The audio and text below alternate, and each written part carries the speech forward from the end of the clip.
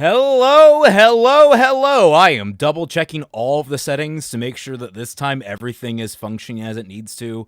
Am I on the correct? I am on the correct microphone. Audio should be streaming right into your ear holes. Hello, everyone. I am Raymond McNeil, the Celtic Phoenix, your host, and joining me, as always, is the wonderful Twilight Guardian. Hello. As well as the puny Kaiser Shonen. I am anything freaking but, okay? I mean, maybe in comparison to what model you're using, Raymond. I don't know. Are you still using the KH one? Maybe.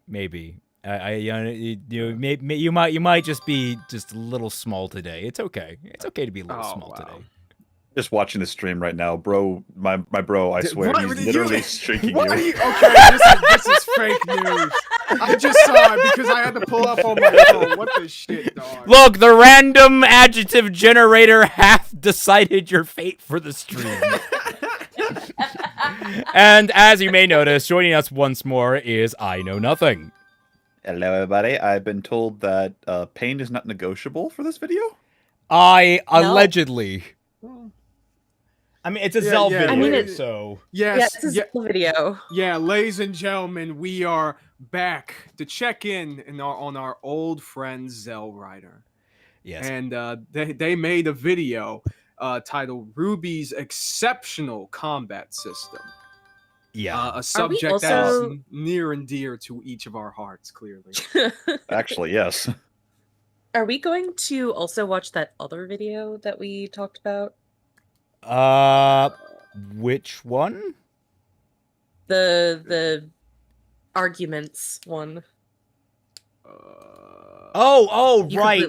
No, that'll have its own coverage because that's like 45 minutes. So it's fun. Wait, arguments. Wait, hold on. Yeah, there's a guy that ranked the arguments made against RWBY.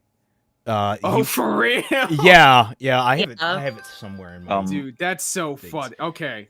Yeah, that deserves its own thing, clearly. CBF says, I'm about to make Kaiser's day even worse, combined with the shrinking in the video. So I'm going to be building the HGL strike in the background.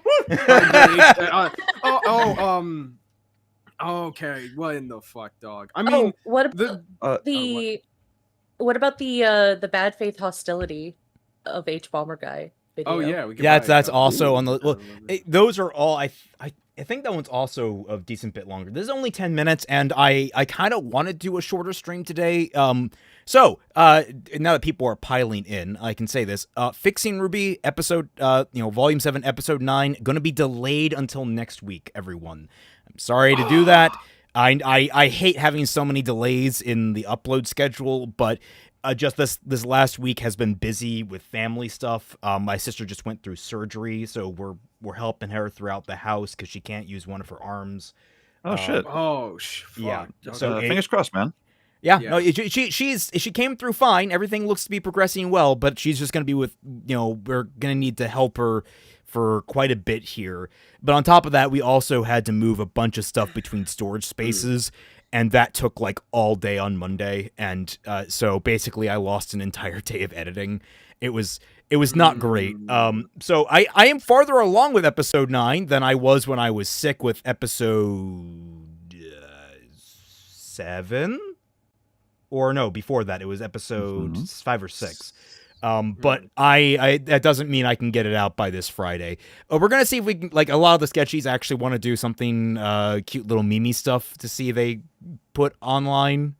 Well, we'll see if that we can make that happen. Might be unofficially the first Fixing RWBY chibi kind of thing, but we'll see. But basically, I got to keep it a low effort if I want to get it out by Friday.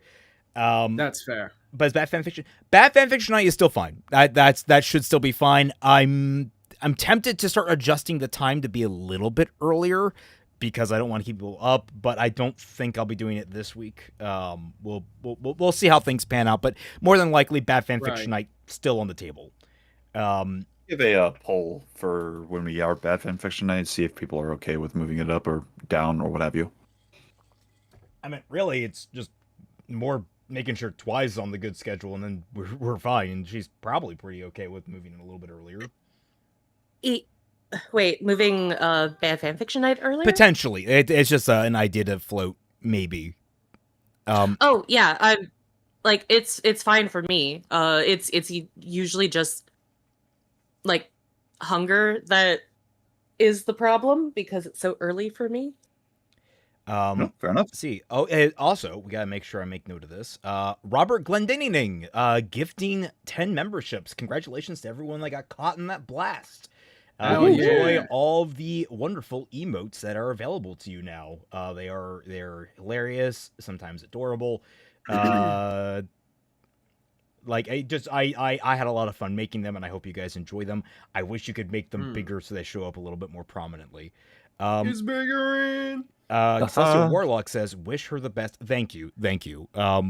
Yeah, I hope she comes out okay after that, because the biggest worry is that we're concerned that she has the same problem on her other side as well, and they didn't really check for that. They only checked the one side because that was the one giving her the most issue.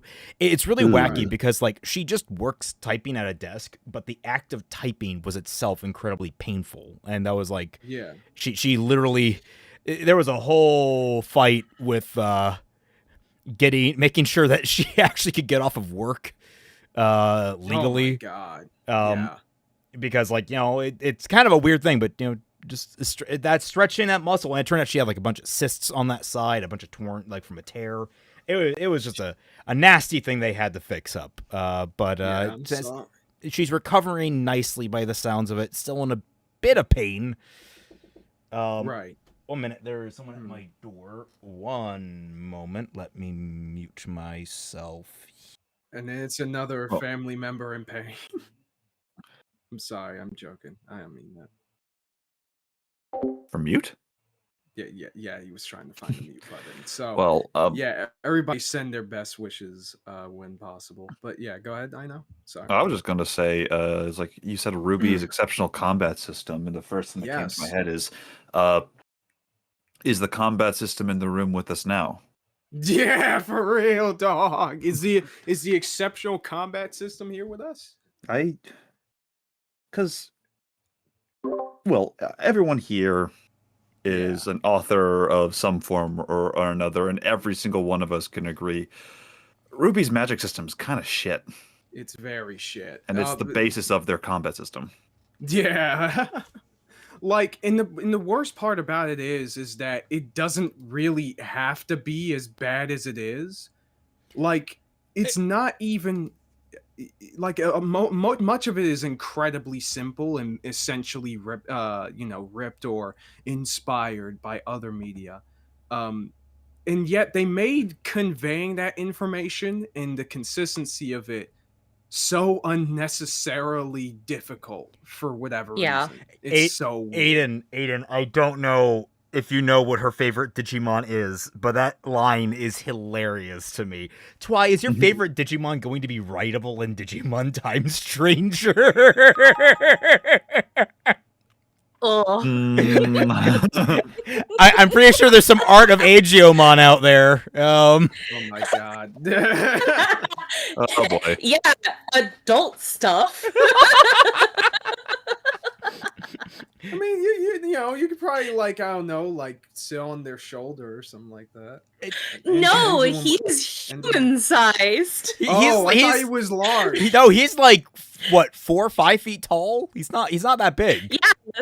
Yeah, no, he is human size. So the only way that you're riding him is horizontally. Don't. Izanagi says, the magic system feels disjointed as F, and even if it was more of a soft system, the combat presentation feels lackluster. I mean, yeah. I was going to say, because, like, I conceptually like the variety presented in the setting of RWBY. You have technology, you have dust, you have, I mean, the weapons are kind of like rolled in with technology. You have semblances, you have aura, you have just flat out magic of different degrees. Like you have all these different, and you also have Grim. Like you have a lot of different elements all meshing around and rolling around each other, and like it's great in that you can, if you were to diverge RWBY from the very beginning and make it so that all these elements were just natural parts of the world, and they were more massaged into the story and into the characters. It'd just be kind of fun that like every character could have something new and quirky about them and how they utilize one of the different power systems. They could try and trick people into thinking they're using one power system or the other so they can, you know, take advantage of it. Like there's a lot of fun interplay there, but never gets used. You'd get the same. Actually, go ahead. I was gonna say you get the same sort of interactions that like My Hero has, where like everyone has a pretty much unique, pretty unique quirk overall. Yeah. There's I was actually similarity. going to say, and that's like MHA one system. Yeah. It's been a while since I've talked about it because I haven't really done anything with the story in several months. But going with Fractured Fairy Tales, my just rewrite from the ground up of RWBY, like just taking the bare bones of these elements and then finding a way to mesh them naturally into the world setting was how I started out with all of those things. Instead of just having them so that they're things that you just explain as a Wikipedia page in the moment that you need them explained. They're just part of the world where these are natural things that go on. So instead, I talked a little bit about this before stream, where we're talking about how to naturally implement the ideas of your magic system into your story. You have two methods. One, they clearly used, but they used it in like the worst way that I have ever seen. Where usually you have like the two systems are the idiot that you have to explain things to, and fish out of water. the fish out of water, the idiot, whatever. I thought the idiot was funnier, but that's fair. Or you have a system where everyone knows what they're talking about, and the reader is the fish out of water.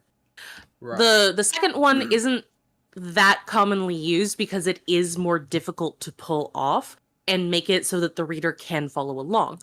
The idiot or the fish out of water is much more common because it is easier to explain to the reader, who is going to be able to empathize or sympathize with the fish out of water character because they are also a fish out of water, and you can have more detailed explanations. They did this with the majority of a lot of stories that you probably know of, including like I'm blanking on things at the moment. A lot of anime does this. A lot, like Harry Potter did this. I think JoJo did this. It's not as you Artemis know. Fowl.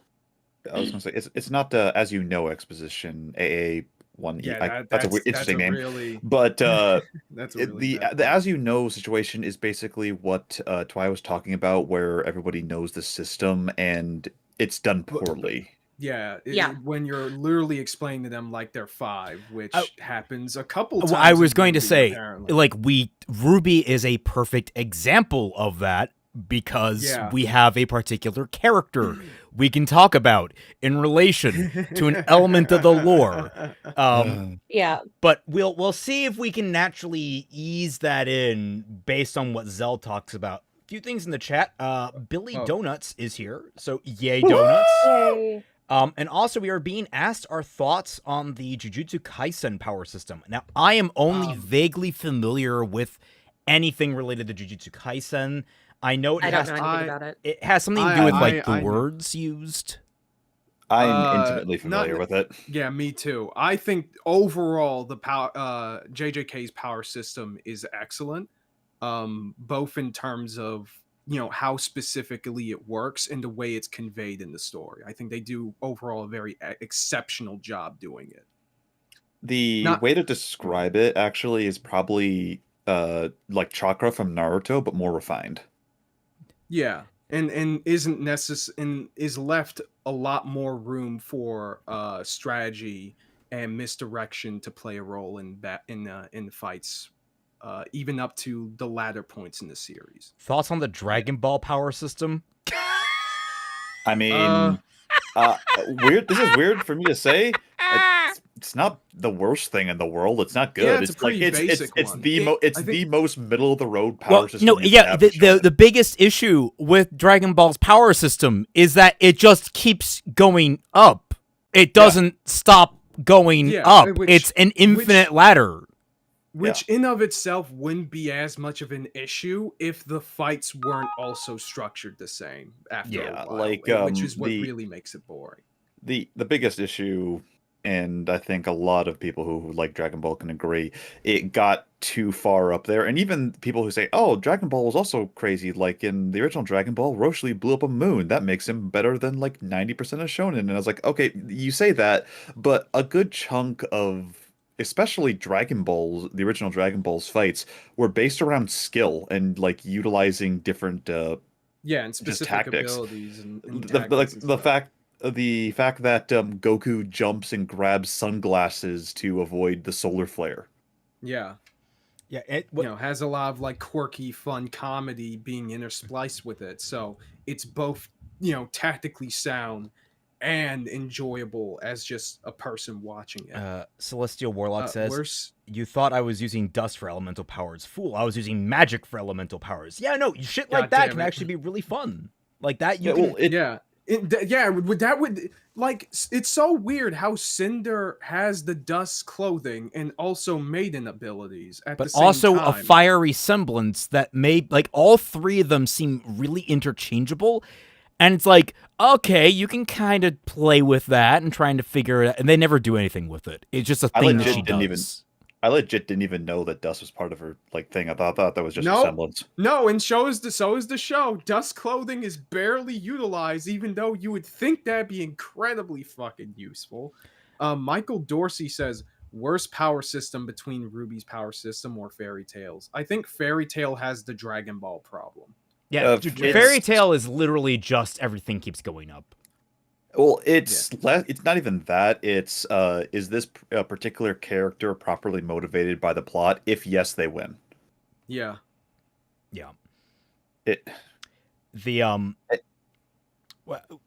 Where was I going to go with? I had an extra. Oh yeah, I was gonna say Twi and I are currently going through YuYu Hakusho, and one of the things I'm lamenting about it is that early on, the subtitle of the series is Spirit Detective.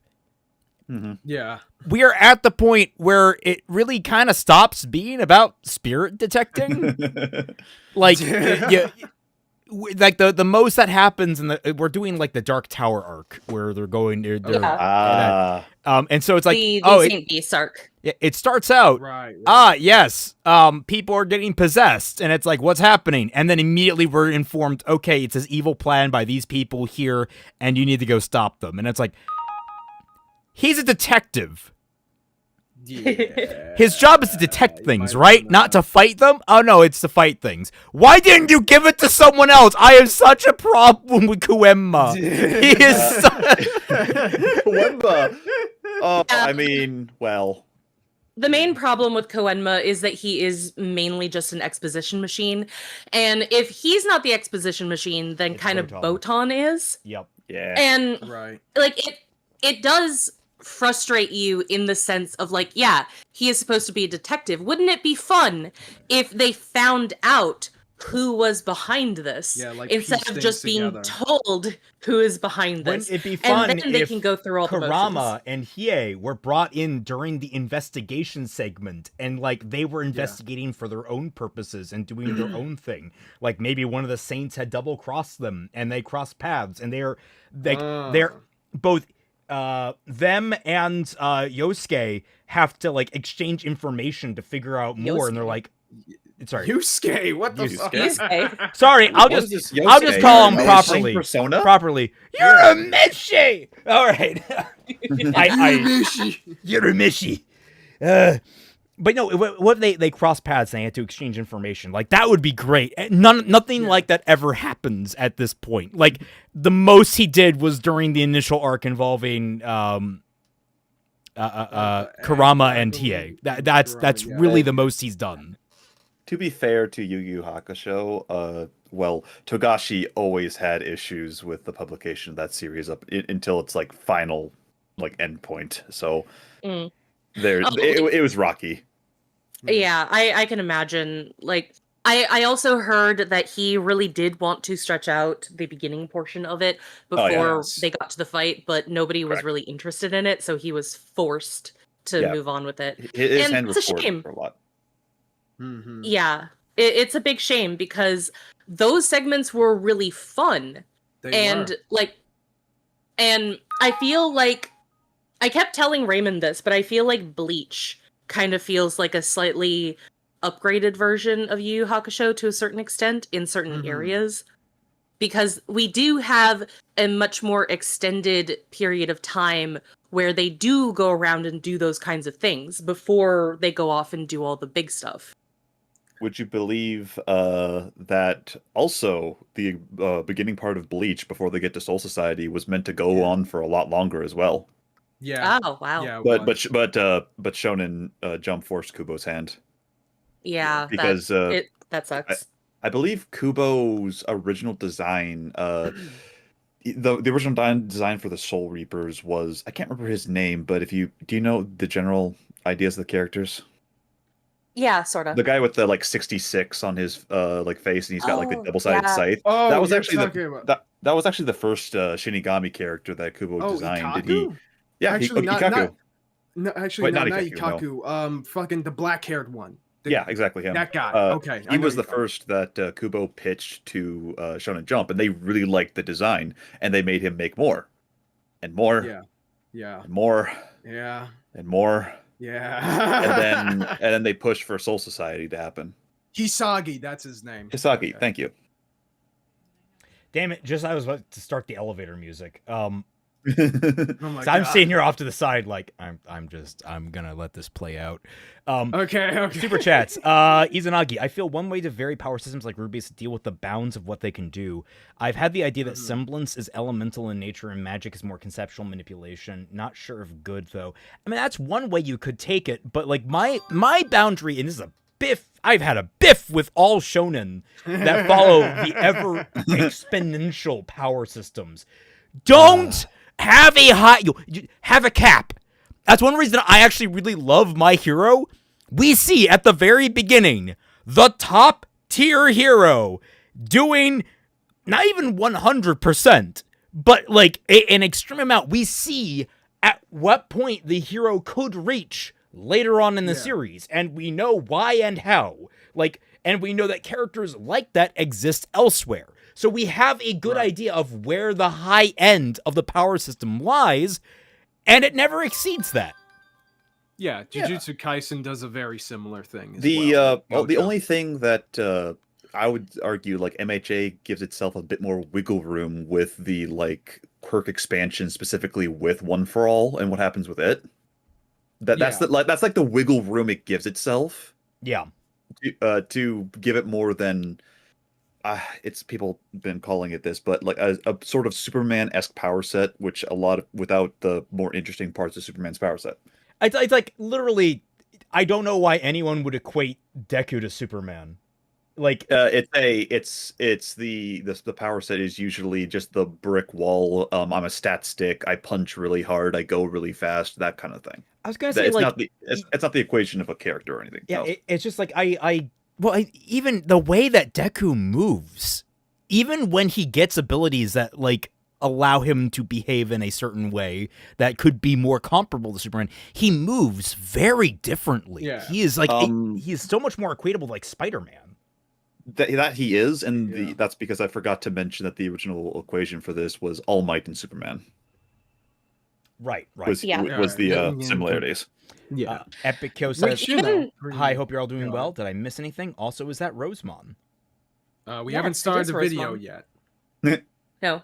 Because I'm still making gravy. That's why I leave periodically and you don't hear from me. Mm. Oh my God! Deku is a street tier Spider-Man. Oh my God! I Oh love my it. God! The fucking memes of when the character is on a street and they just show this demonic Deku just destroying a bunch of people. Oh God, I love it so Oh my much. God. I hate that Zero. I hate that Zero is starting to like partake in some of the memes and stuff like that. Well, because he's not in like, chat, is he? He's not in chat, is he? I hope I not. don't Zero, think if you're in He's chat, currently in mute your Arizona. ears. Yeah. I hate that he's participating in the memes and stuff like that, or at least like looking at them, because like this morning he gave me a meme that had a spoiler at the end and I couldn't tell him that there was. That would let him know. Epic Master says 1 month, 1 left until what? I have no idea. Oh, Is 1 that- month is that until he's been a member for 5 months and he gets 1 month left until he gets into the next rank. Exciting. Oh. Cool. Yeah. I believe you'll be the first Sparrow Twin Talon. Ooh. Izanagi says, so basically the cap can't be reality breaking.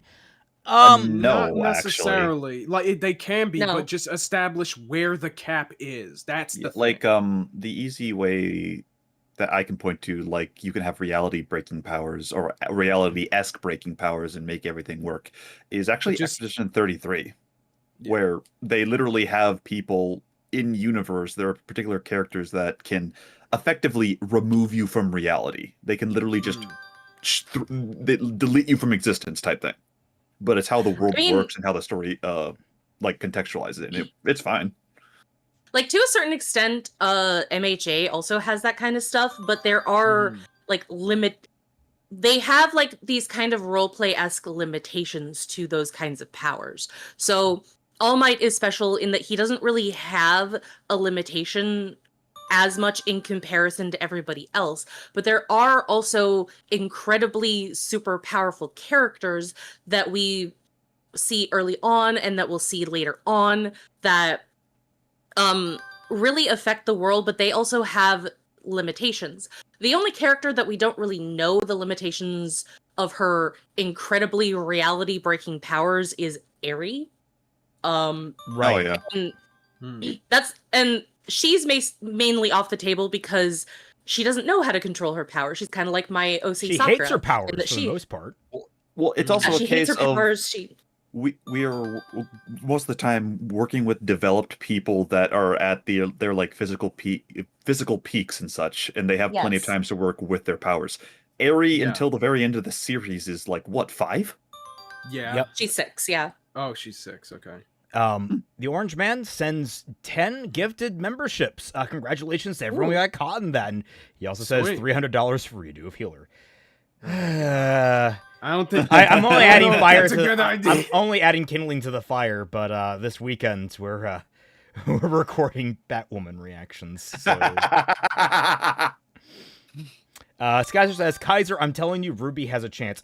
If it is not a curb stomp of Ruby versus Maka, if it's not a curb stomp of Ruby, it's been rigged. Oh, yeah, 110%. Like, I'm not even going to give you all the bullshit details from Soul Eater that I looked up or that I've watched. Listen, they had Krona beat Venom in one of their death battles. Ruby is fighting someone who directly scales to Krona. Do the math. I was gonna say, I know nothing about Soul Eater. I've seen exactly 2 episodes of Soul Eater, the first 2. I know at base level, Maka could take Ruby from like volume 6 through 7 at minimum. Yeah.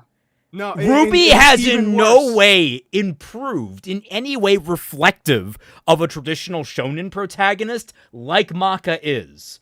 Like, I presume it's that even worse. It's even worse when you take the manga into account, dude. It gets even crazier. Majestic, I can't say like I mean DB never makes curb stomps even with one-sided fights aside from being home. I mean, excuse you, they do that a Yeah, lot what? actually. Last fight was well, not last an fight. easy one: Aquaman versus Namor.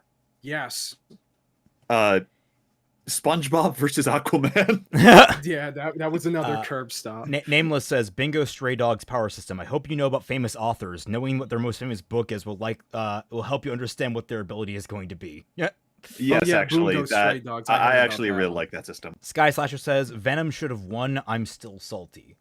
I mean, that is true. Venom should have won that fight, but by Death Battle's own rules, if they like at base, Maka scales to that by their logic. So the only way you'd have to argue that Ruby could beat basically Venom. Well, yeah, you need to argue, like, what they're going to have to do in order to bullshit Ruby making any kind of a dent is that somehow Silver Eyes affects, like, Soul. The Black Blood, which, no, it doesn't. Spoiler Black alert. Blood isn't evil, though. No. Okay, but, like, here's the thing. thing. We don't even understand what the fucking Silver Eyes is, like, on a base level. No. We're just told vaguely, like, oh, we have grandma explaining shit to us, and she doesn't know. It wasn't like she was there. Like, we don't know where it even comes from. People just presume. Actually, no, there's an easier way Ruby could win. I mean, she scales to Yang, and Yang can beat Tifa. Oh, shut the fuck up. Oh, my God. Fuck hell. That fight was completely goddamn rigged. Like, not even taking the rebirth or remake stuff into account. Just from Final Fantasy VII alone, Tifa should have won, and I think everybody agrees with that. Yeah, like, I don't understand their logic at all. Tifa's ult is to bring down fucking meteors to smash her enemies. What the fuck do you think she's doing being bodied by someone that gets knocked out by the floor on the regular basis? Adam Damon says, Death Battle looked at Ruby and Maka and thought, okay, they're both scythe wielders, that's good enough. This was it was a request by Monty, I'm pretty sure. Yeah, it was it's a huge fan fight as well. It's been in the community for a long time. Now the thing is, it's a huge fan fight because of that stupid reason. Oh, they're both scythe wielders, and Ruby's directly inspired by Maka. Yeah, Maka. I'm sorry, but Ruby is going to get bodied. Ruby better get fucking bodied, or else. I mean, I'm not gonna lie. Death Battle doesn't have credibility to begin with, but you know what? God. When you deliberately set out to make a character inspired off of another character, your character is inherently going to be inferior. I'm sorry, that's just the rules. I mean, okay, that can be said about potentially in quality. I in power level, Monty could have said, yes, but Ruby is also like part divine beast and can actually summon down the gods. He could have said that all bullshit and power scaled the fuck out of her and just said, she can just beat Maka. I was saying, like, just in general, not even with power scaling and stuff. Just in general, your character is going to be inferior to that character in every single way that you can possibly think of being inferior to that character. I don't strictly, I don't adhere to that. There's a lot of stories out there where they get kickstarted, I'm pretty sure, by the idea of, what if this character but X? And then they naturally just massage the idea, and it evolves into its own thing. So, like, the starting point of inspiration. If you're going, like, I don't mean, like, just that, like derivative of? Yeah.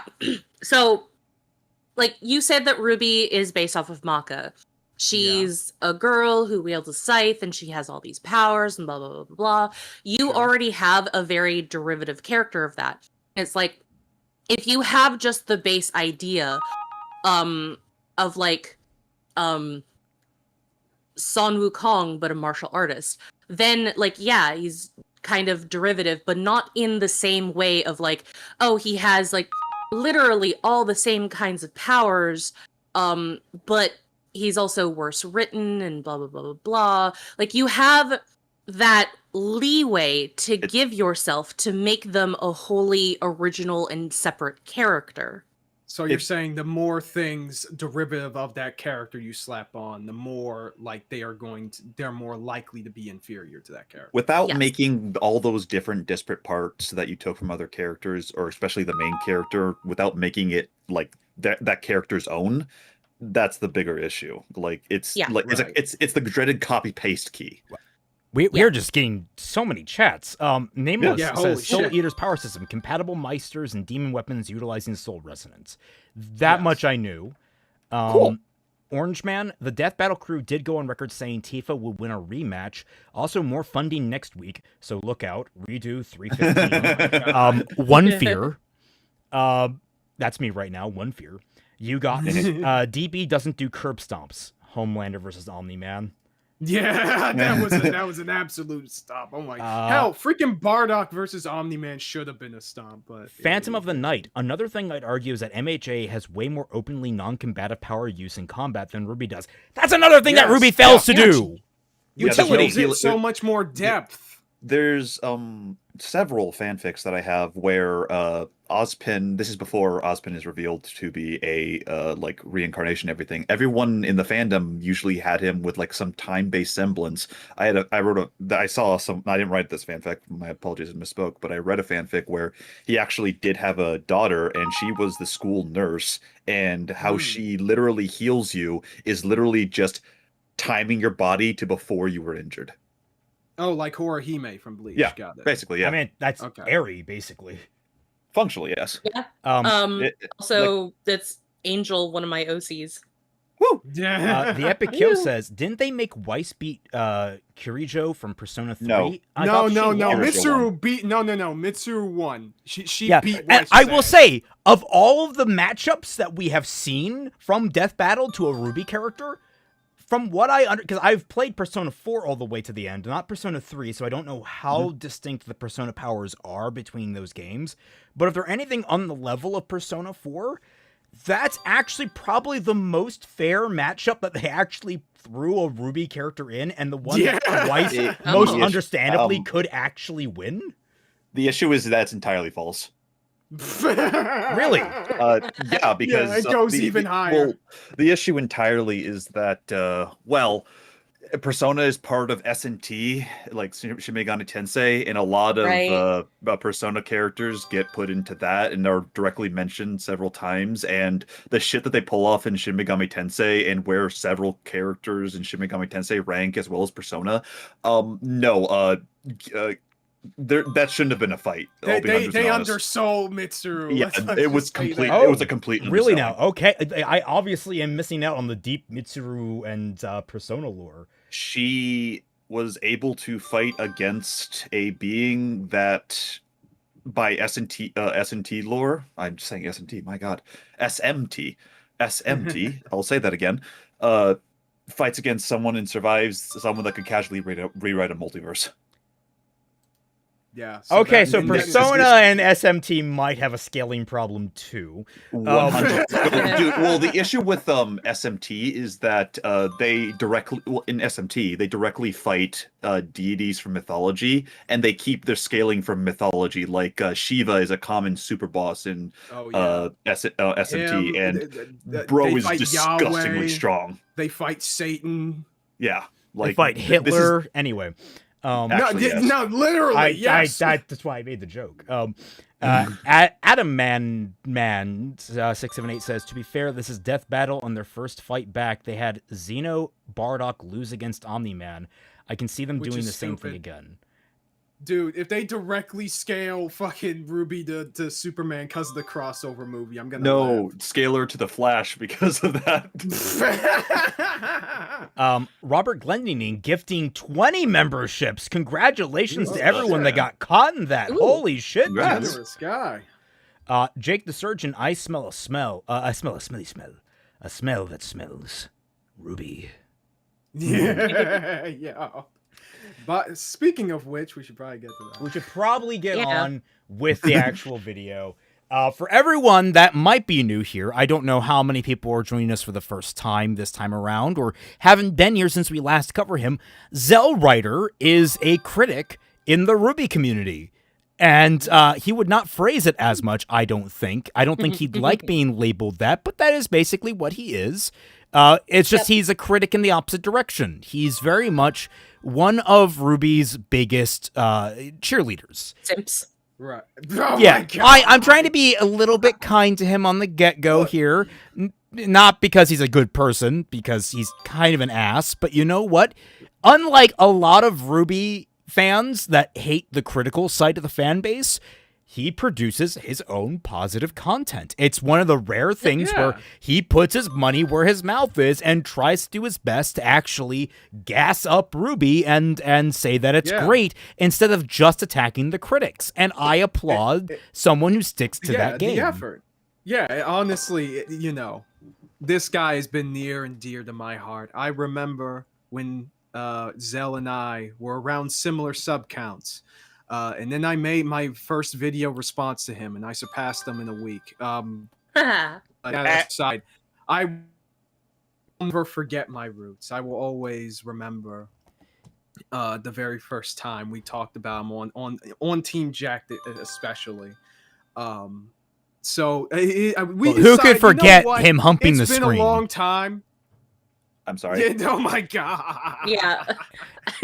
So if those who aren't familiar, the first few streams of Team Jacked was covering the history of Bumblebee and the ship from RWBY and how it developed, or for lack of a better term, how it anti-developed and all the horrible problems that went into that.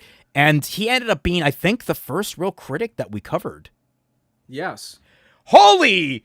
All right, Kirito Walker says, Zel takes on Bumblebee were painful to listen to. Cry face, exactly. And then the Orange Man, 50 gifted memberships. Holy smokes! Oh, wow. I think people are generous today. What the hell? He just saw Robert and decided, pathetic. Holy shit. Robert, you're getting called out. This guy. Yeah, the people are just really. You know what? It's Zel. Zel brought us all together, and Zel brings all the boys to the yard. Oh my God! It really does. Lieutenant Corporal Anime Guy says, Celtic, Elijah mocked Ball's prophets before boating them. I think some mocking is warranted for obvious morons who desperately need it to their faces. Look, Zel is an interesting case because he is by far not anywhere near the worst person that we've covered or interacted with. Nowhere. He's actually somewhat genial in times. He typically just kind of ignores criticism, which is a problem, but he's not really combative. He's not Lily Orchard. Okay, yeah, he's not guys? Lily Orchard. That's the baseline. Okay. Well, the most egregious thing to me personally has been where he purposefully ignores when people correct him about things.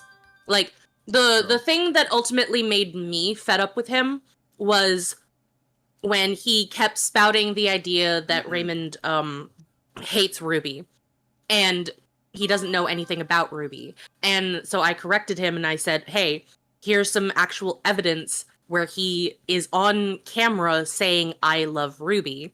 Can you please stop saying that because he really adores RWBY?" And he just says, "Well, even if he says that, I'm not going to believe him." It's like, well, then what is even the point of talking to you then? Like, if you are just going to be so obstinate in your childish hatred of a person because they don't agree with you about a cartoon, why should anyone ever interact with you at all? Dedorex, I'm so sorry. You keep getting missed for memberships. Wait, what? Oh, wait, they missed him. It missed him again! Another bomb, and it missed him. Holy shit, Dedorex. Do you have Ultra Instinct? You say that, but he was naming people he banned in his comment section, which is a massive red flag for me. No, don't get me wrong. I don't think he's a good... Well, I don't think he's a bad person, but I don't think he's a good person either. He's very much ground into the belief that RWBY is somehow... He's one of those people that always says, "Oh, RWBY has its problems, but I want to focus on the positives." They never mention what problems they actually have with RWBY. He's one of those guys that wants to say, like, "Oh, I'm a critic. You know, I hold it to account. I just don't like talking about the bad stuff. But when you ever bring up, look, what are the bad things you don't like about it? They either come out with the most milquetoast of answers that might not even be the problems, or they might, just ignore the question altogether. He's kind of a cartoon character. I kind of treat him that way. And even if, like, you don't want to talk about the negatives of a series, which, you know what, that's perfectly fine. You're at full liberty to do so. The problem is, even when you're positive, you're not treating the show like it's just a decent show that has good aspects of it that you want to talk about it. The dude just worships the ground it kind of walks on a lot of the time and says that it's doing all of this, I don't know, really interesting and revolutionary stuff when the bulk of it is either incredibly basic for other shows of its kind, or it's actually not that written well under further scrutiny. Lieutenant Corporal, you know what? That's what we love about him. Okay? I don't think he is the kind to scream fascist without knowing the actual definition of it. But he's just friends with those people. Yeah, he's quite literally, he's just friends with those kinds of people. He tolerates people doing that, and he doesn't do anything to actually correct or challenge them or ask questions. He's complicit. Yeah. Yeah, like Crimson, who was in my comment section of my freaking Bumblebee video, who literally says that all the gay people and LGBT people in my comments who agreed with me about Bumblebee are Uncle Toms, just because they disagree with him about a fucking cartoon. Yeah, it's great. Oh, and then I fucking love Crimson because if you challenge them in any kind of way over their actual progressive stances, they say, oh, well, I'm much more progressive than you because I go out on marches and things like that. And it's like, we can't know that. You could be lying through your teeth right now, honestly. Bitch. If you're not willing to believe other people when they say that they aren't bigoted, if you're not willing to believe me when I say I'm not talking shit about Bumblebee out of any sort of sexism or homophobia, then why the fuck should I believe you that you're fucking gay Superman or whatever the fuck you are? Like, I'm sorry, dude. It's your own freaking logic. Mm-hmm. Anyways, though, post pics like Hassan or it didn't happen. What? I don't know why the naval gaze are talking about that. Anyway. I know why. Let us move along now, as we're still getting...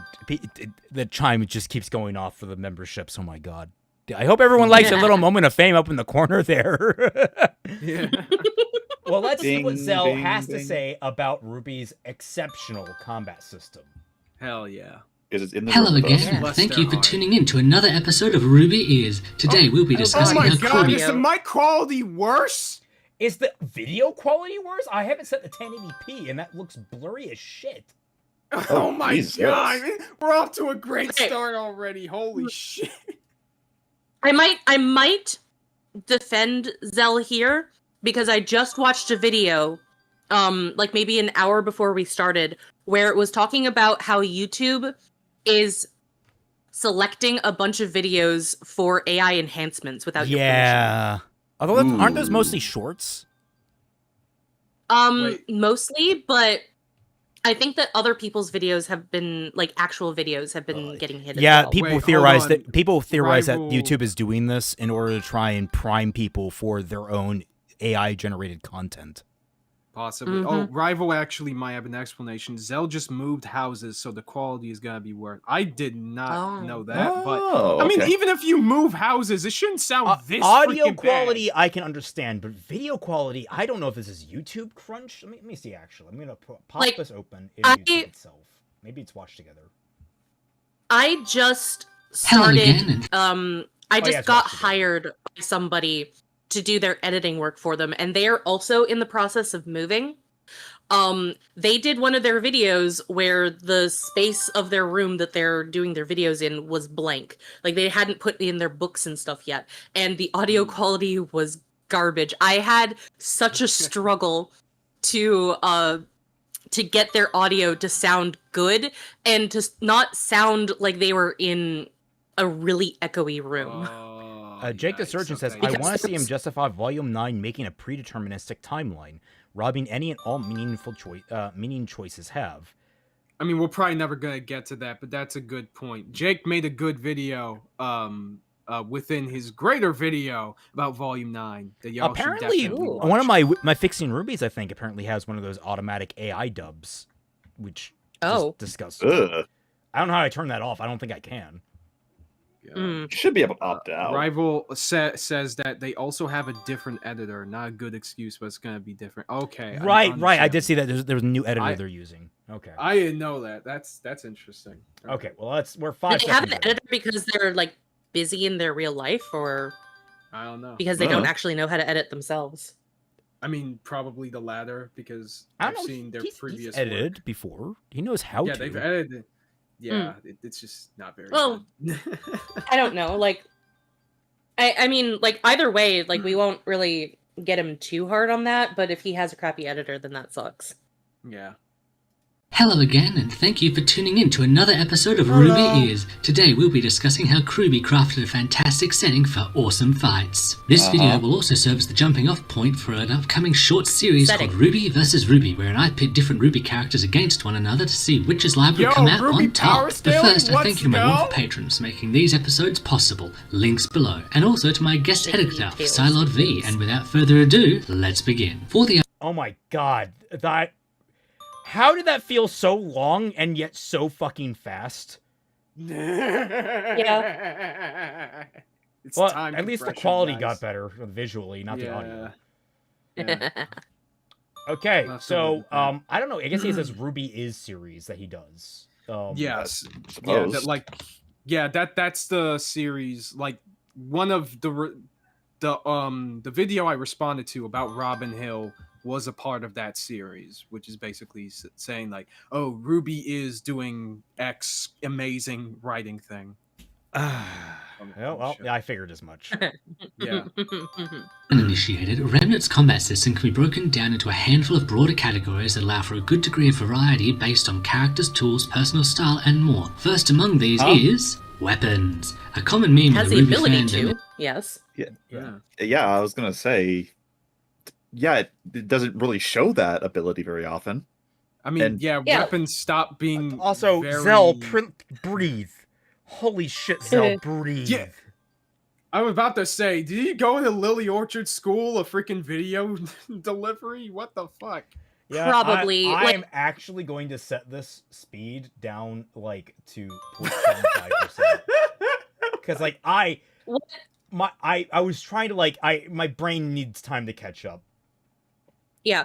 What I imagine that he's probably doing is he's cutting out even the tiniest moments where he breathes or he pauses in order to try and make it seem like he's professional, but it just makes it seem like you're like, well, obviously he's a cat robot, but like you're very inhuman and it's very uncomfortable to listen to. Yeah, it is very I used to do weird. that for a lot of my earlier videos, and then I learned the joy that is the misery of editing audio competently, where you actually space out your words and make things seem to flow. So even when you cut out the breath, you leave some sort of gap there. Even if you tone it down a little bit, you leave it in because it sounds more natural.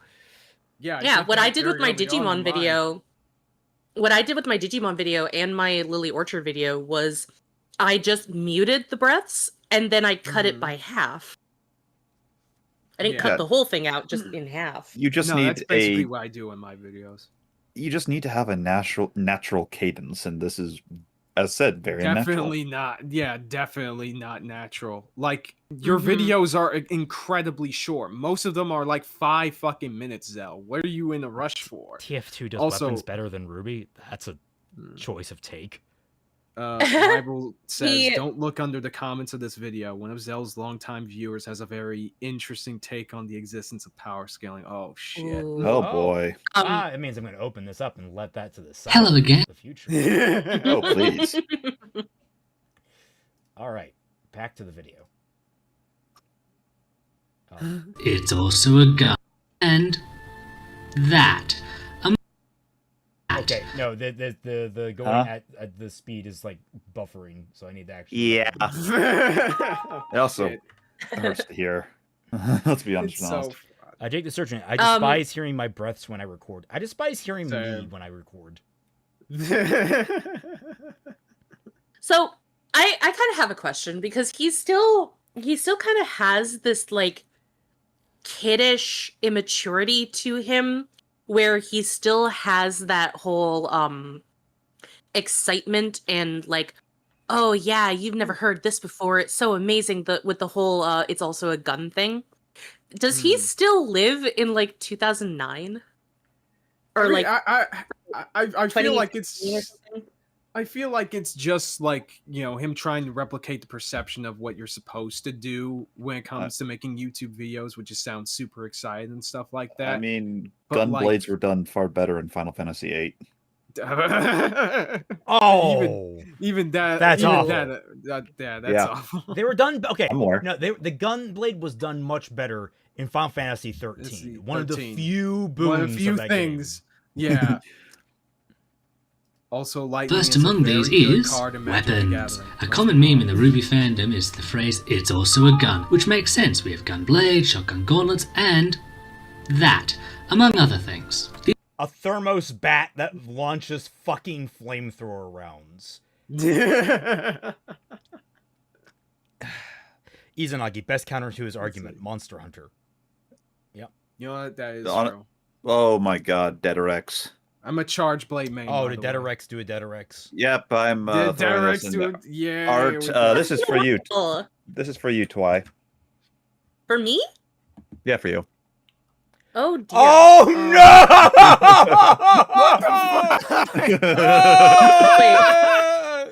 Oh no! Can I even show that on screen? I'm gonna show it on screen.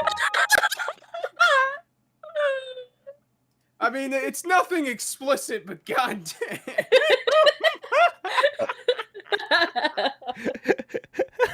Apparently, Zel brings all boys to the yard, but I think Rosemont is bringing something else. It's because she's on my head, isn't it? Uh-huh. And we were talking about writing Digimon earlier. Yep. You know what? Next week, I'm gonna see if I can find an Aegiamon sprite, and then I'm gonna have that as Oh, my boy. Digimon for that week.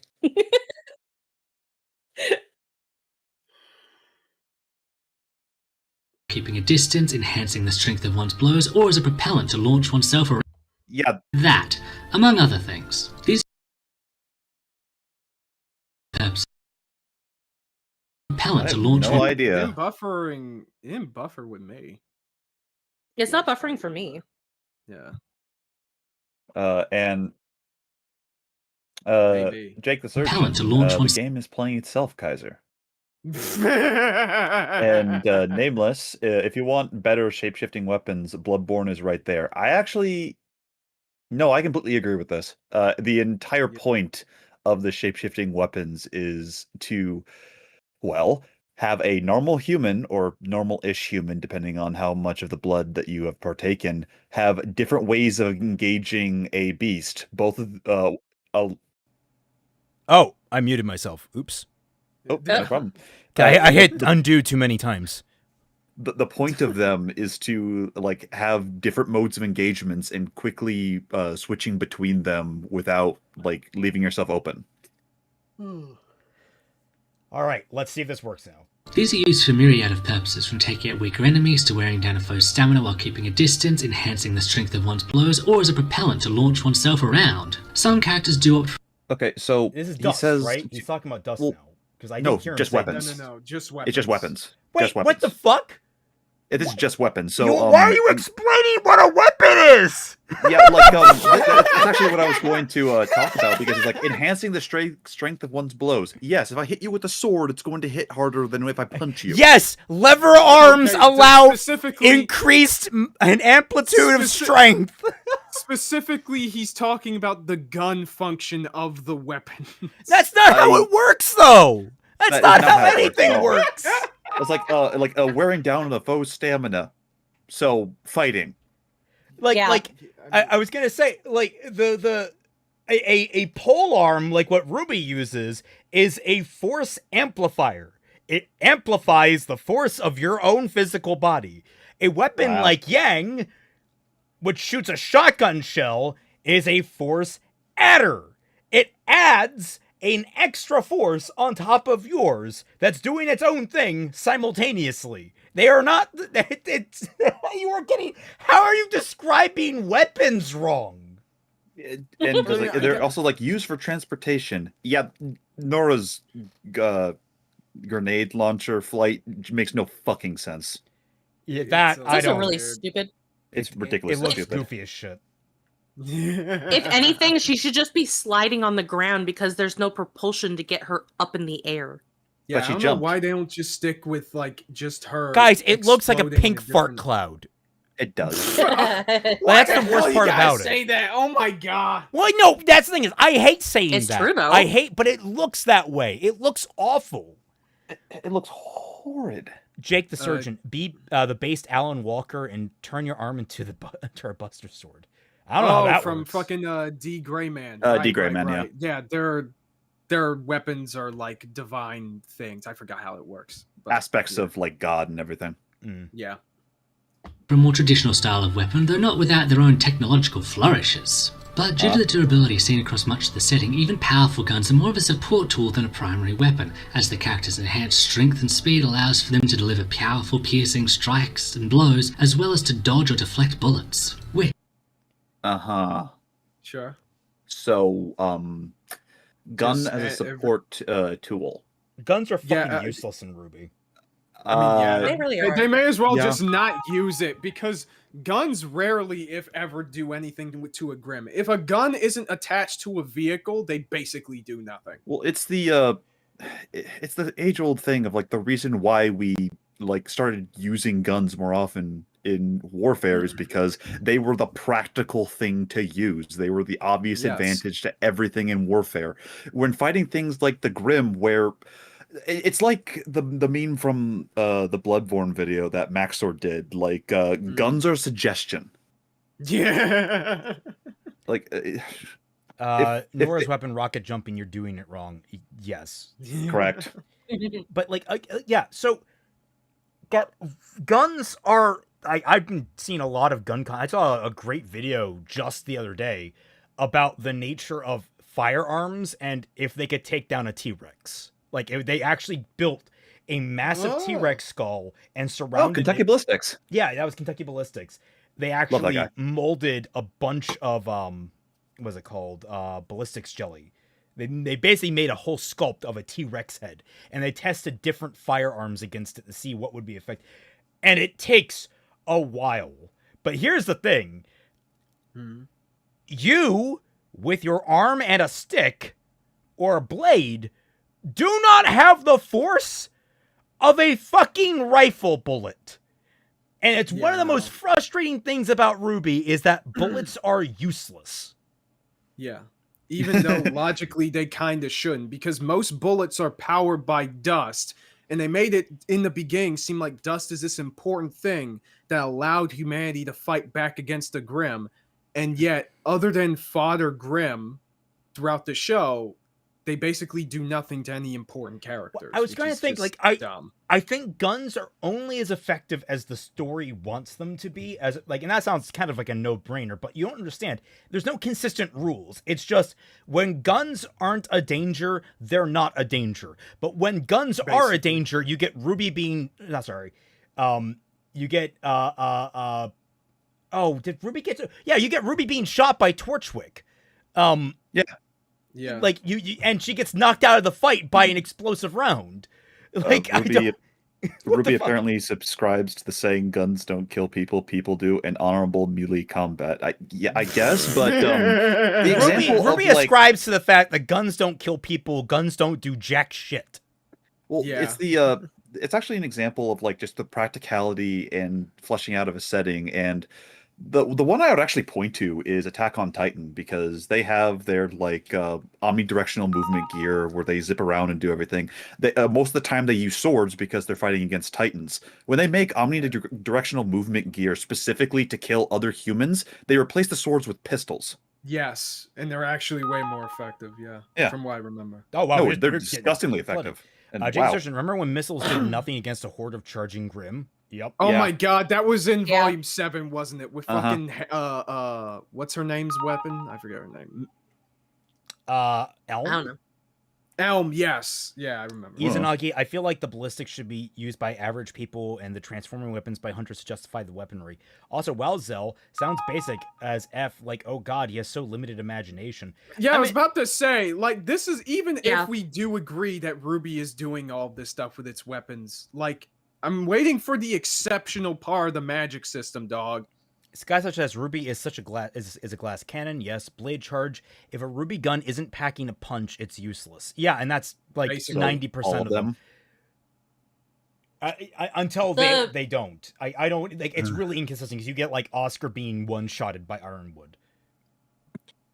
Right. Like the main thing that I think is the problem with this kind of video is that the magic system is broken from the outset because of the way that the show was built in the first place, which was just a showcase of Monty's skills. Like he made his animations to be in a vacuum where sure there might have been a bit of a semblance of a story, but they weren't in connection to anything else. Yep. They were just the fights. And he still built his fight scenes off of that method. And then they had to build everything else off of it. So that's why you get these ridiculous things where the fights don't matter, even though in story they should.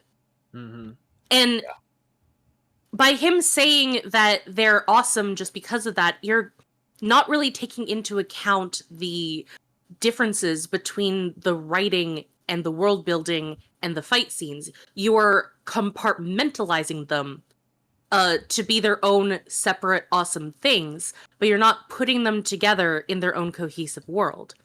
Kind of like what the show did. Well, the easy example to show how like the placement of guns overall in a setting and how useful they are. The best example that I can think of off the top of my head is One Piece, where like the Marines and like all the lower level grunts and the like simple pirates, you shoot someone with a flintlock, they die. You go up in the world where you actually get to like the characters with the devil fruits, with hockey, that they're like big names in the sea. You point a pistol at them, they're just gonna laugh at you because that's not deadly at all.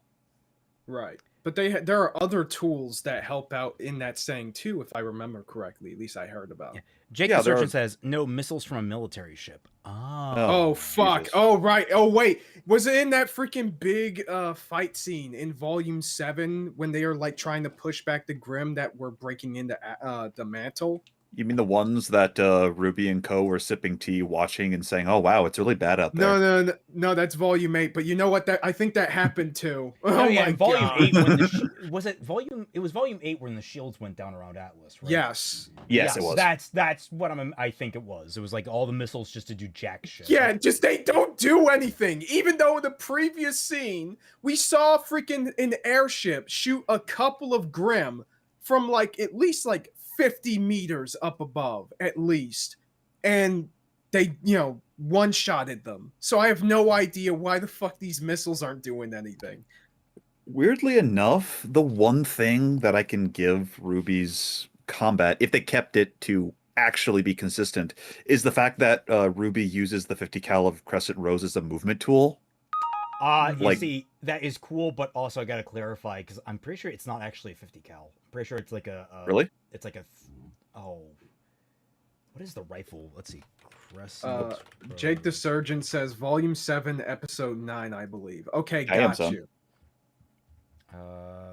you. Also, if it's not a 50 cal, what's the fucking point? Also, try and remember what it's based on. Please tell me it's a lower. I've shot a lot of guns in my time. I want to see. The original version was a Barrett M82 anti-tank material rifle with minor modifications to the scythe, and the final version has very little in common with the M82. I thought someone else had other than 50 cal. It's based on Barrett. Yeah. Okay. Sorry, I was wrong. I thought it was something else. Oh, wait, I think you might be confused for the same reason Lieutenant Corporal was. That is not a magazine for any other round other than M50 cal. It's based on a Barrett. A Barrett M82. Yeah, that's the typical Barrett 50 cal, yeah. Mm-hmm.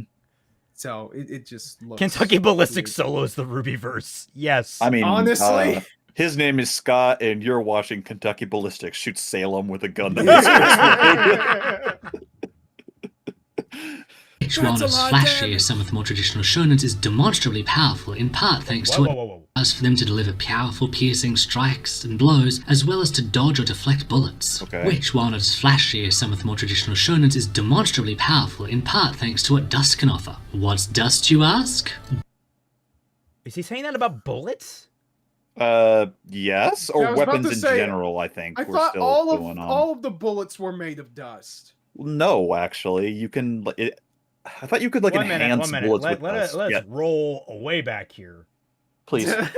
Keeping a distance, enhancing the strength of one's blows, or as a propellant to launch oneself around. Some characters do opt for a more traditional style of weapon, though not without their own technological flourishes. But due to the durability seen across much of the setting, even powerful guns are more of a support tool than a primary weapon, as the character's enhanced strength and speed allows for them to deliver powerful piercing strikes and blows, as well as to dodge or deflect bullets. Which, while not as flashy as some of the more traditional shonens, is demonstrably powerful, in part thanks to what dust can offer.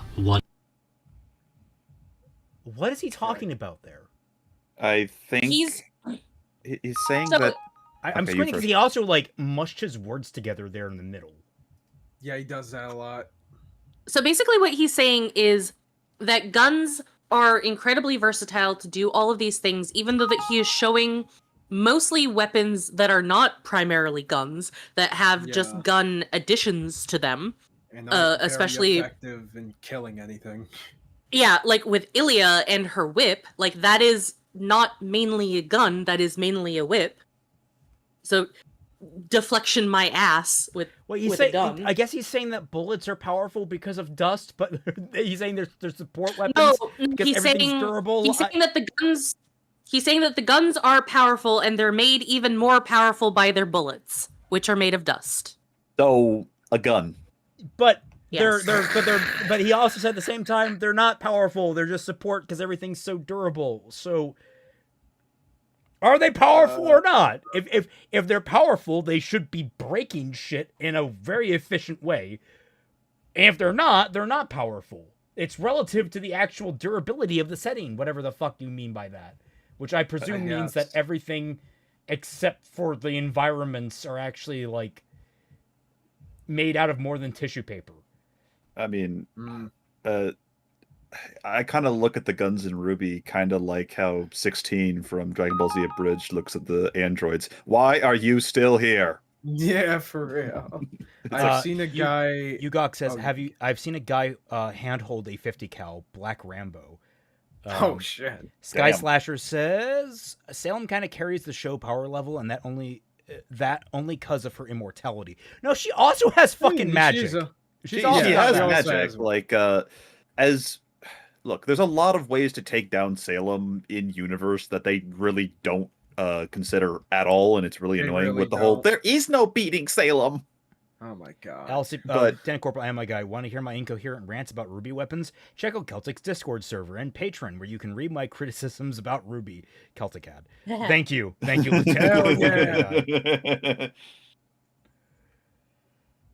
Oh, God, we were pulling teeth through the weapons section, and now we're on. Yeah, now we're on Mhm. dust. Oh, it's just like home, guys. Weapons were the easy win, Zell. like I like think- having an entire like setting based around the uniqueness of weapons, the transformations of things. That's an Yeah. easy way to show off like a really good variety in a Sure. combat system, I guess.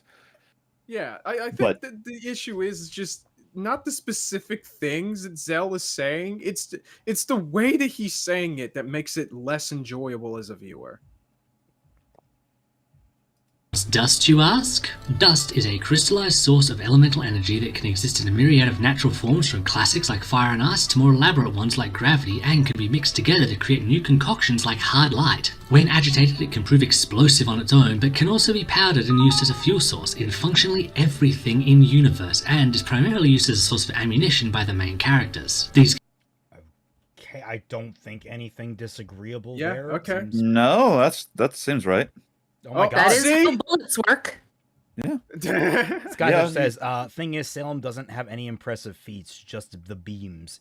Yeah. I mean, the big one, I guess, the only one that you can probably name is you can maybe scale her to Ozpin's big blast that they pulled off against the whale. she can do that awkward moving along the ground thing where she doesn't move her legs, she just slides. I think the biggest thing against Salem and her quote unquote great power is that in a fight that originally killed Ozma and took her out and took out the like kids and everything as Ozma was trying to run away from Salem. The two most powerful magic users fighting against one another, they ended up just destroying a house. That's pathetic. I mean, to be fair, it was a big house. It was like a mansion, you know. I could do that with 3 blocks of C4 and some free time. I could do that That in was like a joke, YouTube. That is a joke. He's not going to Yes, blow up your town. 100%. Oh, he said could. It's a hypothetical to say Minecraft. You're good. Let's Oh, yeah, of say course, hypothetically. I could probably do that with some of my monsters in like the Rune Factory games, or even some of my magic that I have in that Give game. me a sledgehammer in 3 hours. We'll see what happens. Give like me a that. Mega Buster. Can be seen through Ruby's characteristic gravity bullets, which pack a hell of a punch, to being released as a stream of elemental energy from Weiss's blade, or even fueling things like mobile hardlight shields and so much more. Dust God, I can even hate be that woven shield. into clothing or even channeled through an individual user if one has sufficient control of their soul, otherwise known as aura. No, wait, hold up.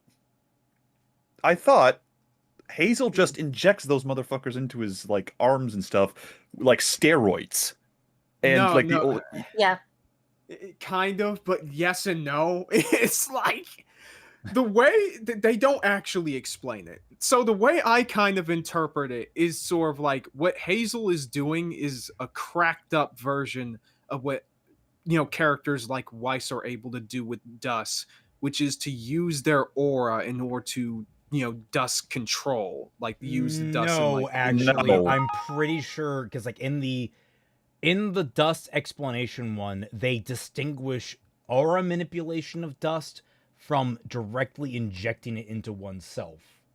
They distinguish the two methods. Fuck! I forgot about that World of Remnant. Jesus Christ! Of course you did, because the worlds of Remnants don't make any fucking sense. They're ignored. God. Nameless. Competent ending. The Flying Dutchman shows up to throw Salem into the Fly of Despair. Forever unlike Squidward. Assume he was bribed with socks. You heard it here, folks. SpongeBob solos the Rubyverse. Unironically, yes. I'm not allowed writing. But yeah, no. Dust is. I mean, I feel like he's already skipping past it. We got 20 seconds. Like of you're this. not even explaining what's good about. I mean, like maybe this is the section where they're just explaining what the basics are, and he's gonna. I could give an easy reason for why Dust is really good in your system. You will basically have made free range, like how chakra works in Naruto. If everyone has different like elemental types, you have created a system where functionally every single character has access to every single element and can combine them in unique ways based on their personality. It's every element is always a factor in the fight. Yeah. Yes, it That's something you can give. Which, if the fights were smartly written, that can actually be utilized a lot more. But the only character that they really do that consistently with is Weiss, which is really dumb. Silver-haired Freak 25, thanks for reminding me of World of Remnant. Now I need to go book another session with the Mind Cleanser. You're welcome. The Mind Cleanser and I have some kickback going on. Jake the Surgeon, I've seen a calc that puts her manipulating the Grim in volume sludge that's 400-ish gigatons. Not sure if that's only specific ability or a general representation of her overall AP. I'm gonna have to see the math on that because I have legitimately no clue where you could get that number. Yeah, like the way I interpret it, because given how much time Salem needed to create the whale, I wouldn't necessarily say that's like an overall representation of her AP. I think that's just like, oh, she had to do that over time kind of thing. Also, this is supposed to be... Is Ruby meant to be a shonen? I mean... Like, it has shonen kind of. Okay, more accurately, it steals from a lot of shonen. Yeah. Like it doesn't fall into that category because they okay, here's the problem with Ruby. It doesn't know what its target demo is. Yeah. Yeah. AP is attack potency. Yes. Yeah. So, Well, it technically does know what its target audience is. Its target audience is specifically Rooster Teeth fans. Not any traditional target demographic, just specifically Rooster Teeth fans who grew up in the late 2000s, early disagree. 2010s. I disagree. Because Rooster Teeth fans are much more a much different eclectic. Well, I was gonna say that because Rooster Teeth fans mainly started out as Red versus Blue fans. You have more at the time that RWBY came out. Red versus Blue was the hot ticket item. We were in the middle. I think it was it was season 9. I want to say of Red versus Blue, or was it like the end of season 7 or something like that? Regardless, that was their big ticket on their website for the longest time, and that's an adult comedy. Like, you got a lot of, F-bombs. RWBY is a battle shonen anime, but for poor people. Yeah. Jake is searching. It was when she broke Atlas's barrier by shooting the sludge at it. Oh. Okay. Oh. Okay. But okay. Well, yes. But to go back to my point is, the audience for Rooster Teeth was college age men, typically speaking. That was the most typical audience. RWBY brought in a whole different new demographic of younger viewers, and that's why I think it had, especially early on, a massive identity crisis that has permeated the whole thing for the long time, because they were so used to appealing to the older audience, but they wanted to appeal to a younger audience now, and they were like teetering back and forth. It's why I always wondered why they didn't have a lot of cursing in RWBY. Like, I don't understand why they don't. So where The do first you swear think was that the audience came from then? Do you think that they came from like Monty's section of the internet, or Probably. I think Monty basically drew in a lot of patronage from there. Oh yeah. And then yeah. because So- of how RWBY spun out, because of like the nature of the viral marketing and such, I think it attracted a new fan base that had nothing to do with Rooster Teeth. That's why you get a lot of fans. Like, Rooster Teeth ended up having to delete so much of their old content at one point because it was controversial. Because RWBY ended up attracting the Tumblr crowd. right? Yeah. So it's like, that's what ended up happening, is that the new crowd they attracted ended up backfiring on their old crowd. It's like what happened. I watched the documentary by I can't remember who on Game Grumps. Well, so I misspoke Tifa. then. Sorry, do They- your point. I didn't mean to. You do this all the time, but they. no. This is So me. they didn't try to attract the Rooster Teeth fans. They tried to attract Monty's fans. But like Monty's fans is like this nebulous and very niche in and of itself group of people. But because they were appealing to that nebulous group, they started to attract other like-minded people of that sort of demographic, whatever they may be. But because it's not a traditional demographic, there is nothing that really grounds RWBY into a specific age demographic, genre demographic, anything like that, which is why you get RWBY being all over the place. Yeah, it doesn't have an anchor.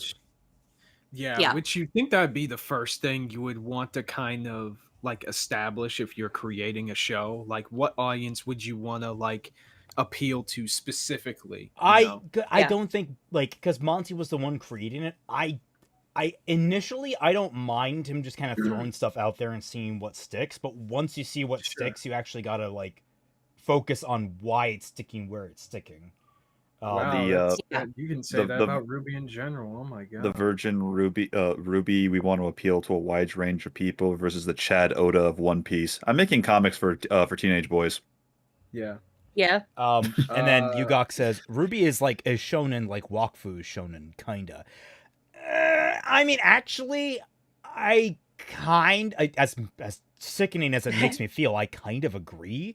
Because Wakfu has struggled with funding, hasn't it, in the past? I don't think it's struggled so much, but it certainly has been a lot more successful with its funding than RWBY has. For one thing, its company hasn't gone under. Oh yeah. I guess more I'm thinking about Dofus and how that failed, but that was a combination of, issues. Well, I think mainly because like it's a lot harder to make your own original movie and have it be traditionally animated, and also like they just didn't have enough marketing, I don't think, for that. I think that their failure with Dofus was just a failure of marketing. Because Ankama is one of the most successful French companies in the world. And they mostly get their funding off of their MMO games. That is actually one of the things that I really want to compare RWBY to. Once we get to that comparison video that we're gonna do, however long it's gonna take, is like comparing the company of Rooster Teeth to Ankama, and like how Rooster Teeth stumbled and flailed and fell as a company versus like Ankama, which is also a very small indie company that did something different, had its own dedicated world in the same way that Rooster Teeth had RWBY, but did so much more with it, and because of that was so successful with it, despite the fact that the world of 12 is the only thing that it really has going for it as a company. Like, it doesn't... Well, that's not true. It has branched out to, I think, an adult animation that it did. Okay. And a couple of other original products that were wholly separated from the world of 12. It's Wakfu and Dofu's worlds. But for the most part, the majority of what they do is purely Wakfu and Dofu's. And everything related to that world. And it also has, like, well, it has an anime with that's ending in a couple of years with a brand new one on the horizon. It has a movie. It has manga. It has comic books. It has video games and MMOs and board games and everything under the sun, really. Like, anything that you can think of in a media mix, it has. And it's so successful. The only problem is that because it's French, it's a lot nicher than RWBY. Like, I'm pretty sure that the main thing that RWBY does have going for it is that it is an American product rather than a product from another country. Yeah, I'll say this. If it was made... I think RWBY's voice acting, even in the early years, was better than what we got with initial Wakfu English. Like, there's a lot of charm to be found in Wakfu's dub, but boy, is it a rough watch at times. Yeah. Oh, shut up, Ruel. Shut up. Ruel. What's his name again? Fucking hell. Raul? They have a hard time pronouncing that guy's name. Well, no, they changed the pronunciation of his name in the different seasons when they change voice acting companies. Oh shit! Seriously? Yeah, it's Yes, hilarious because hilarious. seasons 1 and 2 have the same cast, but then season 3 they got Netflix, which brought in actually a higher grade of cast, and they were actually pretty good. They actually did a pretty decent job. It's probably the best quality voice acting in the entire series. And then season 4, I don't know what they were doing, but they didn't get the old people back, and they didn't get the Netflix cast. They just got a whole cast of new people, and they were all over the place. And it was just oh my god.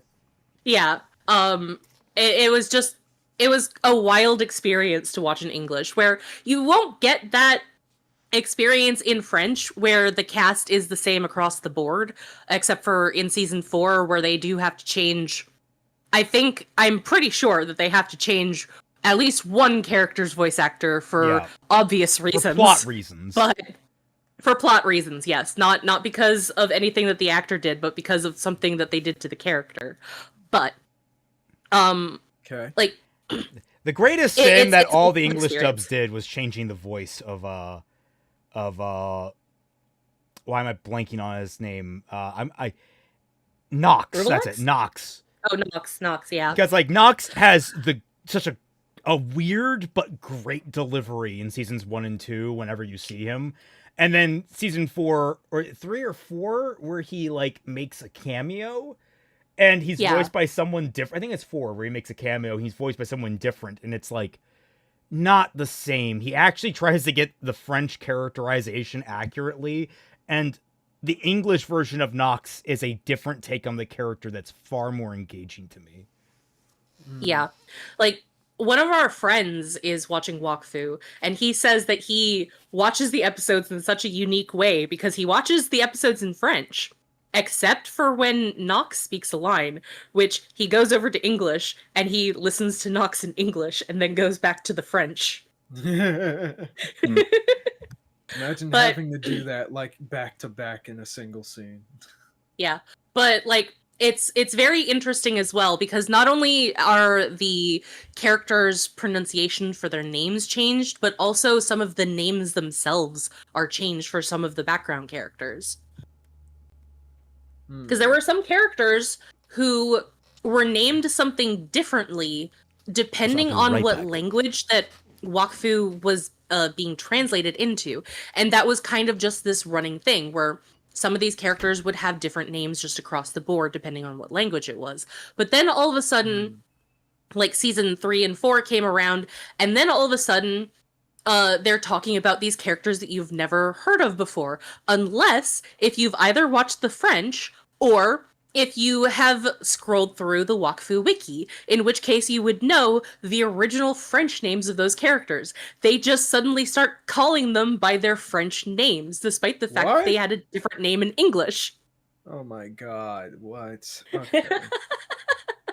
That's so damn confusing. Yeah.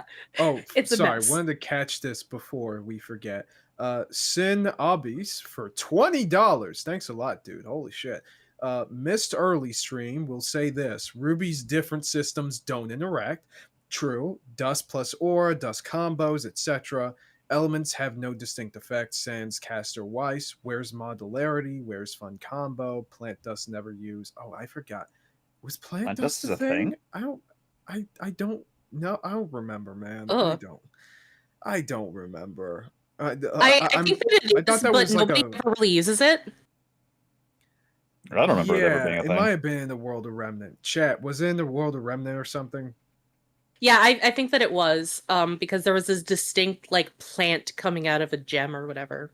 Also, unrelated, but I am trying another one of these weird drinks. The last time was on Bad Fanfiction Night with the apple flavor. This time it's pear flavor. How is it?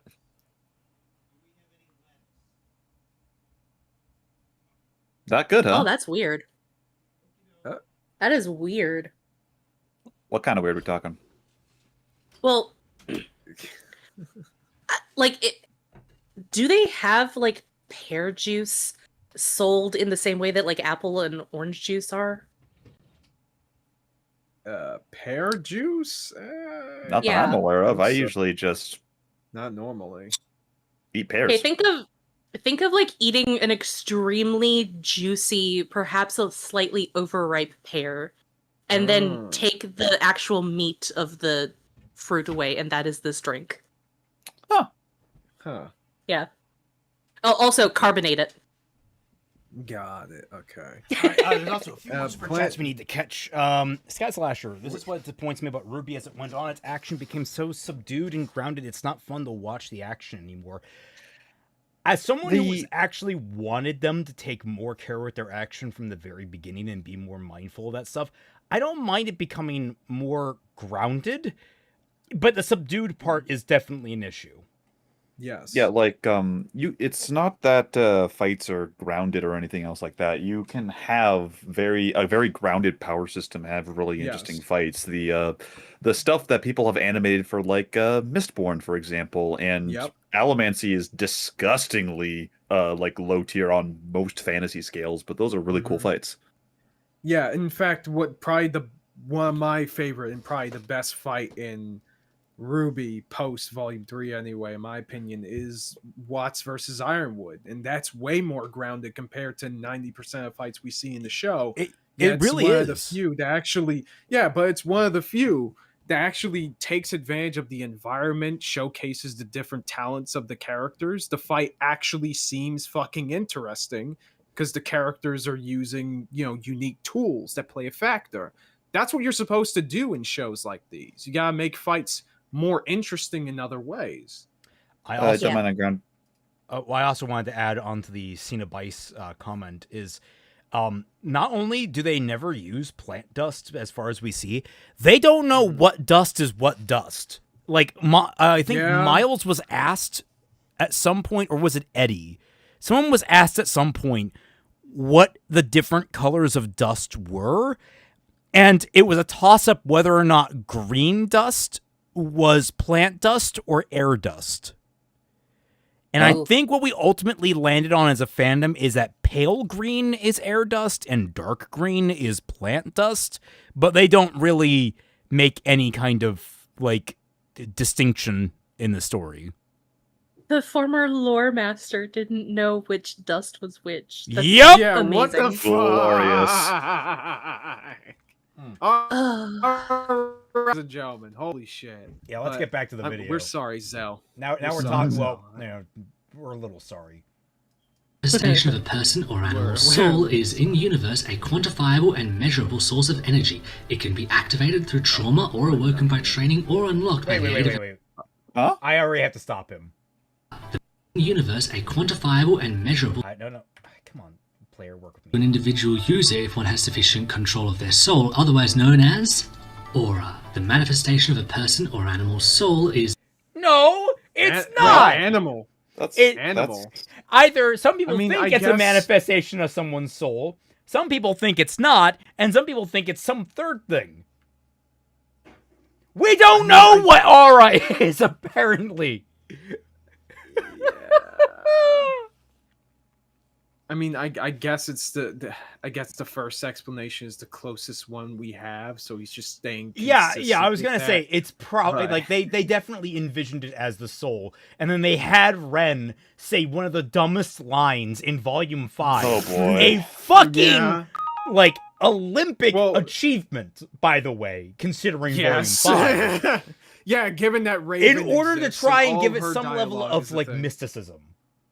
Yeah.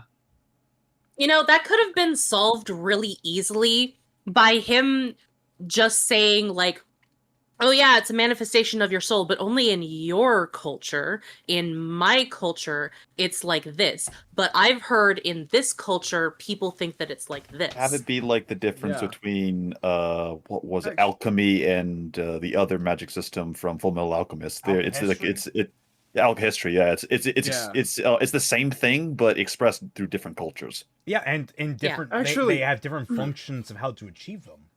Actually, this brings me to another issue in regards to Ruby's system, which is that it doesn't really get utilized all that much to tell us something about the setting.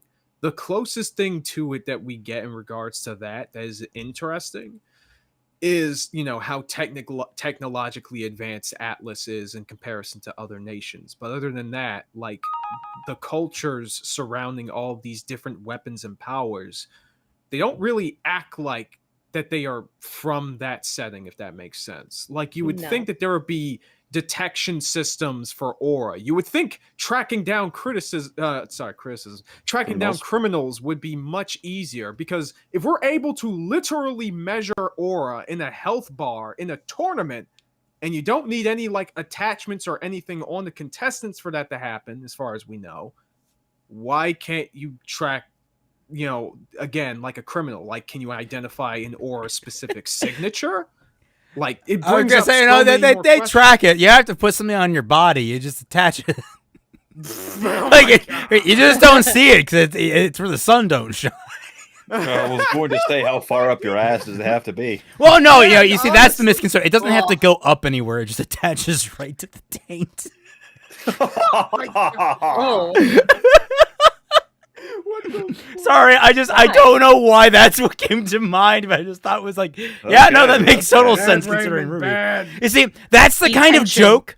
That's the kind of joke that if it were aimed at the Rooster Teeth audience, they would make. They would make a joke along the lines of like, where do I put this sensor? I can name like 5 places you can put it. Like, Exactly. they would do that kind of shit, but they don't. Also, Isa, I see your super chat, but I saw your chat before that. Don't back off your harsh words. That's a strong opinion I like to see from you. I'll be blunt. Aura is white bitch key. And it is. Yes. That's how you have an opinion, Isa. Wait, guys. Let me go a little bit harder. Oh, please. Aura is essentially Nen from Hunter x Hunter, but from JC Penney. There we go. Okay. Let's see, Ethan. But he says, I'll be honest, Aura feels like a bad version of Key/Chi that's been over-explained and underused. Yes. Yeah. Correct. And he should. Jake the Surgeon says he should never be allowed to touch a screen. Sparty, I love how RWBY characters have aura, but they don't have aura, if you know what I mean. Yeah, we know. I'm aware. Yeah. There's no cool characters. Oh, Rival, what your argument from your latest video? Why not use rock dust on the wall? Why didn't Weiss, the member of the team who know a lot about dust, not mention this? Yeah, exactly, dude. In-universe, a quantifiable and measurable source of energy. It can be activated through trauma or awoken by training or unlocked by the aid of another. Though even once awakened, a person needs to train to be able to activate or utilize it, and if their aura is not up, so to speak, activated through trauma or awoken by the aid of another. Though even once awakened, a person needs to train to be able to activate or utilize it, and if their aura is not up, so to speak, then they are much more vulnerable. When utilized, aura enhances a person in nearly every regard, increasing perception to bullet timer levels, along with enhancing dexterity, speed, durability, strength, recovery, and providing a defensive barrier across the body, all fueled by the user's own aura stamina. I provided this helpful pie chart to hopefully demonstrate what I'm getting. The what? What the fuck? What the fuck am I looking What at? what are we? Okay. I have several things we need to address now. Is this subliminal messaging to make me get pizza? Here's a question, Zel. If it's so useful, why doesn't everyone have it unlocked? Why does no one have it awakened by another person at any one given time? Because it's so useful. Why isn't it a regular part of PE in every single middle school to train? Hell, not even that. Not even that. Like a baby is born. The doctor. Oh, yep. Baby's got aura. Yeah. Also, on top, why do you ever turn it off? Why would you never not have it active? It enhances all of your abilities and it makes you stronger. Is there the entire world should be like Viltrumite to me. I want to turn off the thing that makes me superhuman. Why would you ever? Yes. Yeah. Also, like, again, with the whole why doesn't everyone have this on? Why isn't there, like, why do we have specialization schools specifically for huntsmen that start presumably in middle school? Why not just have everyone, every single citizen, have a give basic everyone a gun? It's like it's the only one that comes to my head, but South Korea, like mandatory military service, stuff like that. Yeah. Like everyone has basic like training. Yeah, that because as unpopular as it is, Israel, like they do that. There's a lot. Actually, there's a few. I think Germany also has mandatory conscription. Yeah, a lot of countries do it, but in the case of this, you are quite literally being beset every single day by an existential threat that you know that you are losing against. I was about to say, like, somebody has a bad day or has caught a cold, and the Grimm are fucking coming for your ass. Why are you not giving every man, woman, and literal child a gun? Okay, we're back more to the aura. If your aura breaks, what does that mean for your soul? Like, this is the thing that, like, Fat Man asked the question in one of his reviews. Like, if your aura breaks, does that mean you no longer have a soul? Well, evidently not, because it can recover and come back. So if it's a manifestation of your soul, does it affect your soul? Is there a two-way street here, or is it just a projection? Is your soul weaker when it breaks? Like, does the energy of your soul run out? What is the measurement there? It's why a lot it's of not like a Kingdom Hearts heart where you know that shit grows back. Yeah, it's not. Oh yeah, that's very impressive. But it's a less of. It's a stupid version of, like, everything simple from different shonen. Like chakra from Naruto is willpower plus like with spiritual energy plus stamina. Hockey is willpower. Like verifiable, measurable things of, like, when this thing happens to this particular power, you know exactly the implications. Yeah. Deku's energy source is bones. Oh my god. How many do I have left to break? I have 207 bones. Compete for $2. Yeah, but we have Nen at home. Nen at home. Yes. Yeah, for real. Uh-huh. The Orange Man, Batman, no prep time versus all of RWBY, who'd win and how? Well, depends which version of Batman, because if we're using the Batman from the crossover, he'd get bodied in an instant. If we're using Batman from, say, the Batman, I give him 50-50 odds, even though they all have superpowers. And if we have comics Batman, Bruce solves Salem in an afternoon. Yeah. What else we got here? Sky Slasher, I think, is next, or no, YuGok. Sorry, because I hate it when I scroll down. If I've held on the chat for a little bit, it scrolls all the way to the bottom, and it's just like it's annoying. YuGok. That description sounds like hockey from One Piece, but worse developed, which is also somewhat nebulous and yet more understandable. Correct. Yes. Yeah. The Flash 2019. They could have said that. Why would you be that name? They could have said that normal bullets would not work on Grimm since there is nothing inside to harm. So unless your gun is powerful enough to destroy the limb, you are better at hiding. That would raise further questions. I mean, Grimm already raised questions on, like, what does ultimately destroy them? Yeah, honestly, how we barely know how Grimm work and how they react to like physical trauma. And are they like oozes? Not very... Do they have organs? I presume no. So they're just clumps of darkness that take shape. But then, like, it's not like a human or an animal where if you deliver enough damage, certain body parts will just start to shut down. Like certain organs and things will shut down after so much damage. But, like, if they don't have those things, do they just fill that back in with goo? Or does it just not... They kind of just disintegrate. They just kind of disintegrate? Like, if you remember. Like, that would be a more interesting system where you have to actually... There are tricks to disposing of different Grimm because of their makeup. They're not, like, living organisms that can be whittled down. You have to have, like, one big hit to destroy the really big Grimm. Hey, Attack on Titan, what are you doing here being confident?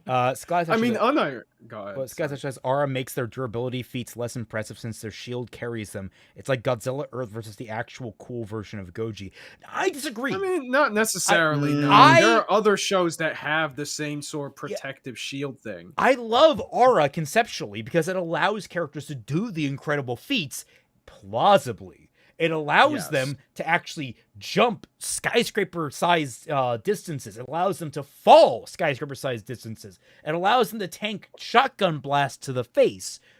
But there's it's literally just an excuse for Rule of Cool as opposed to having been thought through as a full-world element. There's no limitation except for, well, this character needs to go down now, so we'll break their aura and they're out of the fight.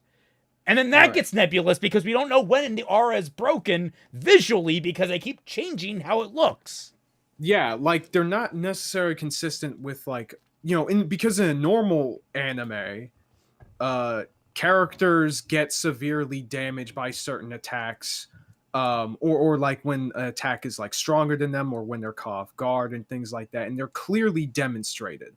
And it is juxtaposed often with another character that receives a similar level of trauma, but doesn't get affected as much, or vice versa, or something like that. But with RWBY, it's literally a fucking coin toss. What affected a character in this volume would not affect them in like the next for whatever reason. It's not because of like strength training and being more durable or more powerful. It's just, this just doesn't work anymore. Yeah.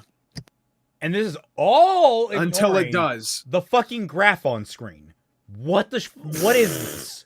I mean, I guess this is just like these are the elements that Aura enhances and shit. Yeah. Well, let's see, because I think he's going to go a little more than that. Okay. Please. Speed, durability, strength, recovery, and providing a defensive barrier across the body, all fueled by the user's own aura stamina. I provided this helpful pie chart to hopefully demonstrate what I'm getting at. Not helpful. Of course, everyone has different degrees of these various ratings. Someone like Harriet is faster than Elm, who is much stronger than Harriet by Wait, Harriet, it's her semblance! Yeah, it's her semblance! Yeah. That's departed from Aura. What?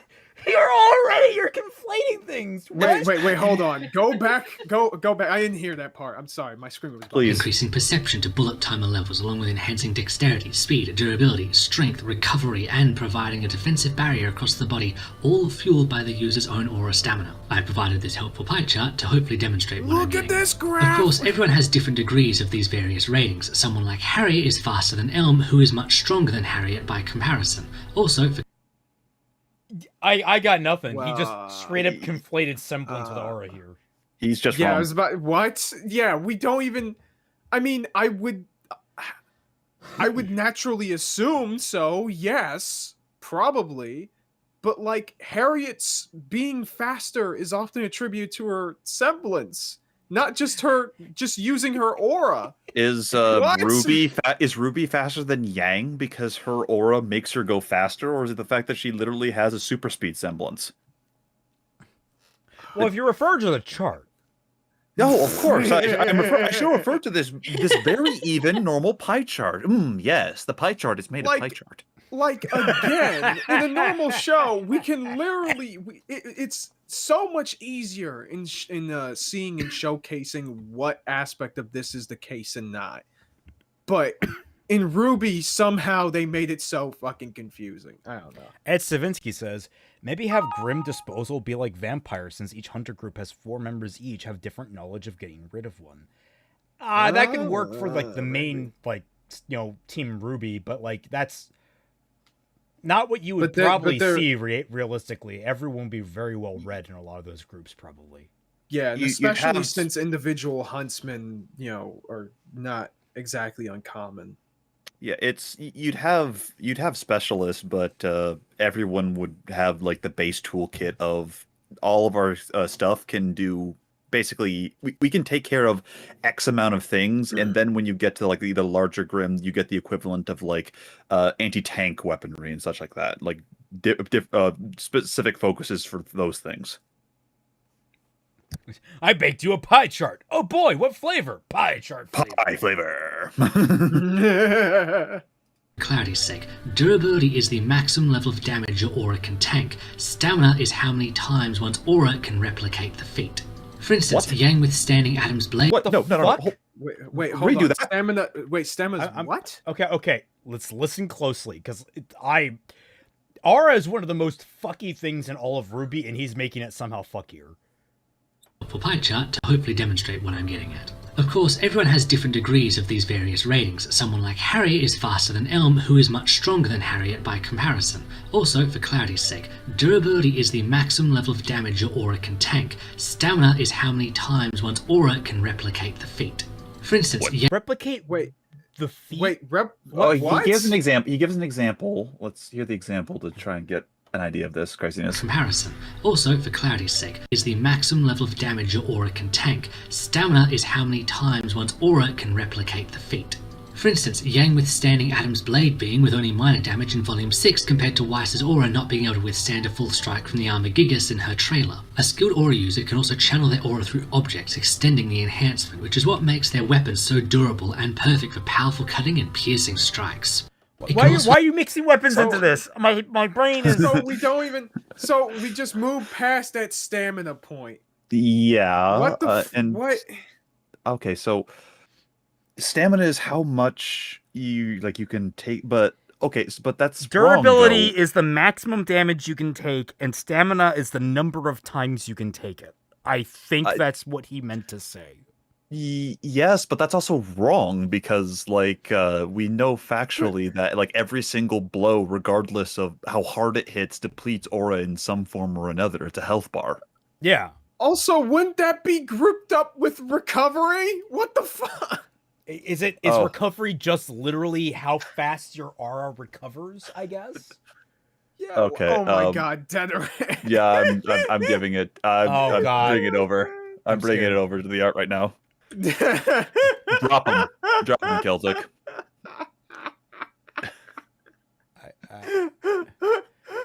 Oh my god. Oh my god. All right. I'll I'm having a hard time clicking it because my cursor keeps shaking from the What laughter. the fuck? Oh my god, it's gigantic.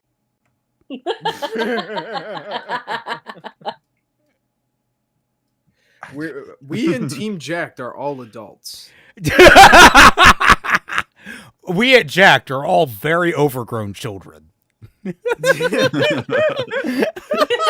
the doctor's coat that gets me for It is. Oh my god! I actually look the pretty coat. good in that coat. Holy shit! Maybe next redesign I'll go for a doctor motif. Wait a second. Yang with also CBF. Yang withstanding a bunch of normal sword slashes versus Weiss notwithstanding a gigantic fist slamming her. Not a good comparison. Yeah, like the blade beams from Adam didn't even. I mean, they weren't like the really big, strong one, anyways. If you are going to make that comparison, like, here's the thing: Zel and other YouTubers have a really bad problem with not showing footage that better demonstrates their point than the ones that they use. Like, why didn't you just use the big beam blade slash? That would have illustrated it much better.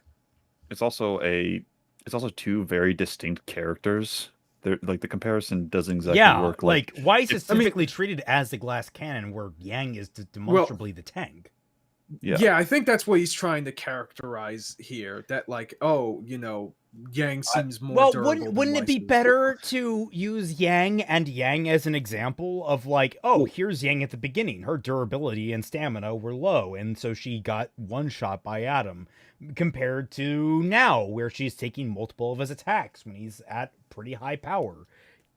And the better example, he quite literally used seconds before with using the durability and the stamina thing, is Ironwood took a lot of blows from Oscar, but his aura was broken by Winter Slash.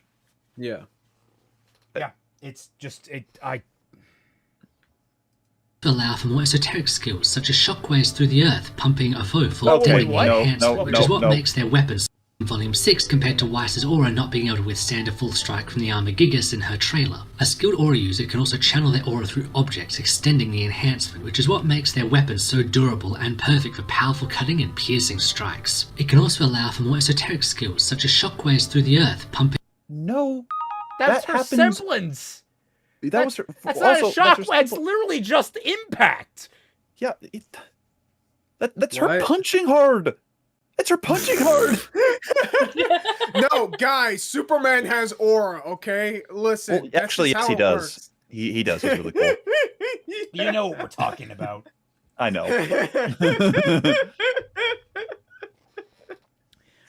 Jake does aura explain Blake's blade beam? I know you meant beam, but I find beam funnier. She stopped using after Volume 2. I thought presume? That's what it was. Fuck if I know, mate. I don't. I thought because she was shown to use the blade beam once or twice without the Weiss time dilation. So I think that's just aura. And like, it's not like One Piece where the characters can like throw sword slashes and shit like that. It doesn't come up again. Which, I'm sorry, if I have a blade... Yeah, only 2 characters use it. So, no, throwing this out there. If you can literally slash and have a slashing attack go out from your weapon, why do you have a gun? Yeah, what's the need for a gun? They're pretty useless anyway. You have a better version of a gun. I love playing freaking Legend of Zelda, the original Legend of Zelda, and being at full health and getting the blade beam. The blade beam is the thing that keeps me away from the villains. And then you get that, I think, also in Link to the Past. I think you also get depending on the weapon. Yeah, but basically, the blade beam, you want to keep using that because it keeps you away from your enemies. And like I guess the only rationale in, like, say, you know, if you were to write this as, you know, you want it to actually coalesce with the world building, you would have it to where, yes, blade beams using your aura is useful, but that drains your aura faster. So using your gun as a backup is, you know, usually a better idea. Phantom of the along Night, those you have to lines. come up with a strategy to take down Team RWBY. Who do you take down first and why? My pick is Weiss. I honestly, the most versatile member of the group in her glyphs, dust, and summons. But she's never won a fight, so... Okay, actually, I need to adjust something else. Isa, Virgil and Dante would wreck Team RWBY, right? Dude, Virgil and Dante scale to SMT characters. Yeah, I was about to say Literal they would sneeze universe at their breakers. direction and they would die. Like, that's not a contest. I was gonna say that's pitting a series that does Rule of Cool badly versus a series that does Rule of Cool perfectly. Yes. You're not. You are They're not winning that fight.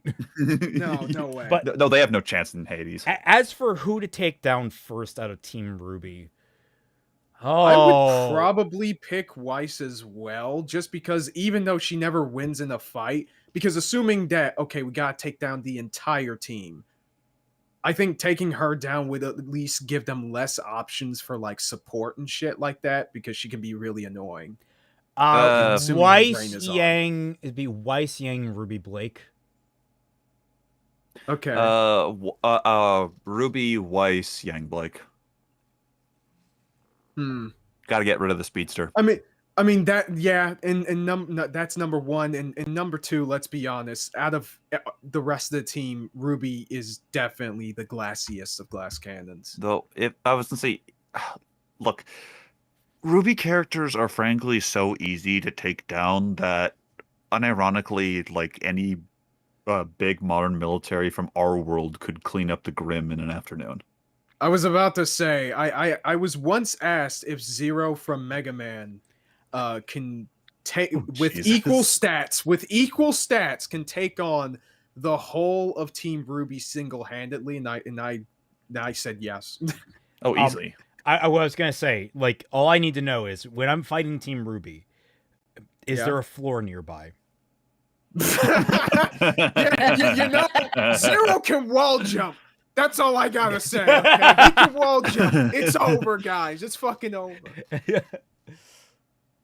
A foe full of aura till they pop, empowering a strike by concentrating all that aura into a single burst, as well as presenting one with the ability to enhance and control dust by channeling aura through it. Some people show us characters doing any of that after Volume 2. Yes, and again, the whole thing with like the Grim like ballooning up and exploding. I always thought that was like it's supposed to be a gag or some shit. Sparty, RWBY versus Homelander. Can they handle him, or are they getting farted on? Farted. Yeah, they're getting. Honestly, that's the fairest matchup we have. Salem is a casual Rita Repulsa victim. You know, I'm torn. I think Salem and Rita might actually be an equivalent matchup. Rita's not. Maybe. Like, Rita really isn't all that powerful. No, it's kind of the funny part about that is that the Power Rangers could probably take her down in an afternoon. They're just too nice. Yeah.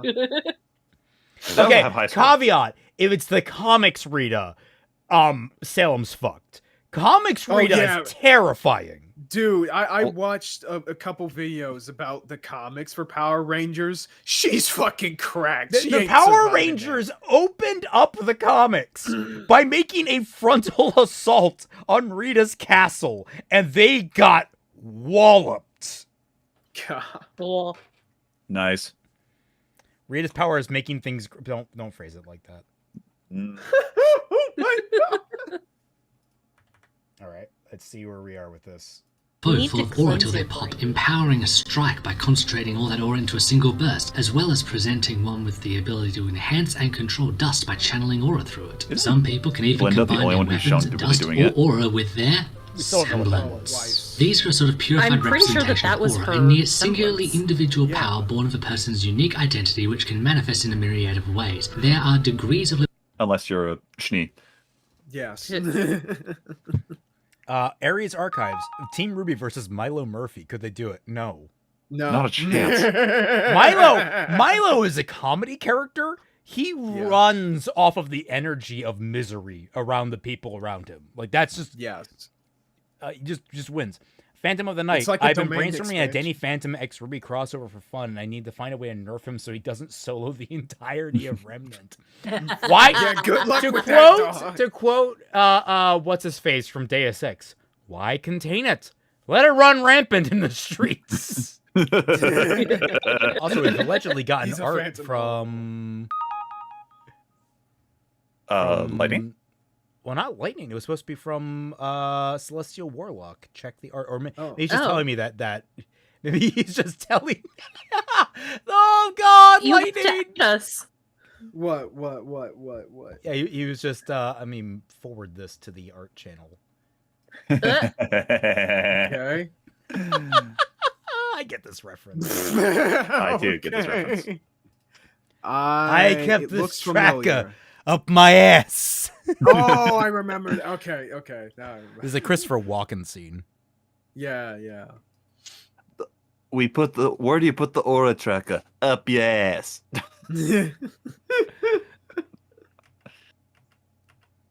Oh boy. Oh, Rita has man. a planetary feat and island level through scaling through the moon crash and scaling with many broken abilities. Damn. Oh. Cool.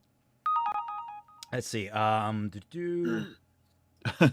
trying to see. Jake the Search. Oh, Rita says that. Nameless. How long will it take for Courage the Cowardly Dog to solo Remnant of Salem with Dux Muriel for some reason?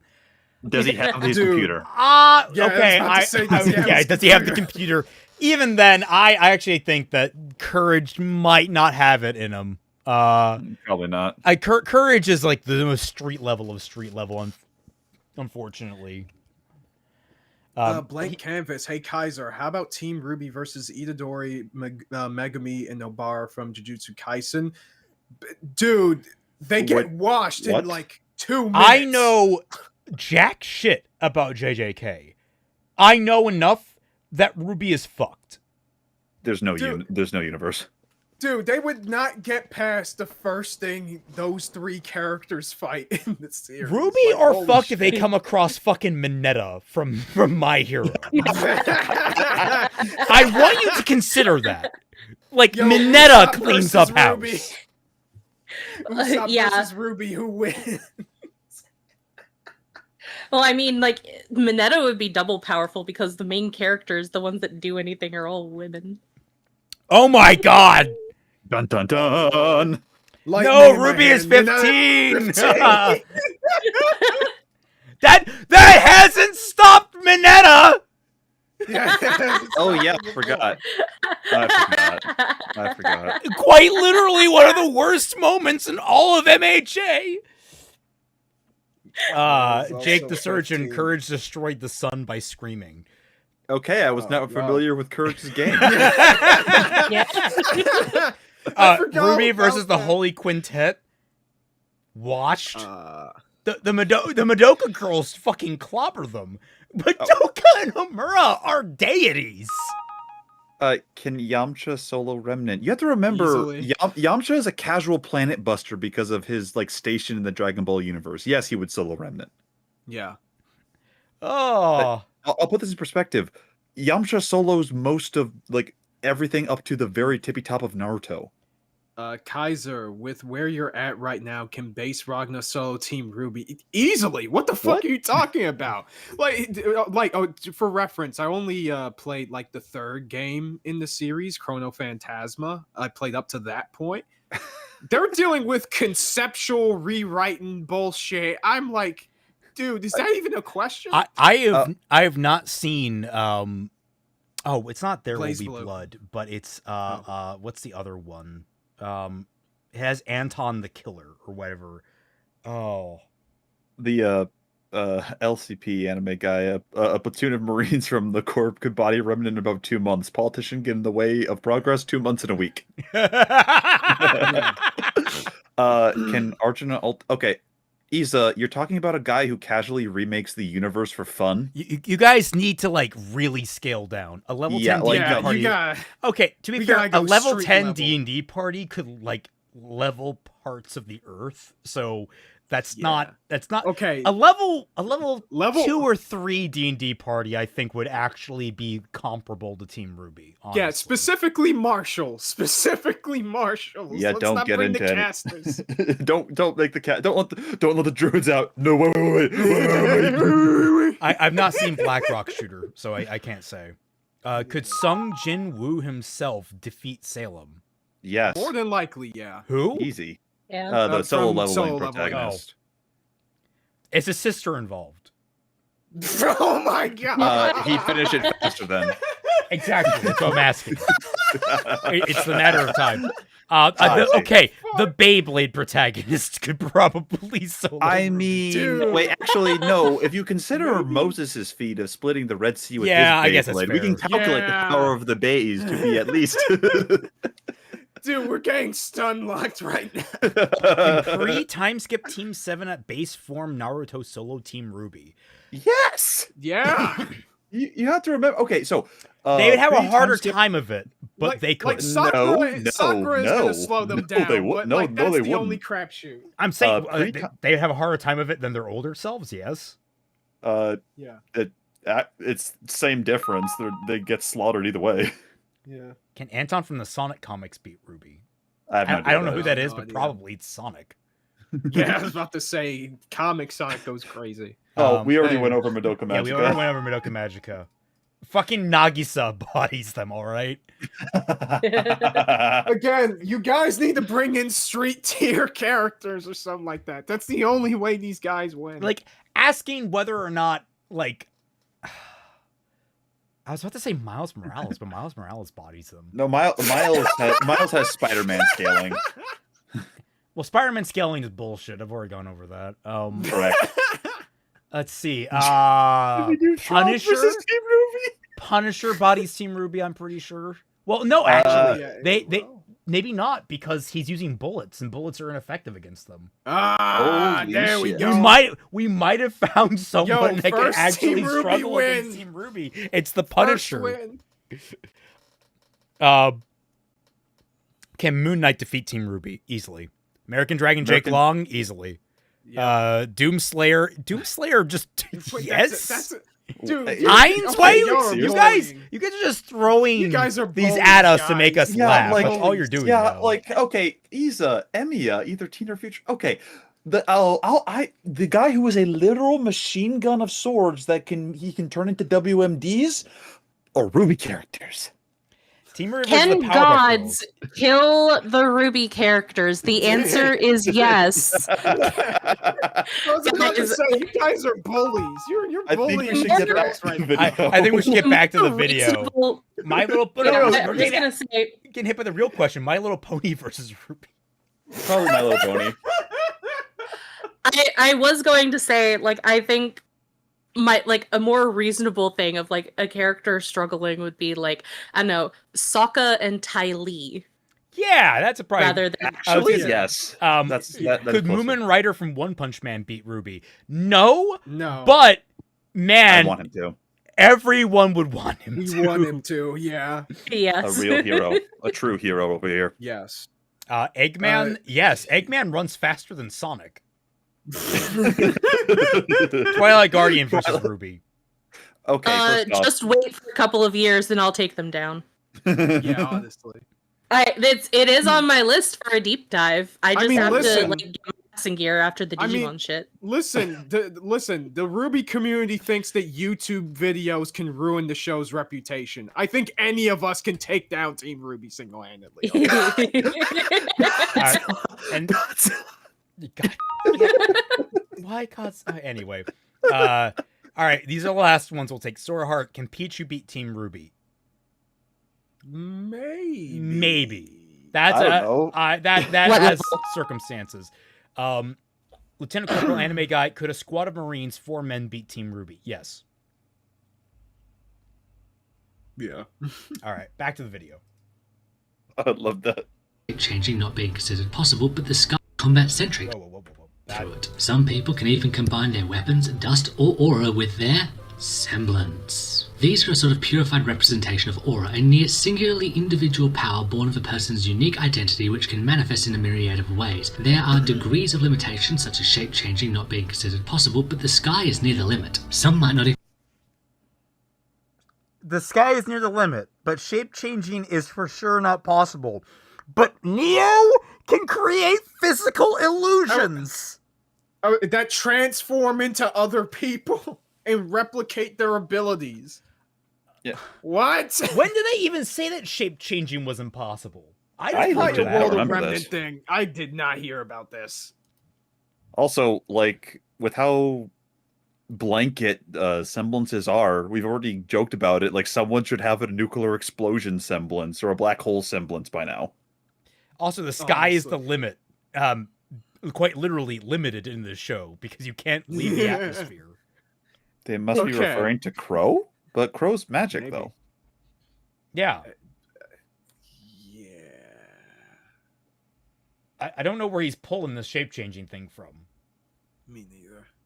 Can be It's- combat-centric, such as Ren's ability to suppress and later read emotions, while others like Yang's Burn, which converts damage she receives into energy to enhance her, are naturally inclined towards combat. Semblances also say a great deal about a given character, be it Ren's penchant to suppress his emotions or Yang's habit of taking on others' burdens, but some, like Weiss, are inherited via... Wait. She takes on other people's What? burdens? Since What? when? When did that have to do with her aura or semblance? Because she takes on physical burden to power up her semblance. Thus, she takes on emotional burdens. But she doesn't You ever sure? actually do that. You Yeah, sure? she Because takes most of the on her time, own. she just goes Super Saiyan by going into a Karen rage. Yeah. Yeah, like she rarely, if ever, really takes on other people's burdens. I mean, again, we're looking at the idea of Yang and not how they actually wrote her. Yeah, I was going to say, if Yang was good at taking on people's burdens, her sister wouldn't commit suicide. Oh, Yeah. let's No, not that's let that actual open that can of worms. I had Sorry. enough of that conversation on Twitter. No, that is okay. My apologies. That is absolutely facts, though. I will it say is that with true. my whole Like, it's chest. absolutely true. I don't disagree. I'm just like, I am tired of that conversation. 100%. People are so They're up so their ass about fucking it. stupid. Fair enough. Jake the Surgeon. Oh, you're paying us to respond. All right, Predator versus Ruby. Predator wins. Supersonic relative reaction time, comparable weapons and armor, potential city block level durability than concrete. Predator wins. He wins. Predator turns invisible and just fucking stabs them all in the back. Yeah. They don't have their aura up. bloodlines, which thematically still says a lot about the character. As established, semblances can also be combined with weapons and dust, some key examples being Adam Taurus can, like Yang, absorb energy, but he hides behind his weapon to take the damage and deliver it back. Another example would be Blake's shadow clones, which she can... Yeah, why doesn't Yang do that, by the way? Yeah, if aura can be channeled into objects, wouldn't it be better to just transfer? I mean, maybe you can assume that she tanks it through her gauntlets. I don't fucking No, she should. In that case, if that's possible, then she has one shotgun gauntlet, and then she has a great shield or something. She has armor coating her fucking body. I was about to say she should be Captain America right now. Yeah, What the and, fuck? I was like, he hides behind his weapon. Yeah. Is that not what you do when you don't want to get shot or punched? or what I have was you? gonna say, oh yeah, be a man and take the punch to the face. No? Fuck no, baby. Well, Yang does it, and if a girl can do it, then why doesn't he? Is he not a man? No, he has brain cells. Apparently women in Ruby don't have those. I mean, Yang did lost a few with that arm. Anyway, Oh. fused with dust, creating everything from exploding shadows to stone statues. Before we get to the main thesis Power so statement of this, powerful, though, I want to discuss some outliers. On Remnant, there are creatures of Grimm, seemingly non-sapient magical beast constructs with a hatred of all things human and faunus. These seemingly perpetual motion machines are bereft of aura, but still possess a gamut of supernatural abilities as well as incredible physical strength, speed, and durability. Yeah, pause because that's a long clip. Yeah. yep. Okay, so we're getting Also, they never said that the Grimm also hated faunus. They only ever said humans. like Faunus are just lumped in with humans Yeah. because the show doesn't distinguish whether or not Faunus are humans or they're a completely separate species. I'm imagining a talking Some people Grim think they're going, humans. Some people think they're not, and some people think they're a third. I mean, the first thing that I actually had was imagine a talking Grim saying to Team RWBY as like, "We're here to kill you people," except that one pointing to Weiss. She's cool. Yeah. And then they say, "What do you mean, you people?" Well, yeah, what I love about that's like, yeah, we're not killing her because she's not people, and like immediately everyone's just like, "Whoa, dude, what the fuck?" Edgardo J. Cruz. Was it ever confirmed if Adam's Semblance only works with his sword or weapon, or can he do We it don't without know. one as well? Yeah, we don't know. He died Yeah, we before don't we know. could get anything Maybe maybe it's in the wiki or something. I could probably look that up. That would be But kind the of wiki neat. makes shit up. Yeah, it makes a lot of shit up. Someone has like bone Yeah. swords. It has to like they had to like lose a leg to make the bone sword, but like that's how their semblance has to work. Tomorrow. Be metal as hell. Yeah. They also grow stronger and sometimes wiser the longer they survive, and are the main danger living on Remnant. Skilled aura users can usually handle run-of-the-mill Grim fairly easily, and even stronger ones with a combination of strategy, Grim are the biggest threat to humans and Remnant. They're really not. I mean, let's be. They should be. They should be. Yes, but they're really then, not. His next line contradicts that. Is like, listen. also grow stronger and sometimes wiser the longer they survive, and are the main danger living on Remnant. Skilled aura users can usually handle run-of-the-mill Grim fairly easily, and even Run-of-the-mill Grim. Okay. They're not really a problem. They are skilled. Anyone that has a competent understanding of aura, which everyone should have unlocked at this point. Yeah. Are you not noticing anything about this, Zel, about how all these are not adding up together? Yeah, it's almost like the setting isn't adequately reacting to the fucking superpowers. What the fuck? stronger ones with a combination of strategy, skill, and concentrated force. The endless hordes or the kaiju-style Grim present a threat all their own, and even weak Grim can tear through things like cement and steel with relative ease. Magic is the secondary outlier, an echo of They They can? They can. Yeah, this is news to me. Maybe this is the case. I don't fucking know. Like the well, I'm guess- thinking because like it's so rare to see any kind of environmental destruction in RWBY. Period. That isn't like a character getting slammed into a wall and something cracking. Grim are a problem. They really aren't. Remember, Zel is proud of these scripts. Apparently so. Yes. You're gonna be proud of something. I just had a thought.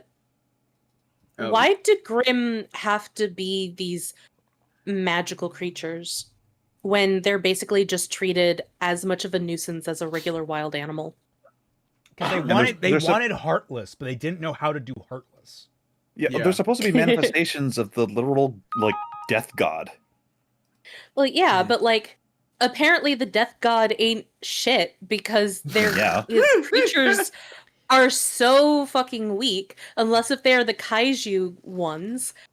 So like why is anyone afraid of them when apparently they're not all that powerful? It's remember, like, yeah, wolves are dangerous, but also you have guns? Remember, Grim were designed to destroy humans before humans were a thing. Actually, wait, weren't the Grim created after humans were created? Well, that's the thing, is that like the Brothers Gods, they according to Crow, the Dark God created the Grim to destroy humanity, but that happened before the two decided to resolve their differences and create humanity. So he created the thing to destroy humanity before they created humanity. But then we saw in the flashback with Salem that the Grim didn't exist until after the first of humanity was wiped out and new humanity was taking over and Faunus existed, and the Grim, they then existed then for some reason. That was never really explained why the Grim were I there. think it was like Grim were invented to destroy what the God of Light was making, not specifically humanity, but I mean after humanity came to be, Grim that's all that exclusively target humans. Yeah, exactly. They aren't this like tidal wave that destroys life in general. That they're not Tyranids from like 40K. They don't like destroy and break down life and biological matter ever. It's like the Grimm make no sense. They are self-contradictory all over the place. Mm-hmm. The Heartless are more consistent than this. This sounds like a bad comic book. This sounds like a bad comic book plot. Don't insult comic books like that. Yeah, they're bad enough. Okay, look, exactly. It could be a what's his name? Liefeld comic. Power from Remnant's first inhabitants. It allows for one to completely control and even create natural phenomena without the aid of dust. It can also allow for shape-shifting abilities and, based on key lore, the creation of magical constructs and change. Oh my god, it really is just because there are two characters that got magically transformed into shape-shifting birds. That's the only reason that he thinks that it's somehow not a semblance. I mean, there's nothing stopping Neo from just hard light illusioning a bird costume on herself and just being a giant eagle for a bit. Yeah. That sounds like weirdly adorable. At this point. I'm imagining Neo's like chibi head on the body of like an eagle and she's like blissfully flying. Dude, that sounds terrible. Oh, you turned her into an Alkanost. Cool. Yeah. Sorry, I need to ask. Grimm versus Minecraft creepers. Who wins? No one? The creeper explodes. Yeah, because the creepers explode on them. Also for Zel, he's saying like, oh, and like there's also these magical artifacts. Look, magic is something that the first inhabitants had. The artifacts for what have you, they're made by the literal like god entity, or one of them at least. They're divine artifacts. Actually, oh my god! Wait a fucking second. Mm-hmm. This brings me a whole ass different question, or a different problem. Instead of creating the maidens or locking the maiden powers and have them be transferred from like person to person who they remember when they die, why not just have them be connected to specific objects instead? Oh, the maiden powers? Oh, yes. That's a question that's been asked before. Like, I don't mind them being separate, but like I mean, you're right that there's no good reason why they wouldn't be connected. Like, they haven't justified them being separate or being connected in either direction. I mean, I'm not saying this specifically tying them to the relics. I'm just saying instead of the maiden powers just being something that anybody can just, take randomly. Nah, man, it can't be some old crone or something. Which oh my god, literally. Okay, congratulations. How old is Raven again? Not old enough for a lot of people. Not too old for a lot of people. That's how I should phrase that. Okay. Gotcha. All right.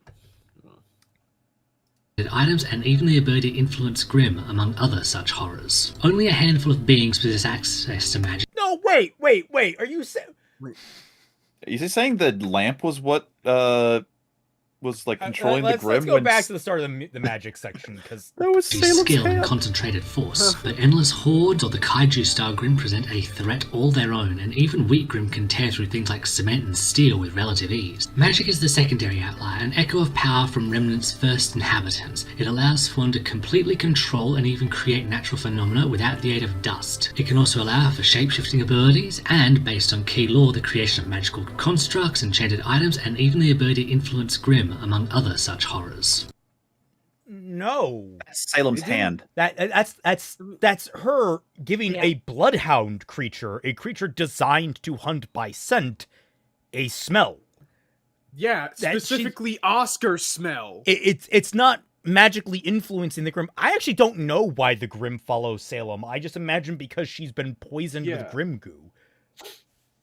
I think that he might be referring to the fact that Grimm are attracted to the relics, but that's not controlling them. And number two, then use a different clip. This clip doesn't demonstrate what you're talking about. You should have used volume 6. He might have used this clip specifically because it's a Grimm and the relic in the same shot. Okay, but you missed the farm boy smell. Ew.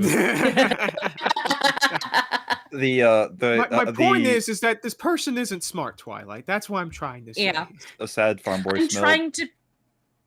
I'm trying to be fair to him because I can be nasty to him. As someone who likes to be fair to people who criticize, I understand.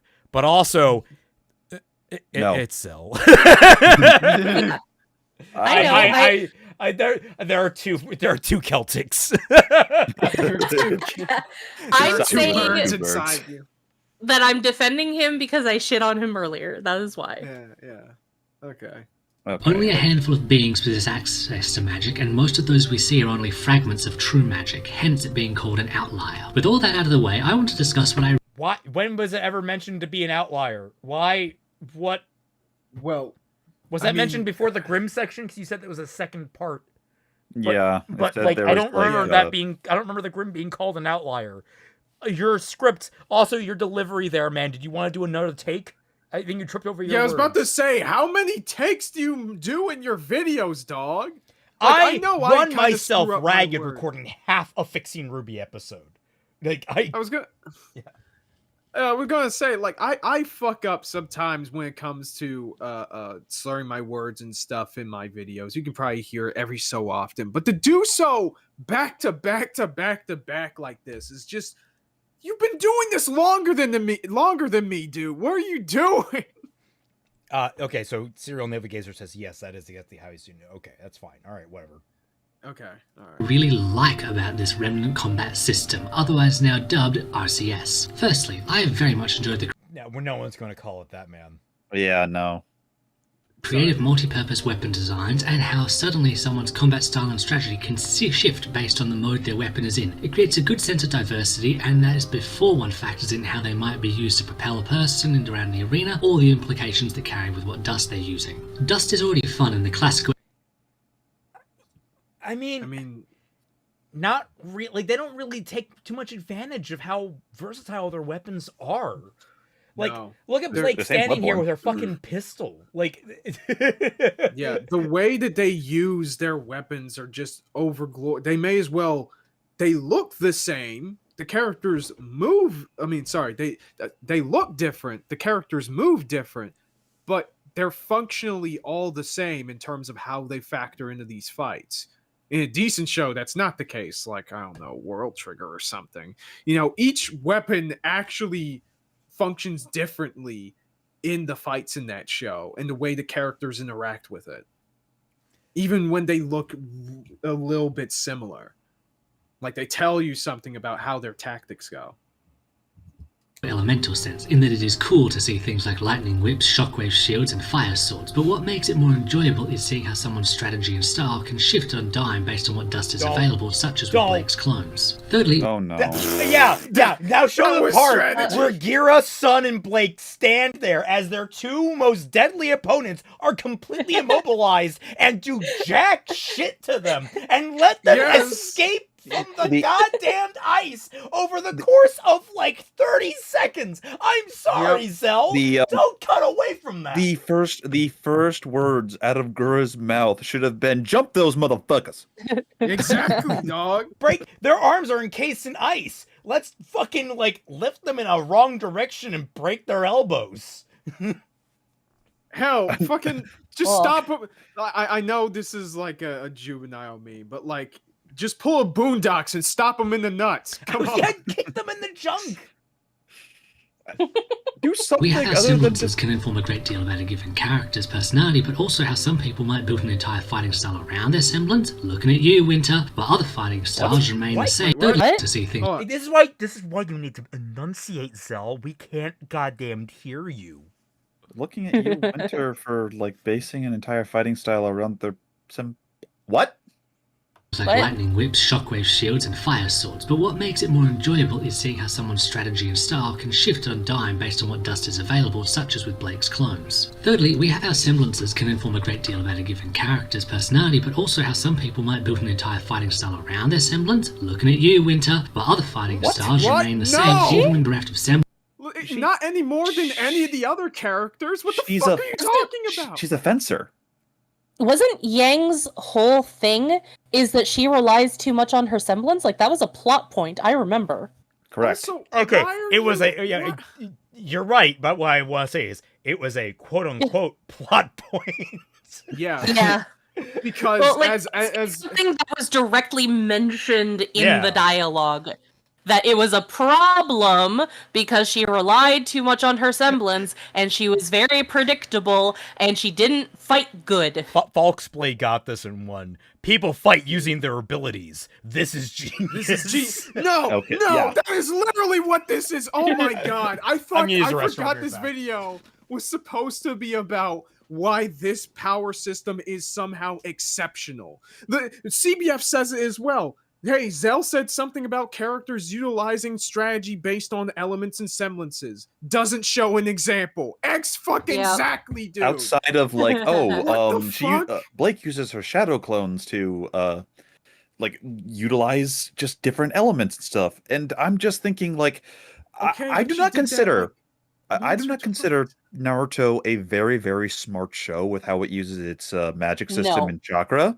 However, the idea that like shadow clones are just basically like copy pasting you and abusing that to like hyper advanced training, as well as like get a lot of information from one part of the world to the next very quickly.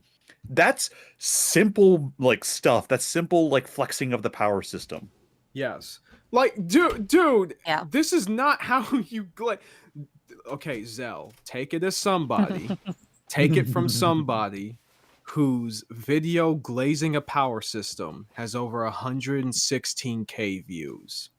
If you want people to see this system as exceptional, you gotta give examples of what you're talking about. So, World Trigger, everybody, here's a great example off the top of my head. In the third season, so there are these basic beam blades called Kogetsu. Basic beam katanas that almost anyone can use.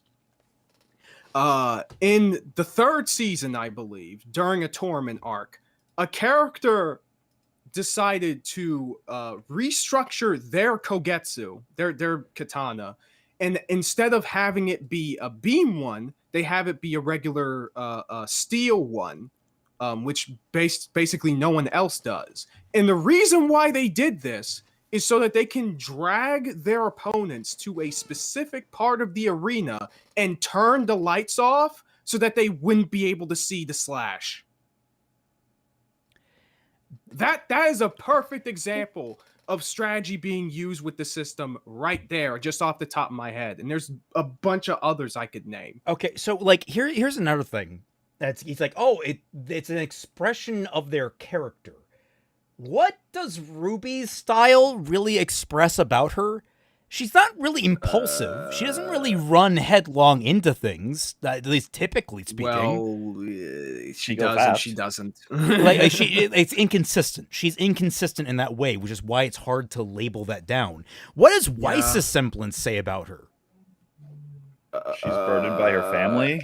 I guess, but like it's and also it's her summoning servants to help her, so she's no And better also than her what- family, I guess, or Well, something no, like that. the thing Or- that you can like point to is for more of a thematic thing for Weiss is that she has to summon Grim that she herself has beaten.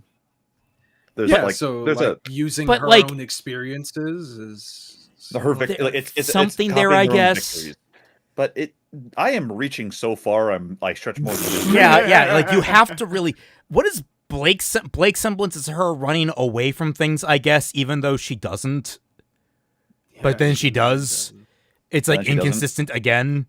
Yang's semblance is that she can tank a lot of damage, but like, I don't know. Like, Carries a lot. meanwhile, I'm sitting here and I'm thinking, not to ride the MHA dick so much, but like I could go on for like a solid half hour talking about Todoroki's quirk and how it's reflective of him and how as it develops and he develops it and how it reflects his entire situation with his family, how it's actually he has to come to understand the power that he holds and come to respect something that he spites, which can reflect very much an endeavor and understand the nature of his mother turning off her entire family. Like there's that.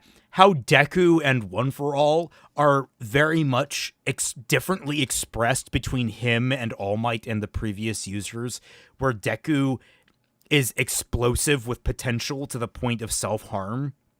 Like, that's very much intertwined with his personality, but then later on it becomes much more versatile because he himself is a much more versatile mindset than All Might ever was.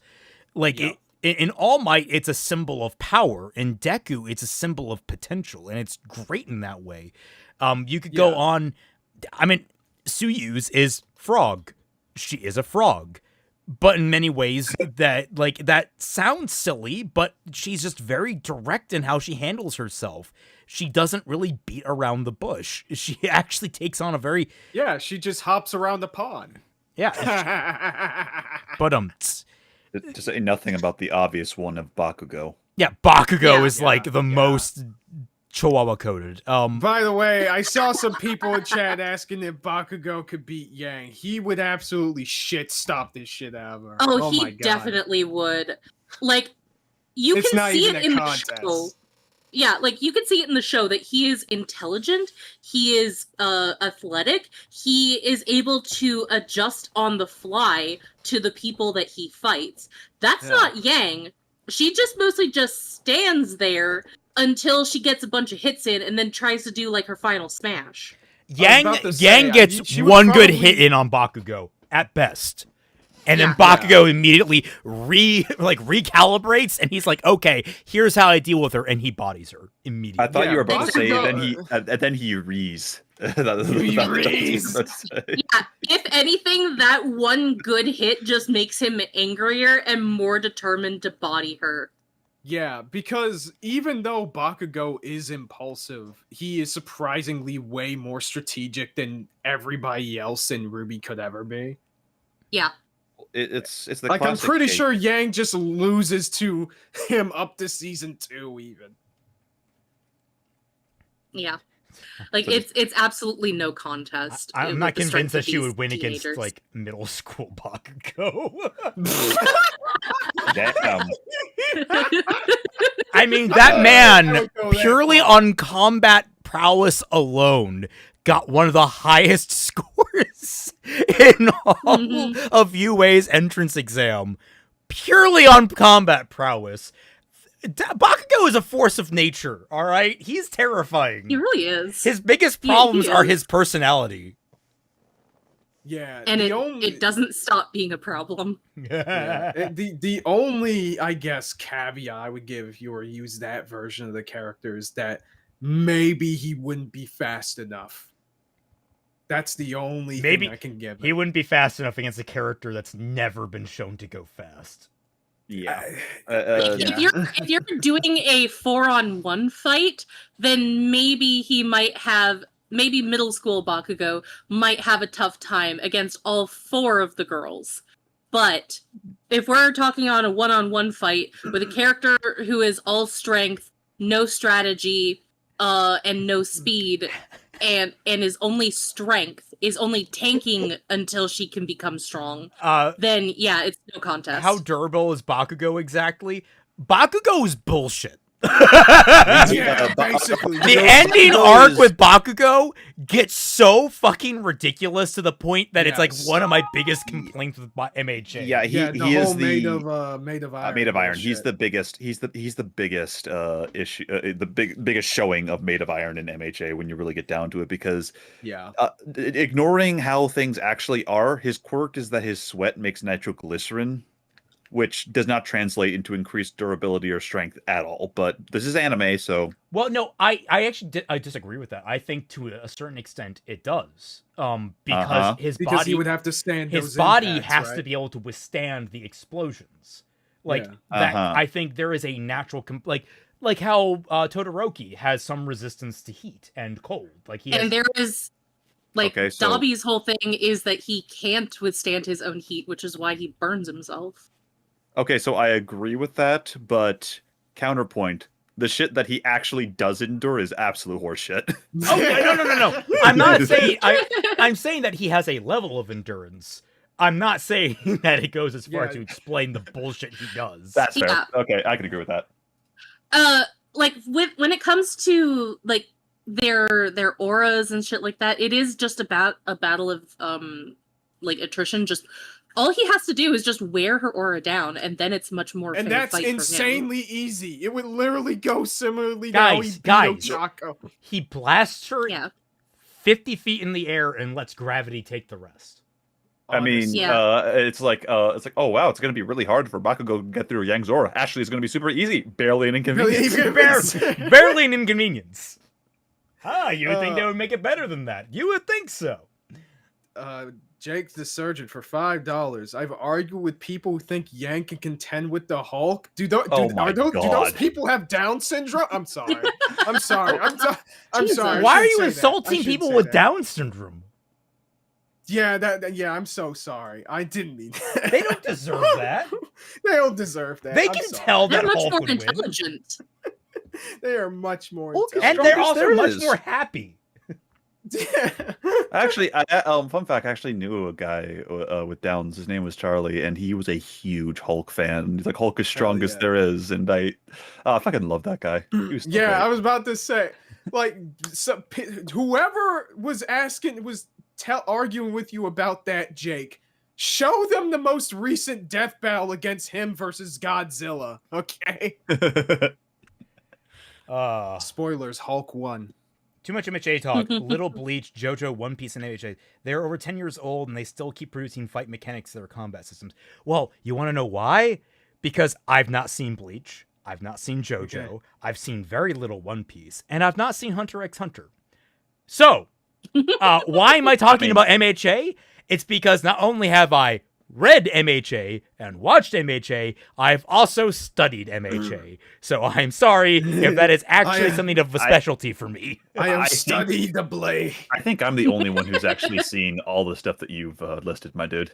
Yeah, the no, only because I have things not I seen Hunter x haven't- Hunter. I have not seen. Well, I've seen one JoJo.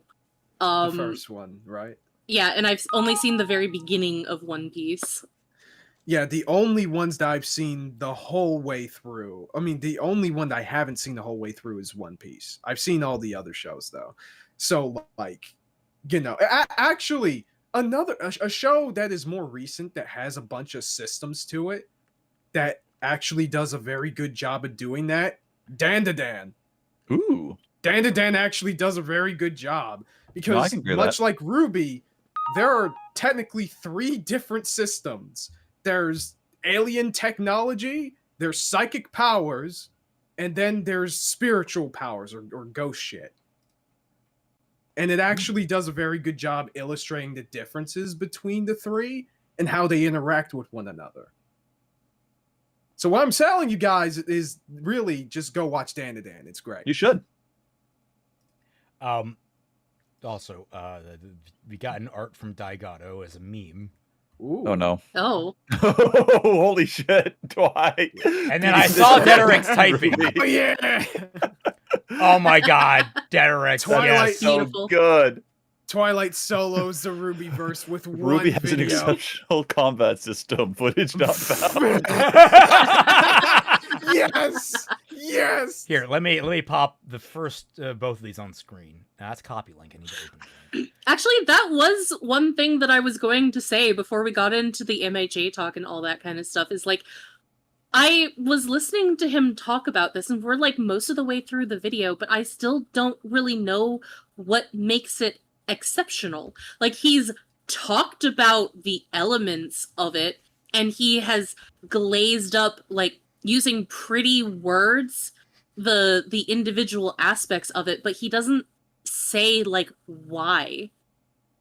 He's Also, like, oh, Well, using the aura to enhance your weapon makes for a beautiful blah blah blah, and like using all of these thesaurus words to spruce up his language and make it sound like he's saying something profound. But if you actually know what he is talking about and actually like pay attention to what he is saying, he's not saying anything other than this is a thing that you find in RWBY. I think it's beautiful, and then that's it. Yeah, like No, literally, no, it's like, okay, yeah. so it's like, so far it's this. They're doing the basics then. They're doing the basics then. They're Yeah, doing the basics RWBY. then. RWBY is exceptional because it does something that 99.9999999% of Oh yes, fiction yes. Yeah, like I know that the one guy is really tired of us talking about MHA, but like Zero and I are going through MHA. I am showing Zero MHA for the first time, and we have had a pretty lengthy discussion about the combat system and how the characters fight and the reason why these fights are clever and what it means for the characters. He's doing none of that. No. Yeah. Like, and also we're bringing up MHA because it's a very easy and frankly profitable example to use. Second thing, by the way, with the Twilight versus Team RWBY, I don't know what's the best part about this. The fact that Weiss is like that angled like that, it looks weird. or the fact that RWBY isn't even beaten; she's just drinking the tea. Yeah, she just gives up after the others got beaten, so she just drinks the tea. I like the idea that like Blake just wants to hold Yang's hand one last time. I don't know why, but something about that is just inherently funny to me. I don't know. Why? I mean, it implies how that. did you cut Yang's arm off? Yeah, I was gonna say it implied that Twi cut Yang's arm off. Also, is it bad that I know exactly what this still from Dragon Ball Z is from? No, I don't think so. It's No. the Tree of Might movie, actually. Oh, Also, the how I cut her arm off is I used my key and just turned it into a knife. Key knife. I gotcha. Jake Oh, the you did a Surgeon, Keyblade transformation. and this was before the Green Door. I don't know what that's referring Oh It's, my god! the- It doesn't matter. Like Dude. Coke wins either way. Coke? Hulk. You said Hulk. Coke. Hulk. I said Hulk. No, I said Hulk. I heard Coke. I heard Coke too, but I'm What? The Green Door is how the immortal Hulk comes back to life. We need a Yo, green Coke- Coke can. The Pepsi Man beats RWBY. Yes, unironically. Sparty says Null and his symbiotes are billions of times better than Salem and her Grim. She wishes she's Null. Yeah. Yeah. I don't know much about Null, but I know enough that Salem wishes. God, Nameless the symbiote. scenario. Pretty cool. Salem attempts her plans on regular show's Earth. How long will it take for the park workers to get rid of her forever? Literally one episode. Doesn't Yeah. Cartman have like a direct line to Satan? Oh, all right.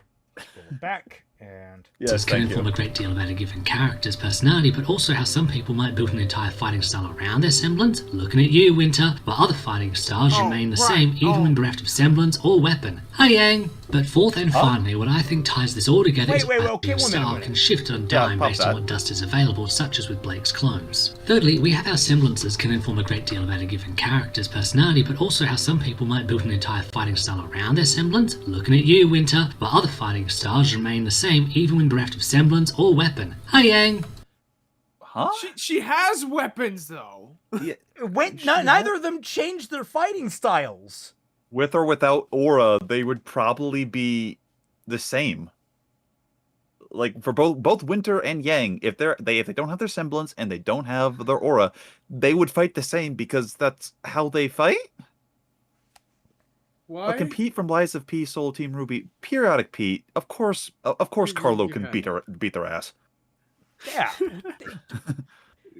All of y'all are just bullying Team RWBY right now. I know, Yeah, right? This is he's really a bad. robot and a Souls-like protagonist. Like, No, he's a real boy.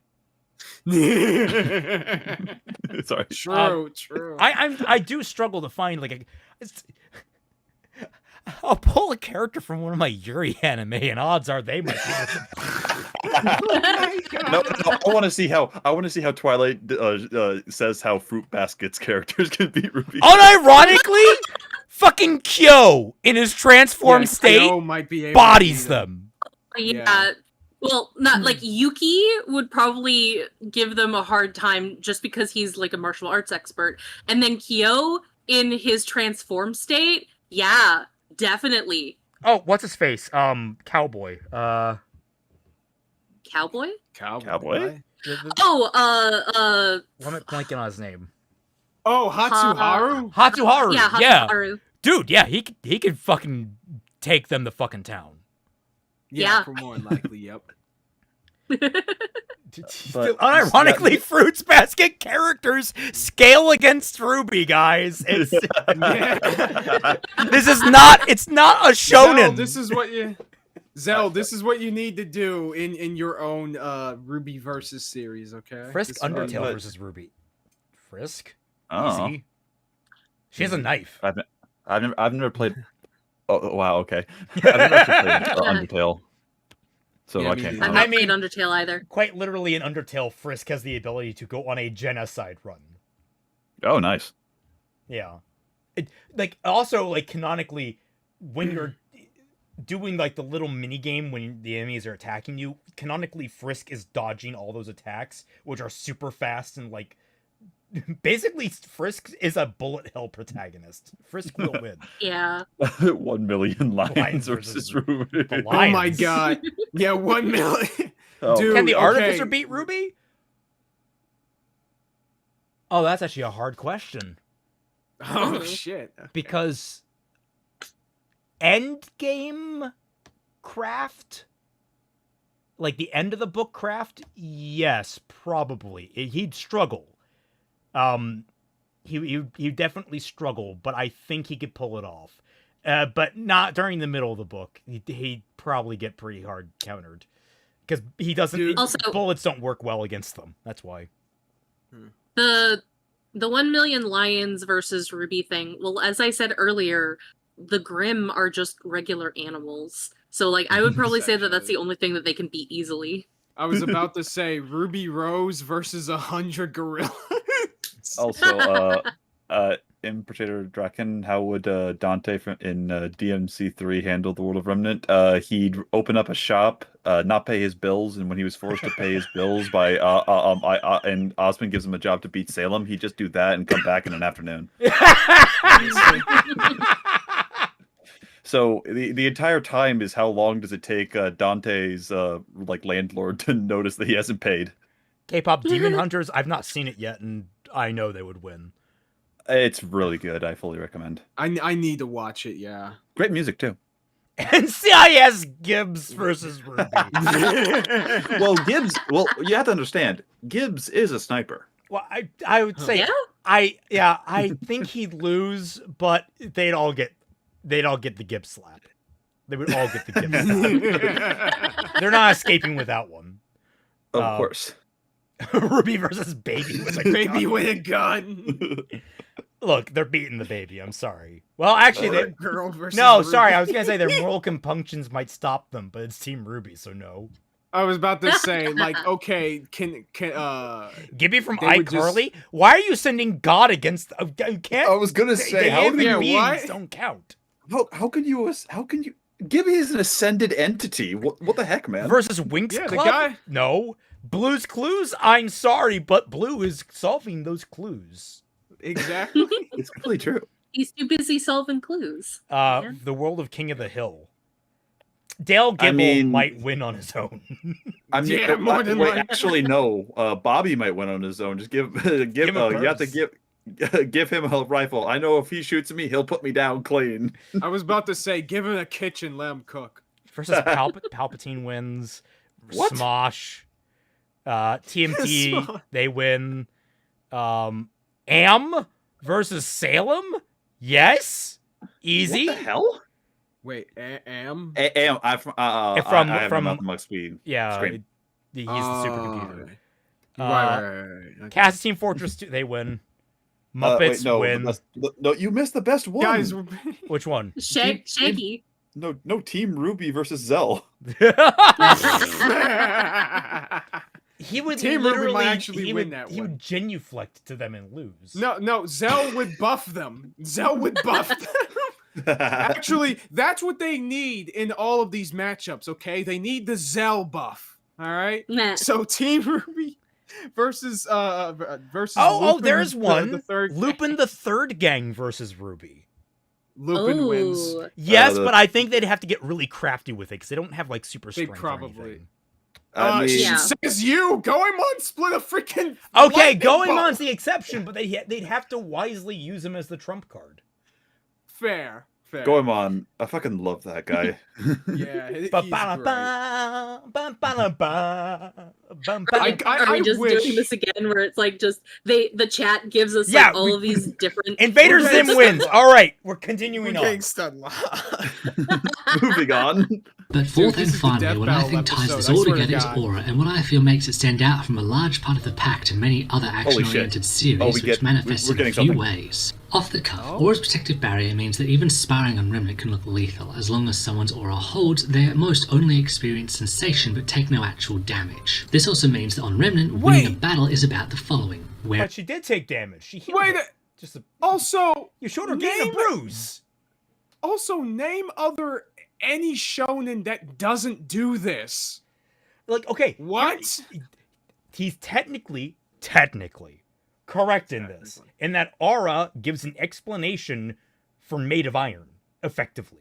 That is what aura should be used for. It is the explanation why characters can tank ridiculous amounts of damage and still come out alive when otherwise they should be dead. It's an issue I have with My Hero. There's a lot Sure. of problems with Made of Iron, especially in the end game. But you know what? I will take the quality writing of My Hero over Ruby's any day. I can live with the Made of Iron trope. Ruby falls on its face when trying to explain it away. Also, it's not like Bakugo and the other characters who are made of iron get off scot-free at the end. No. Yeah, no. And Like, also, they get fucked up. Oh yeah, Legitimately fucked up. yes. it's a permanent heart And- condition. Oh my Also, God. his one arm is practically unusable. Like, and more than that, I was going to say it's a simple case of, despite the Made of Iron, the big thing that we should focus on is that MHA actually does show, yeah, this is what happens to the characters' bodies. Like, say, the easiest one is probably Izuku and using One for All. What that does to his body early on, holy Yeah. shit. Yes. Yeah. And even then, like, there are plenty of shows in the similar genre that don't really have similar explanations to Ruby that have been made before and after it, and they do a much better job. So what I'm trying to say is he's trying to point this shit out as exceptional, and it's not. The only thing that is exceptional at doing is stopping the animators from actually putting in the effort to show battle damage on their characters. Yeah, Unironic. which also Yeah. pisses me off. Like I love the characters getting at least some scars. Which I understand, those guys are already being slave drived enough. Yeah. I get it, but still. bring down a foe until their protective barrier grows thin enough to pierce or break entirely. Tyrion vs. Crow is a clear and easy example where we see aura go from peak to fragmenting to gone. Next is finding a workaround to a foe's aura, usually No, because before that we saw aura acting differently, and then after that we saw aura acting differently. It is incredibly unclear when aura is on or off. And also, he's about to say something like, "Oh, people working around aura."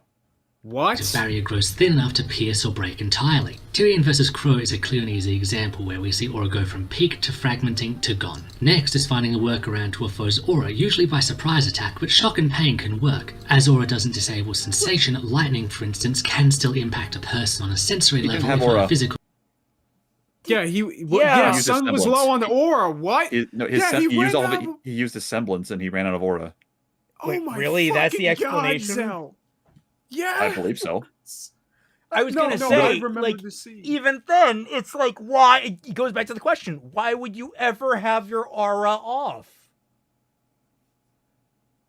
Why would you ever have it switched off? Why would you waste your energy? Why does aura affect semblance? Like, how does that feel? Like, that's never been quite explained. It's been added, but it didn't seem to be because Yang uses her semblance without her aura. Yeah, the way that it's being presented by Zel is that he's equating aura to the shields from Dune, and you have to you have to use clever / specific tactics in order to get around the shield, which Okay, but no one does that. yeah, exactly. I can't think of a single time. The one time I can think of anyone doing anything like that is Volume 7 with Tyrion and Fiona. Yeah, and I mean, more That's than not even that, clever. if, That's just a semblance. if it's Or- sneak. Oh, sorry. I was gonna say if sneak attacks can take out people with aura and everything, It's the same dilemma of shooting Superman with a sniper rifle with a kryptonite bullet. Like, by all logic, there's nothing that Superman would be able to do to that. And by the same logic, a sniper shoots at a character from RWBY, their head gets turned into a watermelon. Yep.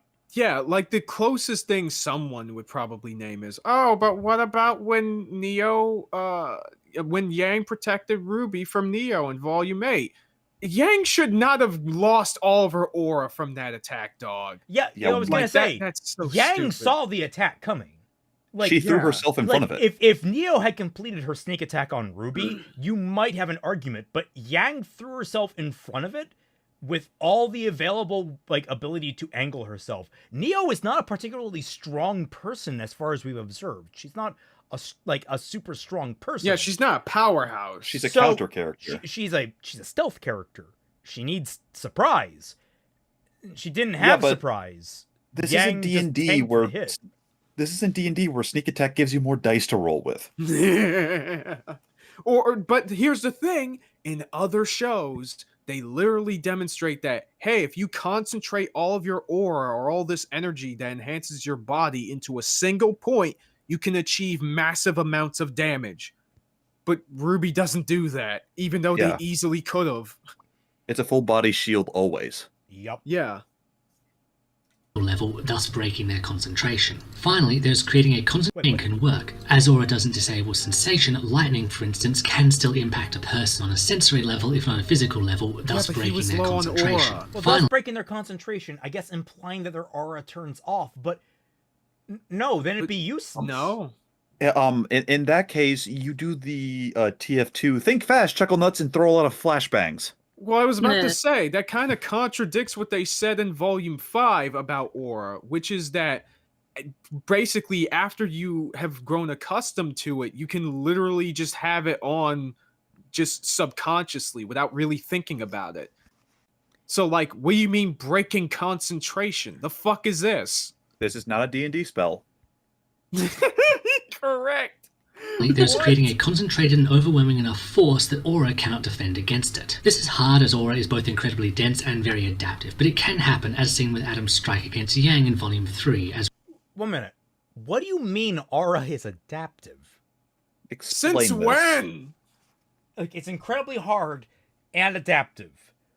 What do you mean adaptive?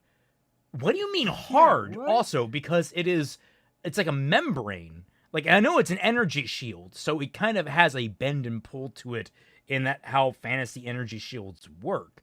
But, like, what do you mean adaptive? Yeah, is it like... what? Dude, the like way Zel is talking about... Like, the it can ways... observe different damages? Maybe he's trying to say versatile because you can use it in a variety of scenarios, I guess. But you're talking about durability right now, so that doesn't make what? Concentrated and overwhelming enough force that aura cannot defend against it. This is hard as aura is both incredibly dense and very adaptive, but it can happen as seen with Adam's strike against Yang in Volume 3. No, I thought that was a semblance. That's semblance, yeah. And if he has if he like just concentrated a bunch of energy, uses his sword, and it overpowers the aura because it hits hard enough. Yeah, so I'm stuck on the adaptive part. Like, what does that even mean? Like, are you trying to say that aura gets tougher the more damage that it takes? Are you quite literally saying let's shoot ourselves with low caliber bullets to get a resistance to higher caliber? Maybe he is.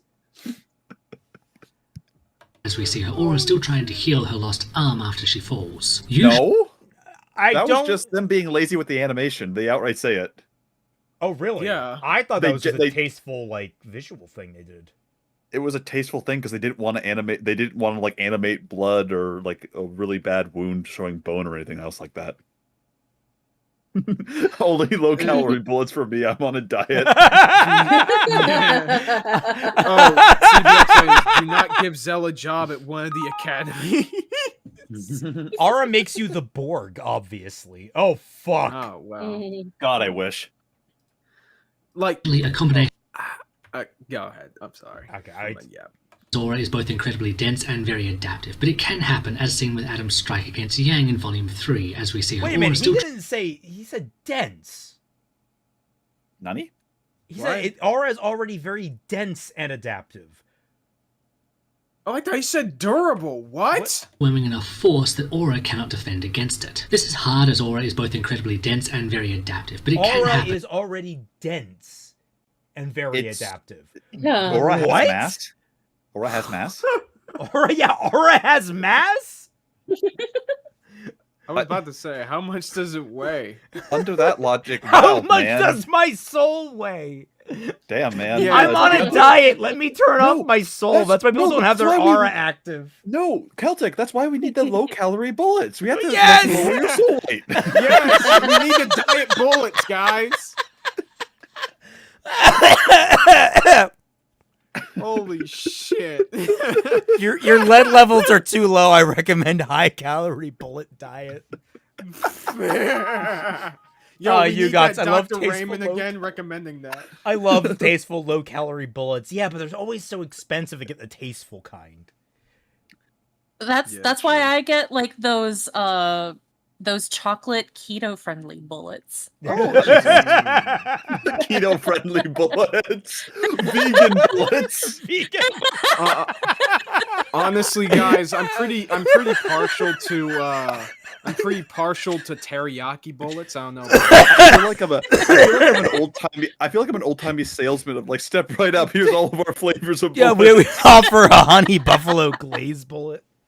Low carb. You know what the best part about it? They measure the weight of bullets in grains.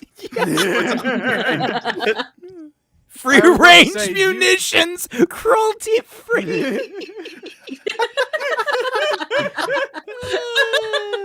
I was about to say, do you prefer your bullets with salt or pepper? Apparently, someone prefers them powder free.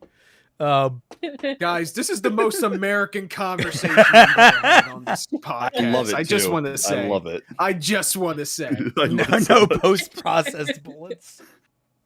I need to cut back my bullet intake. I was gonna say I don't do the post-process Damn. stuff, and he's loading up like a fucking muzzle loader. Yeah, I'm just. You know what? With all these flavors of bullets, I'm just hearing like. Boneless I'm just- bullets. I'm sorry. What? Boneless bullets. Boneless bullets. Boneless bullets. So do you prefer your bullets bone in or bone out? No, my okay, God. I like mine with no crust. Okay. Oh my god! You have no idea how happy I am that I misspoke. Holy shit! Actually, you know what? Scratch that. Unless they are stuffed crust bullets, then I'll take that.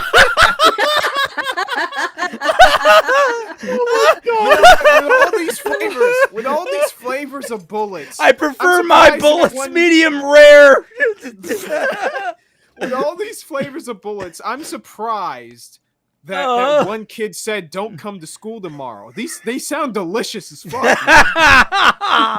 oh, you know, actually, that's actually a poorly timed joke. Oh my god.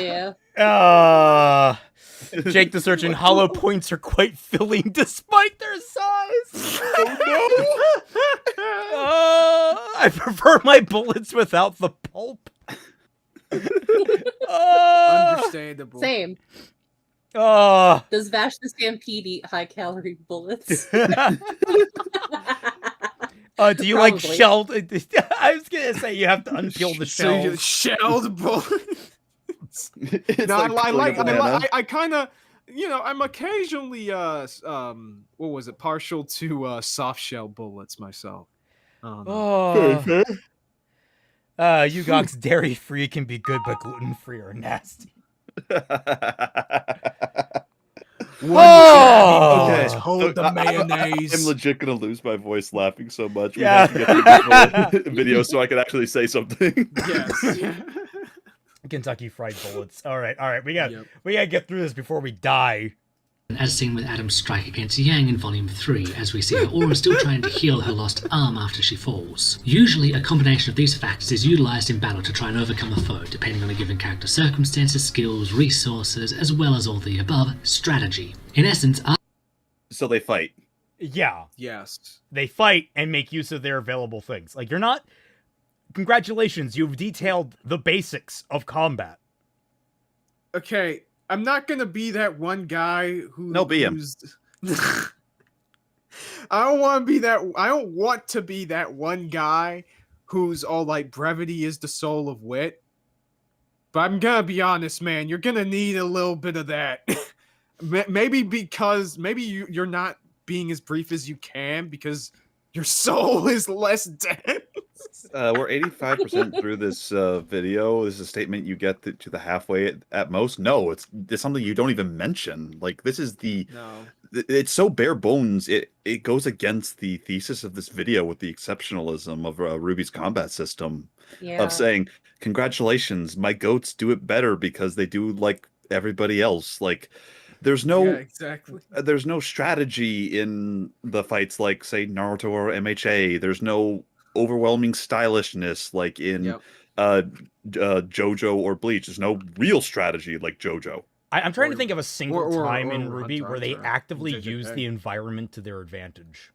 Yeah. Ironwood versus Watts. Okay, that's one.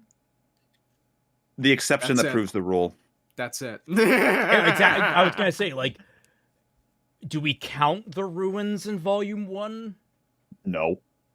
Like, that's more of an obstacle they had to work around. They never actually used it as part of the combat. I mean, I guess the only point of that you could say is the slingshot. Food fight? Food fight. Weiss versus the food Wasps?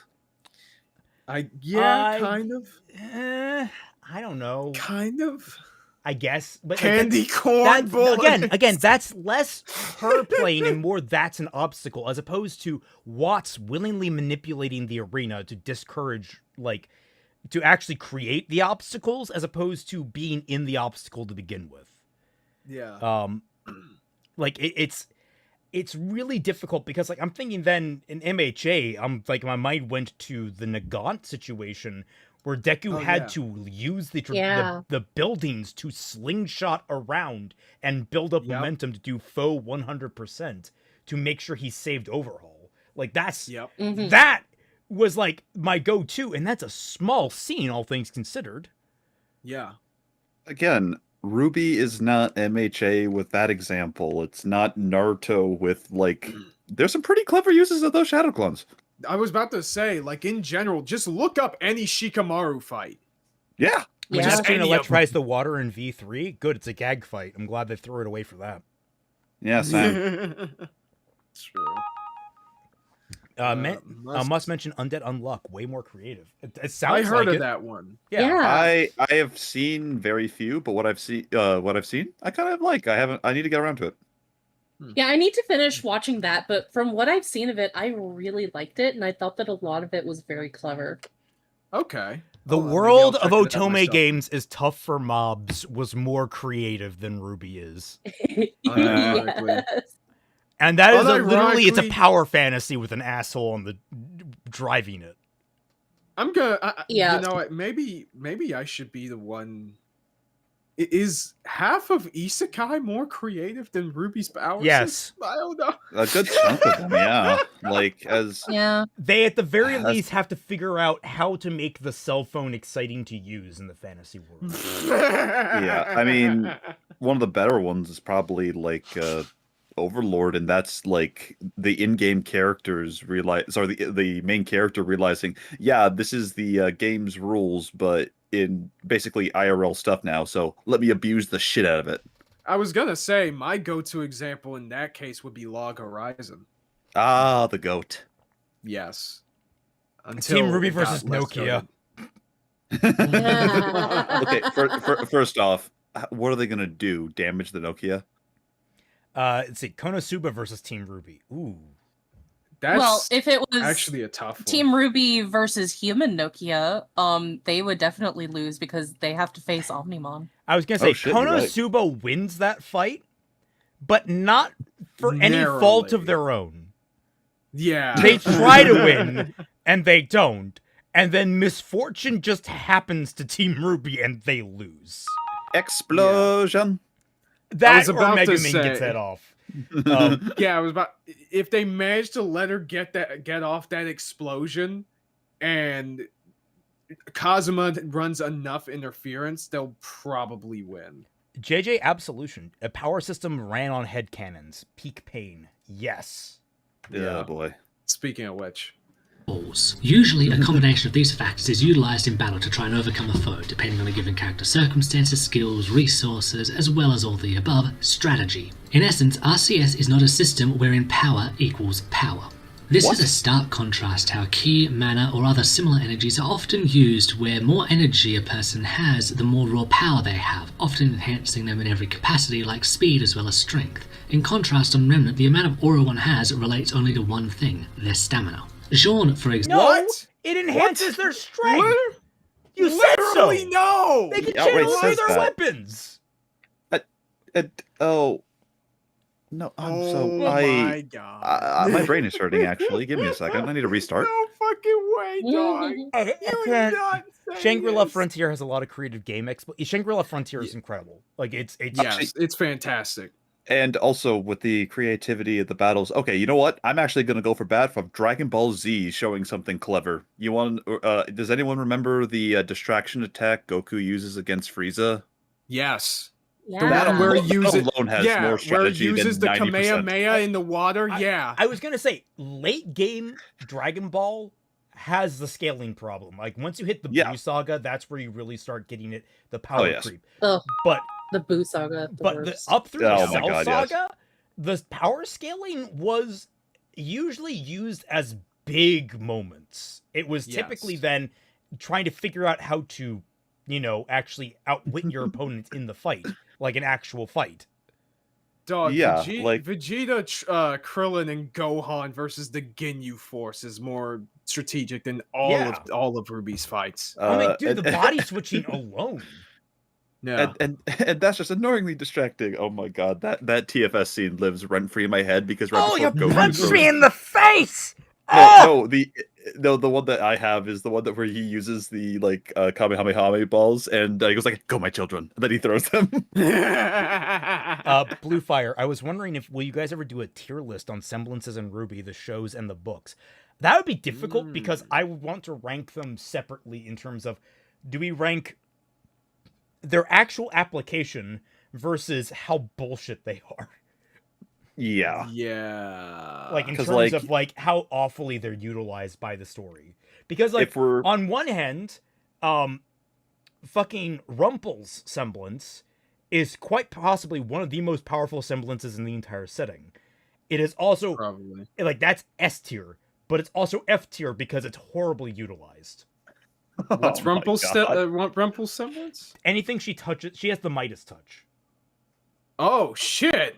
Okay, we have the bullets. We have the bullets, boys. Oh, do we? Give me the arts. Give me the Yeah, art real there quick. we go. Bullet bills, low calorie, some great taste, none of heavy grams. None of the heavy Oh my grains. god! Oh, Love it. grains. A healthy diet. You're the man now, Dederex, you're incredible, man. I love it, man. dude. Thank You so and much. Daigato are incredible. Holy shit! Fucking love it. Oh god. You guys are what really make these streams special. I love it so much. Actually, this is the first. I think this is the first stream where we had Dederex on in a while. Yeah, he's Yeah. a while. I'm glad to see him back. I think he Yeah, had to be missed away you, for buddy. a while. Yeah, Indeed. I'm pretty sure. Then we had Example, Snowy for Bad Fan Fiction Night, but now he's gone, so now Dederex is back. We can't have them. Have we? In the Have They're we same too ever? space. powerful. They're too Why? powerful. Okay. Why is it like with Snowy Spider and like fucking Lightning, like just again it's your turn now from MHA? I was about to say, have we ever seen Snowy Spider and Dederex in the same room? Yes. Ooh. Yes, actually. God damn. Yeah, we have though. they have, often enhancing them in every capacity like speed as well as strength. Oh, this In bullshit! contrast, on Remnant, Fuck. the amount of aura one has relates only to one thing, their stamina. Jean, for example, is known to have a lot of aura, but this doesn't make him stronger or faster or otherwise able to outfight a more experienced combatant. It just means it takes longer to wear him down. But that larger aura... No. No? It means he can hit hard. Like, he's just unskilled. I mean, I was about to say, it's hard to judge with Jean because he doesn't fight any major characters or opponents most of the time. So we have no idea. Went one-on-one with Cinder and survived. That is also true. But then again, Cinder was playing him for some dumbass reason. And the idea of just like, oh, if you have more of this thing, that means you're automatically stronger. Name any of the big three that says this is the case, because it flatly says the opposite in several key moments of the story. Yeah, exactly. Like, just in Bleach alone, I know there's a character, like one of the fucking Espada, who is specifically more versed in being a speed type of opponent rather than being a power type. So characters can focus these energies in different directions. And there are several times where the person with the larger spiritual pressure, yada yada, still hate that system. I have so much I can rant about with Bleach. They lose. No, fair. Fixing Team RWBY versus Team RWBY, who wins? That's actually a hard question because Team RWBY canon have bullshit on their side. Well, you have to understand, Team RWBY would have an advantage against Team RWBY, but you have to understand about Team RWBY's hacks against Team RWBY. Exactly. Yeah. Yeah. Also, Goku versus Superman isn't stupid. It's one of the better like debates that you can have when you really get down to it. I mean, yeah, it's just that Death Bow are just bad at it. That's about it. And they've had to do it 3 times because people weren't satisfied. They had to do it 3 times. Oh my gosh, man. is still useful in his role as support, as he can use his semblance and large aura reserves to refuel his stronger allies. This setup also allows for glass cannon type fighters to remain relevant. White and Ren might seemingly have less durability or stamina than their allies, but that doesn't translate into less strength. White's strength was able to match the blasting power of the Colossus mech's massive cannons, and her lower durability... That's Also, not her wait. strength! What? That's dust. That was dust! Also, again, you're saying that Wow, he this kicked is Twi from this the is room. unique. Oh, Jesus. What happened? Twi, you okay? Oh, I was stuttering, so I thought that I would okay. refresh the screen. Ah, okay.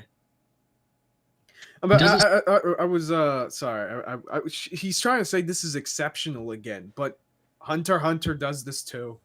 Yep. I don't understand what you're saying. stop her someone from being physically The only person who should be saying that this is exceptional is someone who doesn't know what the word exceptional means, or who has never watched another action show outside of RWBY. I was about to say, this is what happens with all you've experienced is mediocrity. Okay, I will say, Yeah. at the very least, he has fully bought into his premise here. He thinks this is exceptional. He actually thinks this. It's not like that one person that said that romance anime is dead and then halfway through the video says, ah, lol, the title's a lie. Yeah. Yeah. But Again, this makes this There's a even bit of worse kudo. because- There's a bit of kudo for Zel at least being a person of their word. I mean, Yeah. it's a case.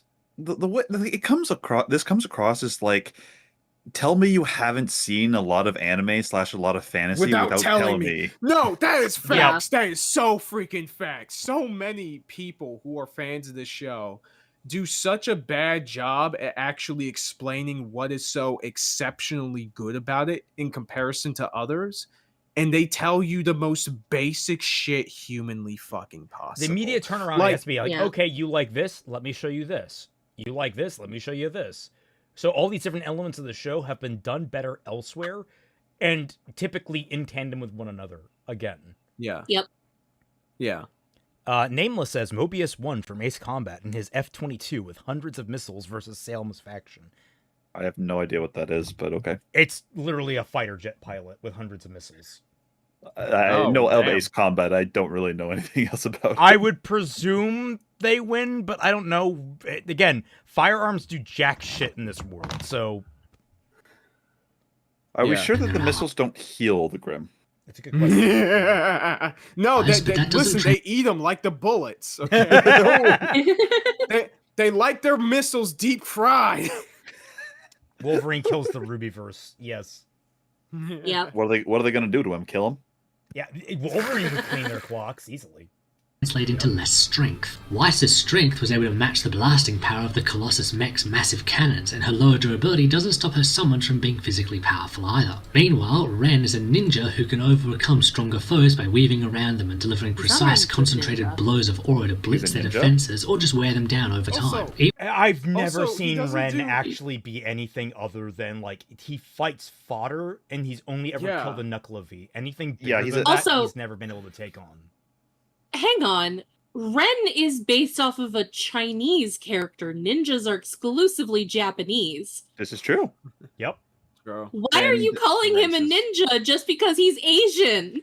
Also, about this, Dude, Doesn't China this- have an equivalent?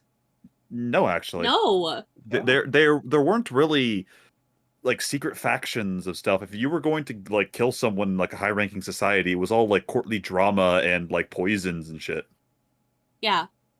Also, the whole condensing aura in a like precise angle thing that literally only happens once in volume 1, and even then, that's all headcanon. The story doesn't even give us an idea what he did to the taijutsu. People are pointing out Also, that it was Nora.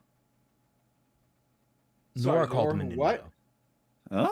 Oh, Alright. She's still wrong. Volume. I mean, she's still wrong, but I was it about does to say, alleviate Rooster Zell Teeth are from kind of some it. racist, so I And- don't know. I mean, another thing with that. Zell got his racism from watching you, Dad.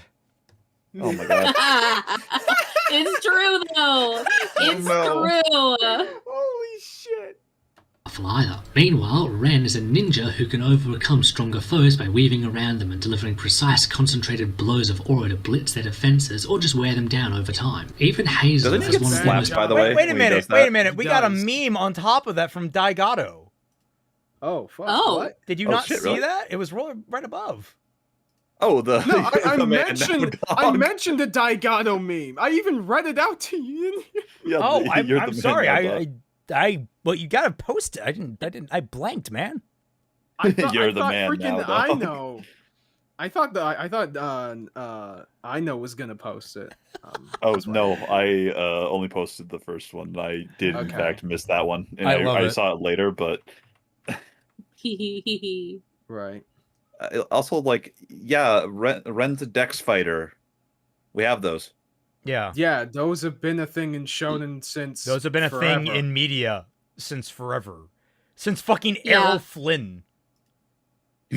I can't believe that I can believe that Kirby would mistake a martial artist for a ninja just because they're both Asian. It's embarrassing though for a RWBY fan to have so little brain cells that they can't think for themselves and just parrot whatever they hear in the show. I will say I fully believe that it would be something that Monty would have called him, which gets into the really uncomfortable gray area that he is himself Asian. It's like, Yeah. I mean, you can be wrong. I don't know if we're allowed Yeah. to Well, say you you're can wrong. still you can be an American Asian person and not know a goddamn thing about your natural cultural from your family's history. Do you That wanna- is a thing that Like, can didn't happen. his brother live in Japan? I don't know. Did he? I mean, all I'm hearing with this is, "Do you want to be an American idiot?" Shut the fuck up. Shut the fuck up. Adi Shankar ruined that song for me, dog. Oh, I mean, correct. And is a ninja who can overcome stronger foes by weaving around them and delivering precise, concentrated blows of aura to blitz their defenses Doesn't or do just wear that, them but down okay. over time. Even Hazel, as one of the most powerful fighters with regen that lets him regrow a hole in the chest while fighting, could still lose to someone like Tyrion, as his semblance lets Tyrion bypass aura and his speed would let him get past Hazel's defenses. What? Well, hold on. Does it allow him to bypass aura or just easily remove some of it? Well, no. The thing with the poison from like Tyrion's tail, he did that on Crow when Crow had no aura. That too. But also, And we know that we've never seen them fight, so we don't know how that would play out. I actually think that Hazel has a decent shot at just bodying Tyrion. I was about The to way say. that it goes is actually I can't remember the name of the other character, but there was a bit in the Ron Perlman Hellboy movies where like he was jumping around and everything with Hellboy. Hellboy grabbed him by the arm and said, "You jumpy slippery bastard, I got you now." And then proceeded to pummel him to the ground. Jake Yeah. the Surgeon says he was 102% Asian with a 2% margin of error. So he was actually 104% Asian. Got it. Nice. Got it. Oh. Okay. Simply put, having the most aura doesn't make you the fastest. Being the strongest doesn't mean you can just muscle your way through a fight. Being the most powerful, even with the aid of magic, doesn't automatically mean a win for anyone. The RCS helps keep fighters and battles varied and diverse, while ensuring that different characters with different skill sets and strengths can all remain relevant. Bad matchups don't just happen because one person is stronger than the other, but because their specific skills and resources are a good counter to their opponents. Which also means Or when the story just decides that that is the case, like with Maria versus Neo. Yeah. JJ, Like, she Absolution, should not have lasted that long. It feels like RWBY wanted to be an anime but didn't fully commit. Like battle damage or impact frames, they add too much and are metal as hell. Yeah. They add just so much. They didn't know what they were doing when Monty died. That was basically Well, it. And Monty the- didn't necessarily know what he was doing. I was about to say, they didn't know what he was doing when they were alive. As good as Monty is for a talented animator, I talked with this with Zero, and please correct me if I'm wrong, but like, didn't Monty and what was it, Sean? Didn't they like make several Shane. fights? And Shane, thank you. They made several fights. They animated and say, "Hey, put this into the story." No, absolutely. That was the thing. Monty Yeah. was like, Monty is not a good storyteller. He is an animator that likes making things that look cool. That was basically it. And the thing is, Monty is really good at making things look cool. That's basically what he excelled at. He wasn't some savant. He actually, his animations, if you break them down, are pretty janky. He just knew They are. He actually had a very good And I make sense fun of of them a lot. Yeah. He has a very good sense of timing. That was really what Monty's strength has been since his beginning, is that he has a great sense of pace, timing, and sometimes impact. There's a lot of times where impact did not flow with him. But he was not good at writing. He was not good at pacing in terms of like anything involving writing. Like And apparently he's not very good at delegating either, because look who he left the writing shit to.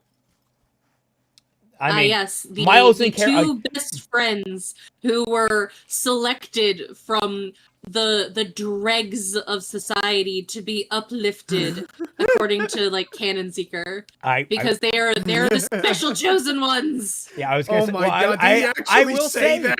I will say, Miles and Carrie, better writers than Monty. That's a hot take, I know, for a lot of fans that really want to just slurp that Monty there. But no, Monty was not a good writer. Monty was actively a hindrance to the storytelling of RWBY because he kept adding shit that didn't need to be there. He was just as much to blame for RWBY being bad. It's just the problem is he brought a passion and timing to the project that heavily outweighed a lot of that because he can bring the flash and circumstance. He could get away with it. I've said it many, many times, but Monty was not a team player. Yeah. From what I understand of the work process of how RWBY functioned in the early volumes, Monty was just left to do his own thing. And then he didn't talk to Miles and Carrie or anyone else other than his one special pet that he also did animations with.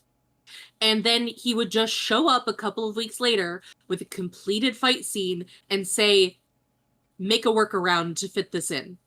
Yep. And leave everyone else scrambling. I mean, that's how. And then he would also add. Yeah. Neo showing up was pure laziness on his part. He just did not feel like animating Roman getting into the airplane. So he just made up a brand new character in order to bullshit him just teleporting in. Well, I was going to say, like, I don't understand how that's laziness. Like, it is. It's admittedly lazy on his part, but I'm sitting here like, I know what goes into designing a character model. That's a nice character model, at least all things considered. Well, That took but, time. Like, Monty, what the fuck? Yeah, he said, like, he just didn't want to do that. And so he... Like, I can understand, like, how there can be discrepancies between, like, animation versus, like, character modeling. Character modeling, to a certain extent, can be easier than doing straight-up animation. Especially when you already have preset models, and especially because we kind of know that they just kind of Frankensteined a lot of pre-made models together. I feel like him being gone were used against him used against him from being criticized. You mean like basically him dying is people use that as a shield to prevent him? Yes, absolutely. Yes. People like because I and Fat Man were there at the People have done beginning. that shit for years. We were complaining about RWBY back before Monty passed away. Yep. And people like it became very tenuous to criticize the show after that. Yep. Wasn't Neo based off a female Roman cosplayer? Yes, that is true. Yes. Yeah. Came up with the best semblance accidentally. Debatable, but yeah. And they used Also, that as a hold cudgel against his friends. That's yeah. Mm-hmm. They do that as well. Yeah. Which And is I will say, sorry, God. I'll let you finish. I was saying that, like, yeah, and that's all kinds of fucked, okay? Like, unironically, we need to acknowledge that the fuck up that is RWBY is a team effort, okay, guys? And we need to address it. It's a beautiful fuck up. Yes. You can't give it just one person. I will say that just because I say something that sounds derogatory, like Monty was lazy, Kaiser so therefore he made stuff. I know. I need to freaking. There you go. You're back. Yeah. Just because I say Google things Chrome is weird. like Monty was lazy and it sounds derogatory doesn't mean that it actually is, because there are a lot of animations out there in the past, in the present, in the future, from the time that this is contemporary, where creators had found limitations with what they could do, and so they had to be creative with it, or they just didn't have the technology in order to accomplish their goals, so they had to do something different. Whether or not Monty said technically he was lazy about it or not, like it ultimately doesn't matter, in that he ultimately ran into a problem that he faced, and so he used his innovation in order to solve it. That is honestly no different than a lot of other people. So I'm not trying to single him out and saying like he's bad for that. It's just something that animators do sometimes. Monty is the indie version of Michael Bay. Yes. Yeah. Unironically, that's a pretty good equivalence. I am Monty Oum, and I am what did Michael Bay say? And I want to preserve the film experience, or something like that. I forget that quote. God damn it. Anyway, we're almost done with this video. Yep. A shift in foes, weapons, tools, and strategy or environment, or even headspace can radically alter the outcome of a fight, and it means it's never just down to raw power, which I just really enjoy, and it's why I think Remnant's combat system is perhaps one of my favourites in fiction to date. And that'll be all for today. Thanks for tuning in. Oh, it's over. No, wow. Oh my God. No examples. No examples of these great strategies that you have in mind, dog. Well done. What's going on here? What? Wait, what the Zel? fuck? Where's the credits? Was that a clap? Oh yeah, I was clapping. Oh, Zel, everything okay, buddy? Zel? Yeah, what was isn't that where you're usually like if you paid attention and shit like that? Like what the fuck? I forgot that was still in the tank. Oh yeah. Holy shit, Zel, that was awful. Yeah, that was fucking terrible. I miss you, buddy. This is why I'm kind of impressed, actually. It is every single time we watch Zel, I'm impressed how much I feel like I've wasted my time. Yeah. Oh my God. Is Zel jacking? I don't know what Zel was doing there. He was praising the sun there. Yeah. Don't do that. My boy Solaire deserves to be respected. Yeah, anyone look, like Solaire is great, but anyone can praise the sun. You can just talk to him and you get the emote. True. That's fair. So how was your first Zel video? Now I know nothing. Read the comments.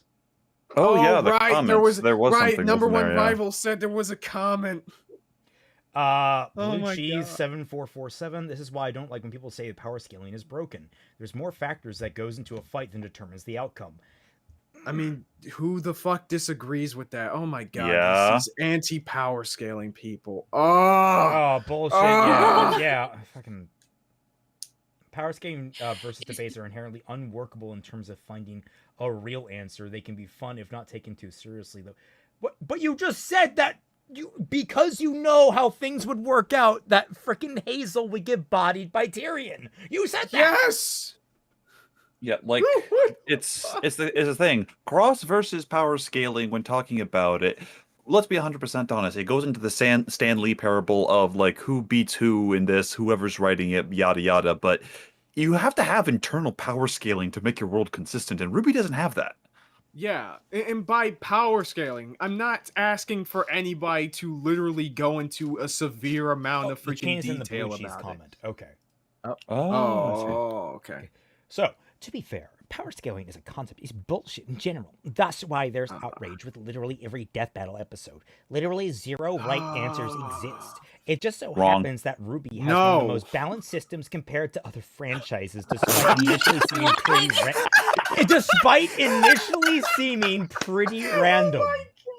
Fucking serious. Oh, this is some cope. That is some serious cope. Still, raw power is indeed only one aspect of every fight, and it's indeed annoying at best when people fail to recognize it as such. Your meds, Schizo. Yeah, what?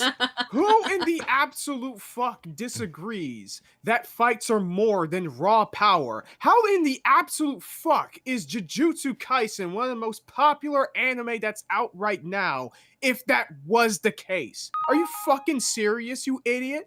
And that is number one.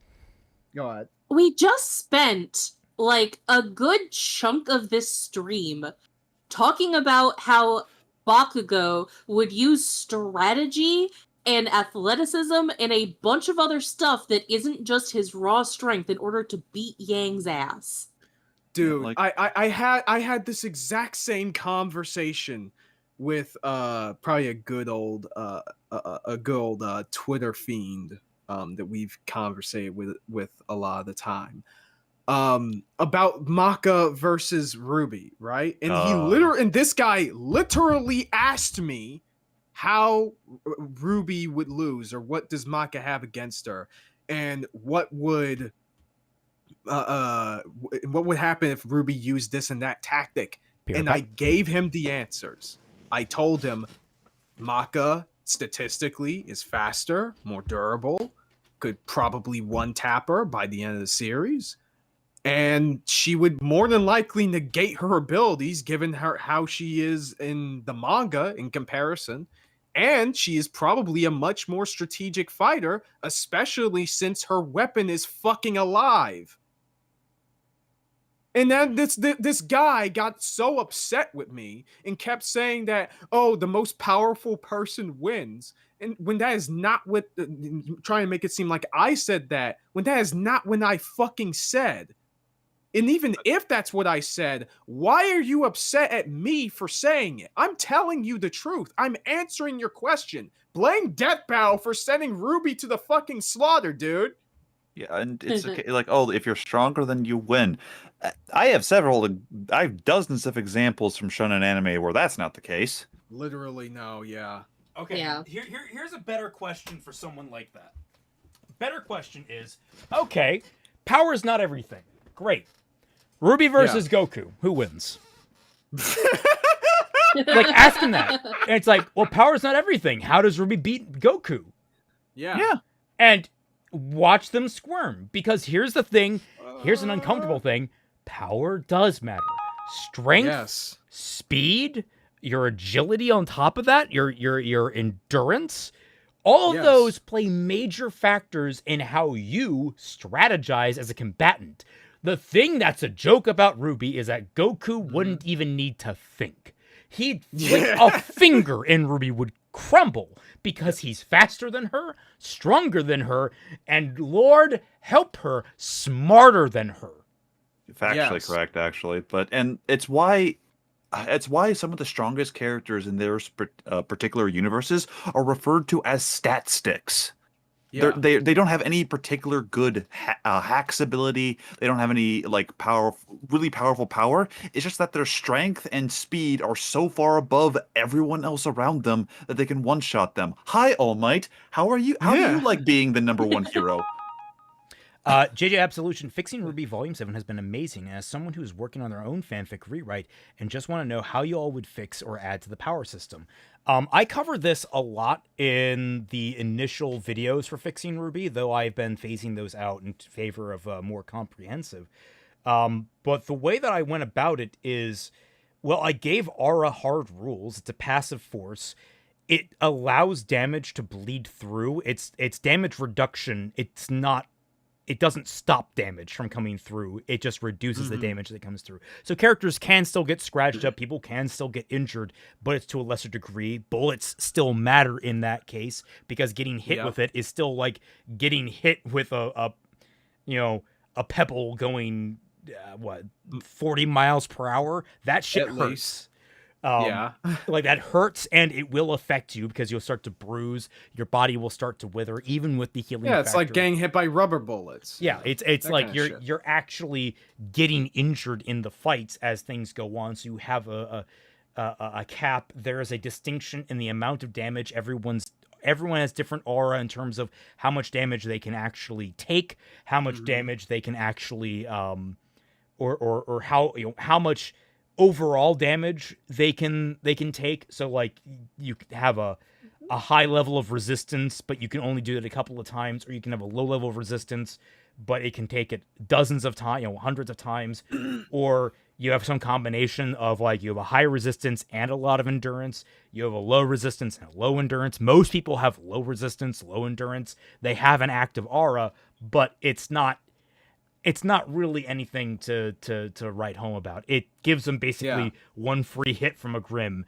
and then they're out like a light. That's basically It's also a case that despite how clean some of the earlier animations were, and they were legitimately clean and good, the animation really works against RWBY in the aspect of, because everyone has this aura and there's not really that much environmental damage, we can only really guess how hard particular characters actually hit.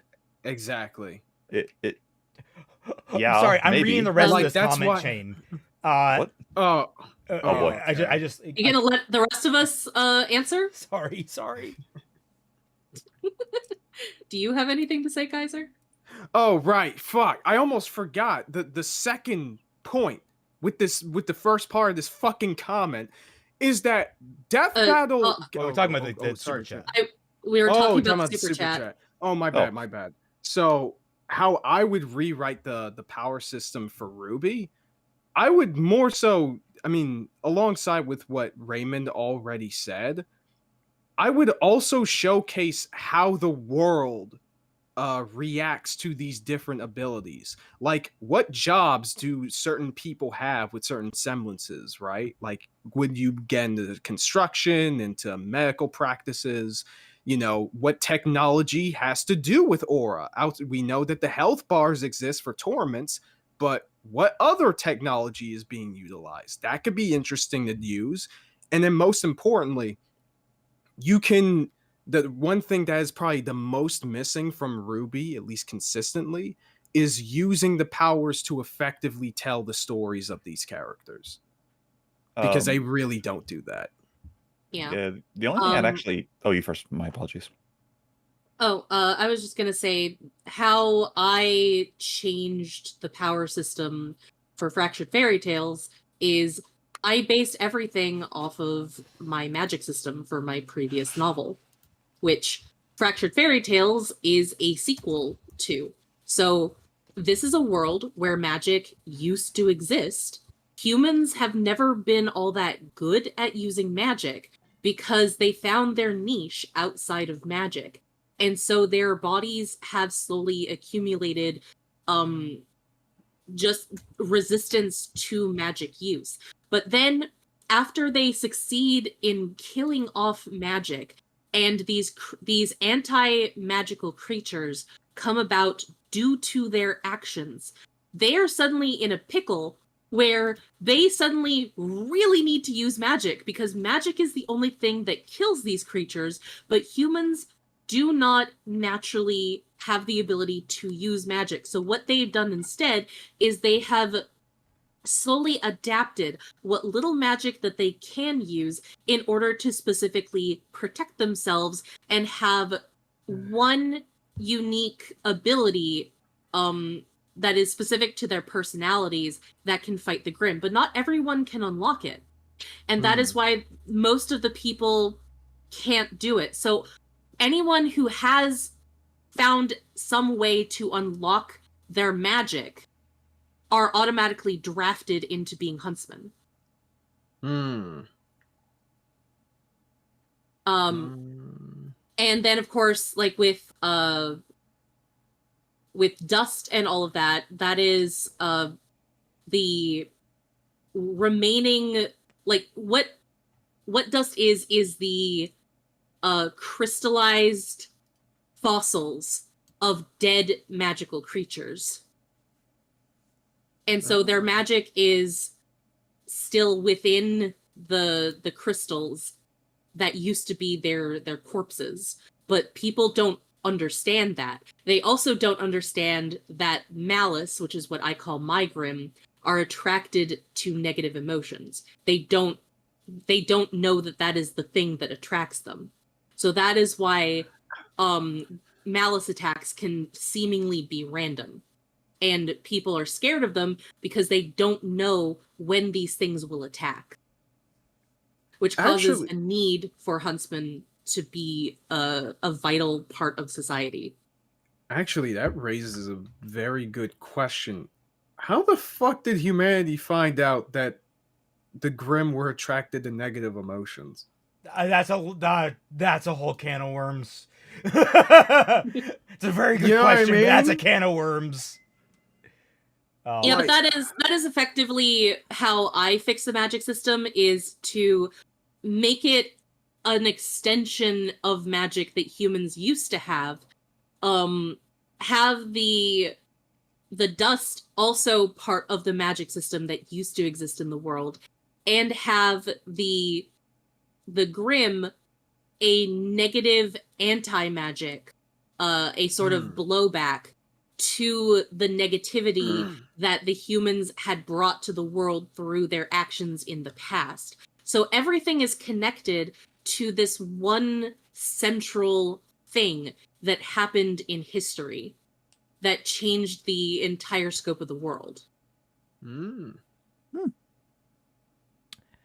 Okay. My answer is basically is functioning the same as Raymond's. Give it hard, somewhat hard, consistent rules. Give it a power system, but the thing I would add on to it probably, gain the ability to make techniques. Like that's how you know, like advanced huntsmen from normal huntsmen. They can do those aura slashes. They can do the martial arts explosion things. Those are the people that are like, you know who the cream of the crop is because they can use their aura in that way, and you don't just know how to do that. This is some like Dragon Ball Z key technique bullshit. Honest to God, I know this can be reductive in some ways, but honest to God, the way to fix aura is to literally just rip off how Hunter x Hunter does aura, not Nen, not the way they project the shit, just aura specifically. Just rip that 1-to-1 and actually explain it. Like make it a Zanja Shonen. Yeah, I mean, it's not like it's not below its pay grade. It's done worse than this. I was going to say, Jake the surgeon, but Kaiser, can the weak not beat the strong, as I die inside from saying that? Oh my God, Jake. Okay, so Jake was in this conversation I was talking to you guys about earlier. During this chain on Twitter, I know, first mistake. This guy suddenly asked the question, who would win, Batman versus Superman and Tony Stark versus Thanos? And I'm all like, well, we're all like, I mean, in a straight up fight with no prep time, I mean, Tony and Bats obviously lose. But this guy's like, but Batman's won against Superman. It's like, okay, but he needed prep time in order to do it. Like, I didn't say this during the conversation, but like thinking about it now, it would be like saying, hey, I can potentially beat Muhammad Ali if I go down to the store like 10 blocks down and get a Glock. I mean, You know, like, what? the easy example of like, oh, can the weak not beat the strong? Yeah, we literally invented martial arts in order for people to have an advantage against stronger opponents. We invented guns. So Yeah, we the weak invented can guns. actually succeed. You don't exactly But, have to like- be a weightlifter to fire a Yeah. pistol. Yeah, but when facing off against, when like pairing up against fictional characters, like there's a certain point where the character is so strong and so powerful and has so many different abilities that there is really no reason that another character would win unless you give them like specific conditions to go through during the fight or something like that. In which case, you're already stacking the deck anyway, which basically admits that the one of the characters will win. Like, that beats the whole point of that specific exercise. And people, I don't know, for some reason, that just makes them go sicko mode for some reason. That, like, yeah, sometimes people are just kind of better in a fight than another person. Yep. I had to go through that my entire life. I don't know why you guys can't. Brosef the Joe, what's funny is that Muhammad Ali actually did beat Superman in a fair fight. He did, yeah. Oh my god. Oh, I know what you're talking about. Prep time Red Sun Batman boxing versus match. off-screen Blackbeard. What? Ooh, that's an boy. interesting fight. Oh, man. that's you a have to One Piece reference, understand. isn't it? Yes, it is. Okay. It's Blackbeard is a lot of things off screen. Oh, Ah. but going back to this guy's comment though. Yeah, the reason why freaking sorry. Well, Did you have I a was point gonna about read it? out the rest of it, but you go ahead and hit your points. Okay, I'll just hit the second point. Secondly, the reason why people get upset on like every other Death Battle episode isn't necessarily because there's zero right answers. I mean, for some fights there are, but as we've talked about many times during this stream, there are, by all accounts, objectively correct answers to certain matchups. Or are you really going to sit here and tell me with a straight face that Tifa legitimately would lose against Yang? Again, Like, they are would you probably know fucking nothing serious? about Tifa, so they would probably say yes. I mean, yeah, but at that point, you have to Their admit loss. you're ignorant. Yeah, that's their loss. Yep. Like, this is just a mindset of somebody who is not willing to learn about the shit that they want to talk about in order to prop up this series they think is so great, or to denounce something that they don't understand. Frankly, It's immature. I mean, to use my own experience as an example, I got into power scaling because I didn't know a lot about different characters and settings. And I'm like, oh, this is character that can do X, Y, and Z from that. Like, oh, well, that's cool. Let me watch this series. And I ended up liking it. Yeah. Unicron I wins. That's the end of all debates. It's I hate that it's true. I mean, it's not, but okay. Have you seen the list of his abilities? I have, and I find them abysmal. All right. I've covered this in another video, but power scaling versus debates are inherently unworkable in terms of finding a real answer. They can be fun if Then- not taken too seriously, though. I mean, I partially agree of like, don't take it too seriously. Just try and like come to a discussion and like talk about it. But like, also, No. there are some objectively correct answers. What the hell is Ruby at base supposed to do against Superman? Genuinely. Well, actual Superman, not what we saw in the goddamn... Yeah, not in the crossover. That's why I said Don't- Goku. don't- They tried to nerf that. don't talk about my goat like that. He never should have. That never should have happened to him. Yeah. Then Crispy Look what they've done to my Cream boy. Cream McFly, that's a name, said, Okay. nah, Aesop's fight is not great and there isn't a good reason why Ruby won. It wasn't Facts. impressive of Team Ruby and made the Aesops look pathetic. Zel True. Rider responds to this, you That's a blindly comment Kaiser insisting on showing. something doesn't make it true. Yeah, Just Zell, like your you know entire what? video, You Zell. know what, Zell? You know what, Zell? You're absolutely right. Which is why we should absolutely disregard your video, because you haven't said you barely said any examples for why the show is actually exceptional. You just insist that it is. Should I comment that? Should I do that live? Comment. I mean- but that's what you did in your video. I mean, I don't know, man. Like the last time that you guys did that, Don't didn't bother. he like mute you off from his channel or whatever? Maybe I don't even know if I He can did- reply. Maybe I'm blocked still.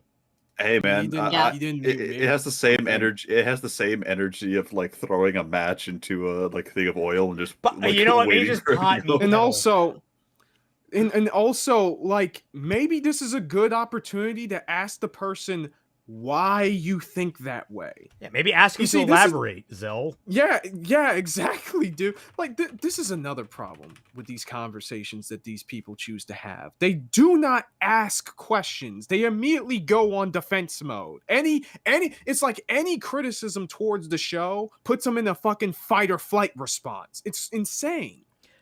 Nameless says the Tenno from Warframe versus Remnant. Are you kidding me?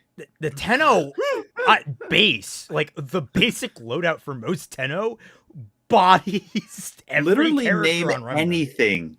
anything on Remnant that could threaten Excalibur, for example.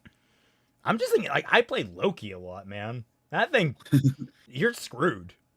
Yeah, Like, that thing is running what? Something like 60 miles per hour at any one given point. It just casually zips through you invisibly and stabs. You're dead. Yep. it reminds it reminds me of a comment of like the Doom games from the demon's perspective, and it goes like, "You guys are scared? Yeah, well, how can we not be scared? We're running up against a 1,200-pound guy going 60 miles an hour with a super shotgun that has the ability to turn us orange and blue for his glory kills, and he cannot die. How long has he Don't been doing forget this? green. Eons. Damn, and he still got ammo." Did Goku not beat Frieza by having a higher power level, ergo being more powerful? How could Pyrrha beat Cinder then? Yeah. No. Okay. No. Look. Oh, sorry. Goku beat Goku Frieza. tricked Frieza. Yeah. No. Yeah. I was gonna say Goku throughout the entirety of the fight up until he went Super Saiyan. The reason why Frieza started losing that fight is because he wasn't a trained fighter. He was just naturally really strong. So when he was actually pushing himself to 100%, he couldn't keep that up. He was a sprinter. Meter-wise, otherwise, like, sorry, on the opposite end, Goku was like a trained fighter, and the stat boost from Super Saiyan just made him better than he always was. On top of that, good fighter. On top of that, Frieza couldn't sense ki. So Yep. Goku literally used that to his advantage. That's why that moment where he used the Kamehameha in the freaking water, yeah, that moment was so great. As silly as it kind of is. I mean, and like, how could Pyrrha beat Cinder then? There's several ways that Pyrrha could beat Cinder. I mean, it's not hard. If you, frankly, girl, you have polarity on your beck and call. Oh Yeah, she boy, should where do use I that way start? more. Pyrrha, remove the iron from her blood. I was just thinking that. Fuck. Not even that. Nice work, brain. You're welcome. Sparty says, y'all think Ruby has a chance in Demon Slayer? From what I know about Demon Slayer, no. Manga Demon Slayer, yes. Anime Demon Slayer, no. Yeah. Wait, there's an actual difference? What? Oh yeah, the animation for Demon Slayer makes things way more intense than they actually are in the manga. Because like in Okay, that makes sense. the final fight in like say the Entertainment District arc has like maybe a few buildings go down. In the anime version of that fight, they burned down. Oh a yeah, I fucking city. saw that. Okay. That's crazy. All right. I didn't know that was that much of a significant difference, but okay. Sparty also says was- Piccolo was holding his own against Frost, who is 10 times stronger than him. He was using his wit. Yep. Yes. Oh yeah, that was in Super, yeah. Jake the Surgeon, as a Hydroid main, what are the anime-inspired girls doing to my tentacles? What the fuck? As What? a Tenno, I imagine, from Warframe. No, Zanella R63 Pyrrha versus Cinder, but it's a solid JJ Magneto skit. Yeah, Yes! it's a Tenno that's like a tentacle face. Kaiser, I'll ask this again. Are you going to watch season 2 of Devil May Cry Netflix? More than likely, if Oh God, I want to. if P in Bio and CBF want to talk about it on the Hey, man. periodic cast again. I'll join you for it, man. Pregnant I'll help Warframe. it. What? What? Why did you say that? What? What? Sparty, why did you say that? Why? Please explain to me. No, No, actually, you want no. I Don't want an explain. explanation. I don't No, why want he- that. Wait, what? Yep, Jade is pregnant. What?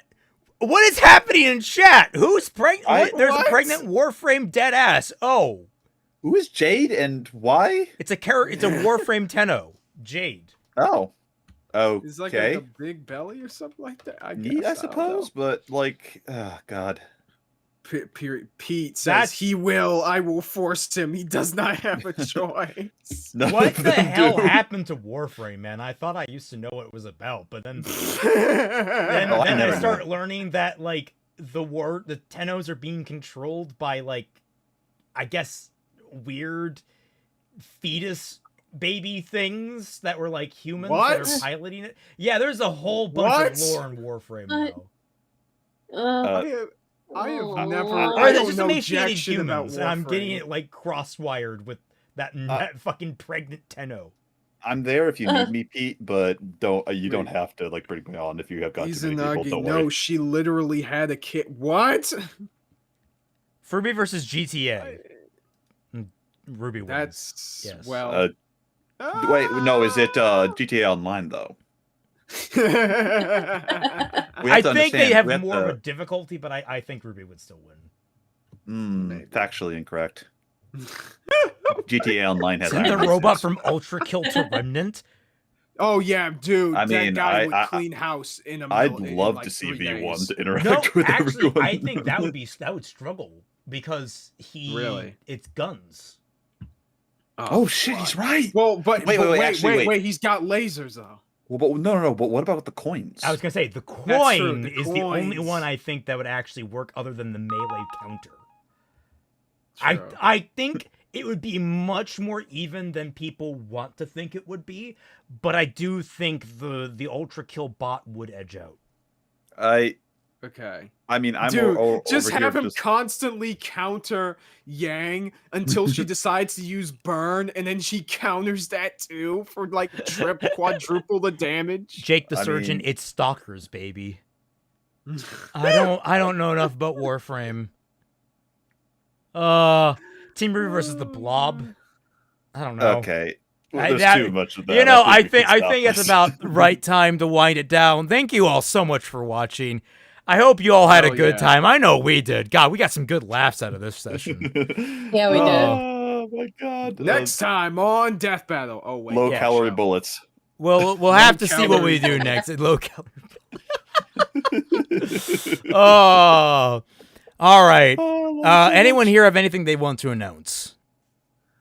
Not me. I'm still making my new video. Should probably be out like either this week or next week. I'm in the publishing dungeons at the moment, working with an editor. Okay. Oh, I one last. am- I'm sorry. Go ahead. No, go ahead. Go ahead. No, I almost forgot. However, in light of recent topics, because due to the popularity of my post about Ruby versus Maka Death Battle, I have decided that the next stream of Kaiser versus the World will be a reaction to that death battle. When that one is coming out, I don't know. Somebody could probably tell me, but when that happens, the following weekend, we're gonna stream about it on my channel. So hopefully, if y'all want in on any of that, and you want to throw in more freaking versus questions at me, definitely join in on that because I know that will be fucking fun. Awesome. I'm going to be busy for the next couple of weeks, drawing for Fixing Ruby, and then doing a really big ass video for my client because she gave me a lot of stuff. Like Yeah. Oh, I God. five different videos, and I'm not sure how she wants me to cobble them together. Well, that sounds like something you got to work out with her. Yeah, well, I'm pretty sure that we're gonna talk about it more after Friday because she said that I don't have to do anything with the videos that she sent me until after she pays me. Which I was okay with fiddling around with stuff like prior to that because like I trust her and all that, but you know, it at least gives me time to work on the fixing Ruby drawings. Yeah. And yep, reminder, Fixing Ruby episode 9 still delayed. That's going to be the week after this. So what? Not this Friday, but it'll be the Friday the 5th that episode 9 comes out. Again, just life stuff gets in the way. Kind of sucks. But Bad Fan Fiction Night, still on as normal.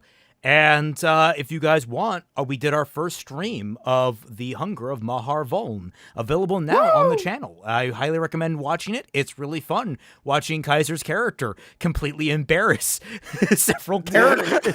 one of my characters at chess by accident. I the think greatest chess game My of character. all time. he also has drug-seeking behavior. Yes. Oh yeah, and also So he's a Salira, the Twilight's character, pissing off everyone on the ship. We haven't done that for Halora yet. Oh my god, that's gonna be a No, We're gonna Halara have decided to such- get almost blackout drunk by the first drink. Yeah. Correct. Well. I mean, the entire joke that's behind it was, well, you understand, she's 4'11". Celtic, how do I you react to wanted Ruby my crossing? character. Oh, you sorry. Sorry.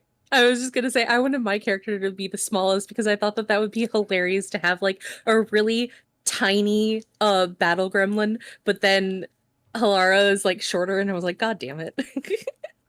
I'm just going off average heights for elves, okay? All right. Celtic, how would you react to Ruby crossing over with Monster Hunter? I'd be sad. And confused. I'd mostly be very sad. confused, yeah. Monster Hunter had a better crossover. It had Digimon. Oh, wait, it did? Yeah? Oh, I didn't know The- that. We had a crossover with Monster Hunter and Digimon where we had Monster Hunter themed Digimon in V-Pets. Oh. Why is the first monster I see for that crossover the fucking Kezu? Wait, what? Why the Kazu? What the fuck? Oh, no. Oh, not the Kezu. Oh.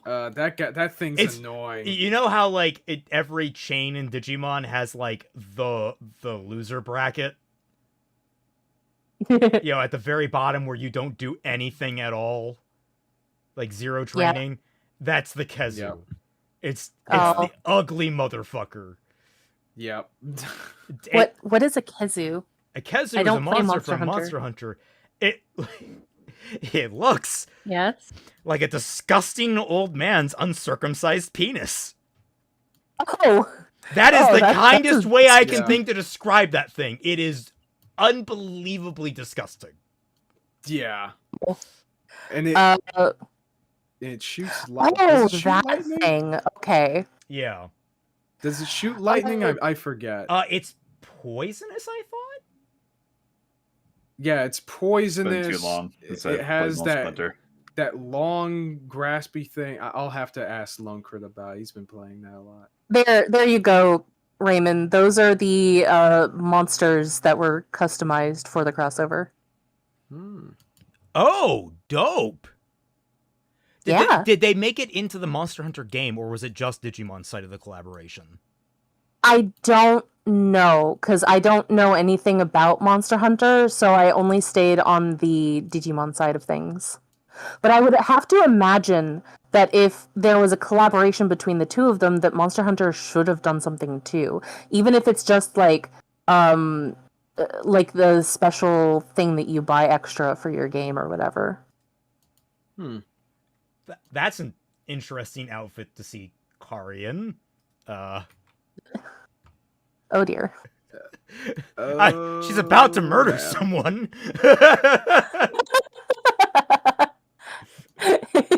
Yeah. I'm not Yeah, seeing. probably the artist. It's base electric. Okay. Kezu is thunder elements. Giganox is poison. Okay. Celtic, how do you feel about red Kezu? It's slightly less discomforting than white Kezu. Anyway. Oh yeah, I forgot there was a black Kazu. Yes. Well, thank you all so much for watching. I closed all the tabs that was using to screen. So thank you all so much.